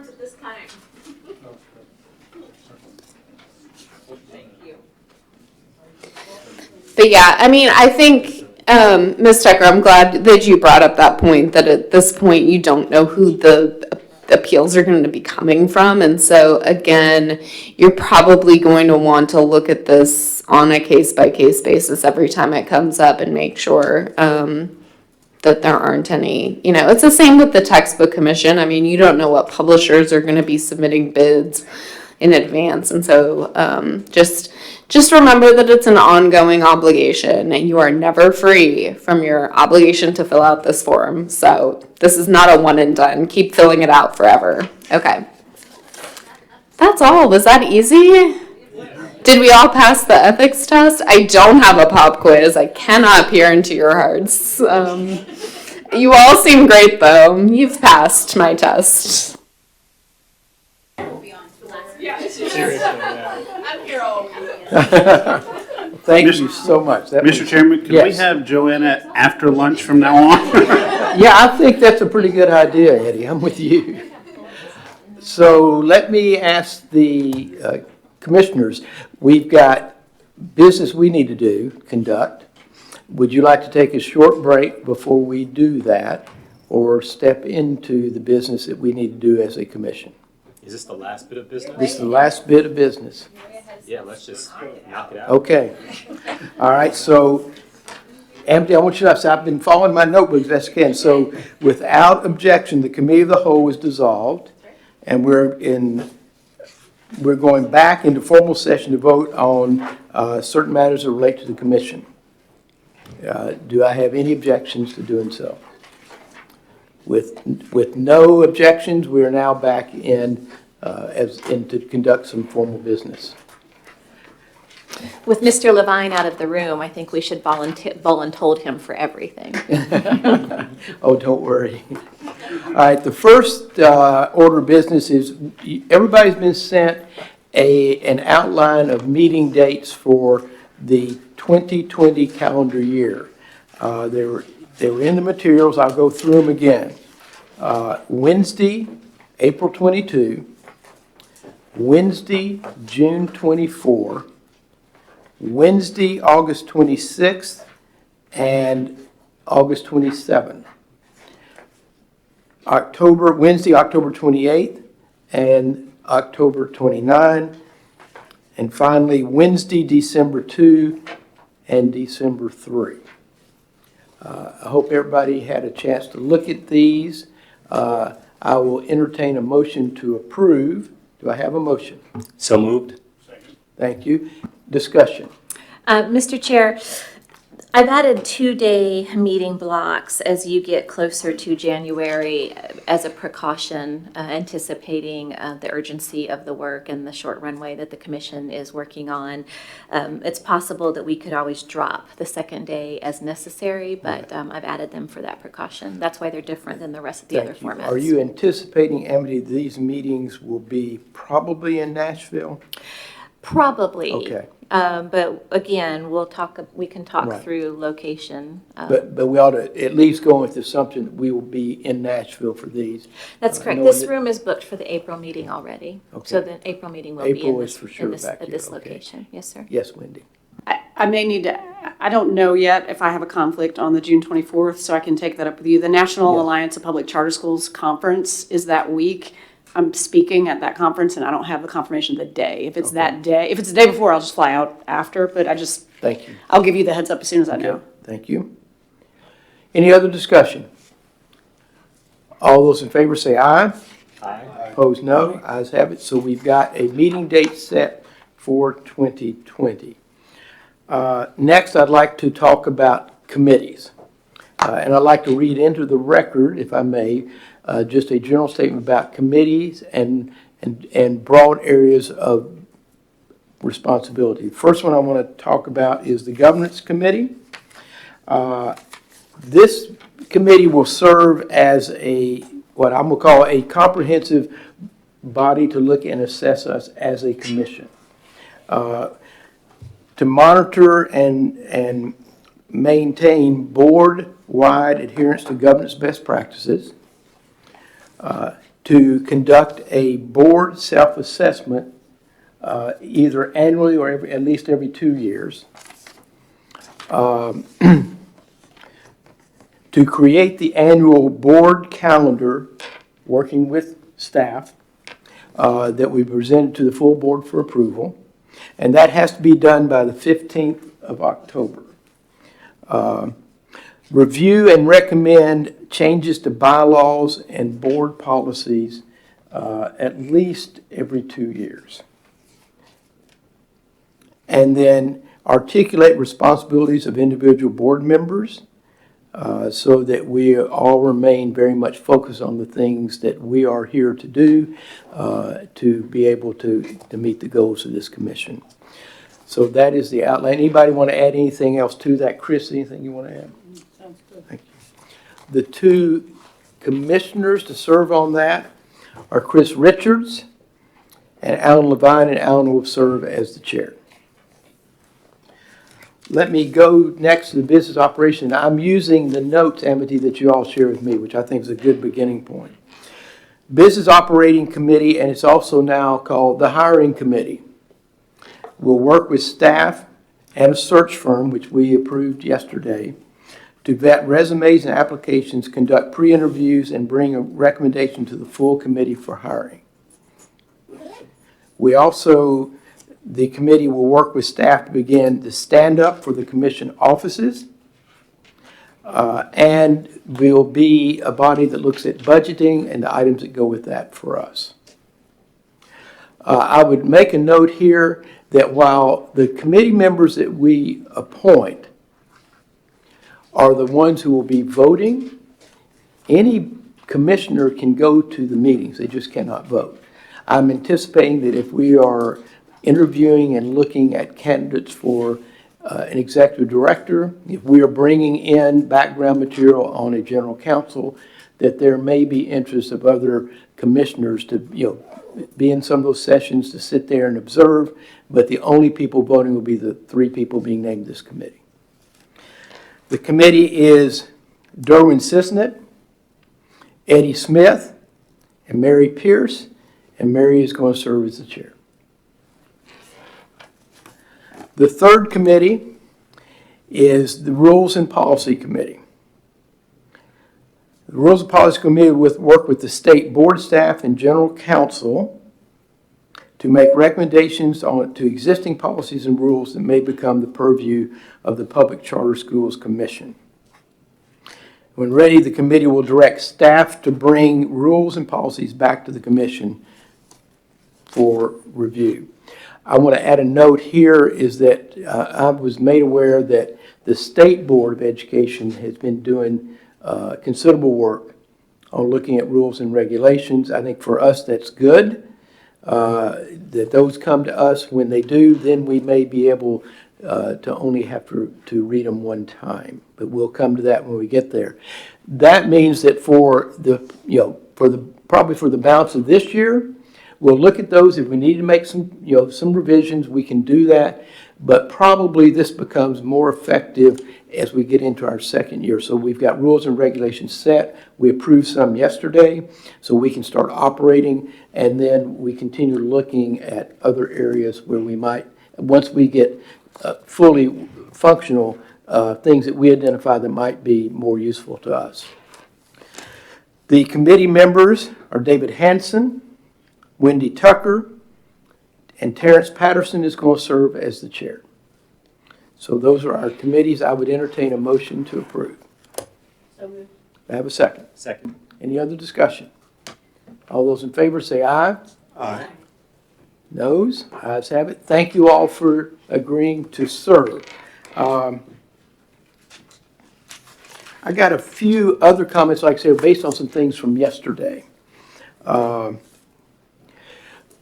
Wendy, when you brought up the comments we heard from legislators about wanting to know what we're doing, my suggestion, if the commission agrees, is I'd like to reach back out to Brent Easley, who serves in this role, and say, you were there, you heard, we talked about this.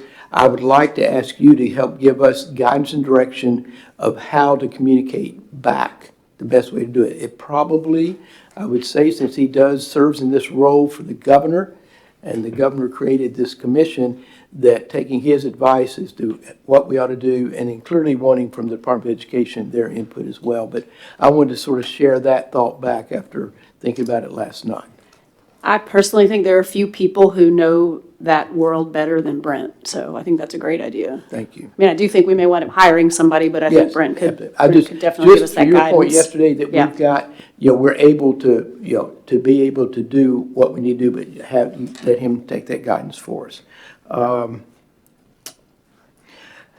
Amity shared with me that at our probably next meeting, NACSA will come in and do a presentation for us. So we talked about that yesterday. We discussed that, so I want to share with committee members, to be prepared for that.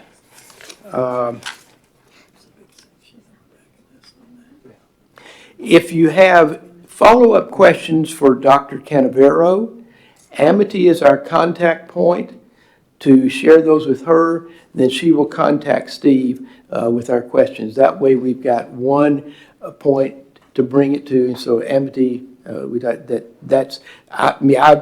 expect there are going to be questions, Steve, coming back to you, but I wanted to make sure that all commissioners were aware of the best way to communicate. Yes, ma'am. With your permission, Mr. Chair, as the questions come in, and this is related to questions for Steve or any issues around the commission, my preference is to summarize all questions asked without attaching a commission member's name to it Yes. with the answer and sending it back out on your weekly staff updates. That way Yep. you're all aware of the information that has been shared and exchanged during the course I of the think week. that's great. Thank you very much. We had a question yesterday about what do we do with people who want to come and speak? What kind of approach we want to have, what kind of time limit, things like that. So I asked Amity, and we may have discussed this yesterday, to look at current ways that other boards and commissions in the state look at it. If there's other examples, best practices, bring that back to us as a commission to review, and then decide, what type of an approach we'd like to take. Staff input will be greatly appreciated here. So I wanted to come back with that one. See if I've got anything else here. Those are the other things I wanted to share with you all this afternoon. So now let me open the floor to other questions or comments. One meeting and you already look at me first. That's amazing. It took Fielding like 2 meetings to do that. My only question is, there are some follow-up questions on some of the data from yesterday. I don't think I was the only person that had some. Should we, Yeah. you weren't here for that, but should we direct that to you to go to the gentleman who did the data? Okay. Dr. Schaff. Yes, he was eager to yes. give us what we wanted, but I have. He was. I have a short And list. probably, I don't know if anybody took that note, but there were, I asked one about teacher retention, things like that. Yep. That, Steve, I know you talked about that, I think, in part of yours today, but I yeah, had- so there's yeah. some questions I there. had some, and- the discipline data around percentage of students disciplined, not just it was done as a student number instead of an incident number, and so looking Right. at the incident number too. So But there I'll was- email you yeah. it. All There was- charters minus the ASD, right? Was that how it was packaged? I don't think it's specified minus the ASD. No. That's a good question. Right.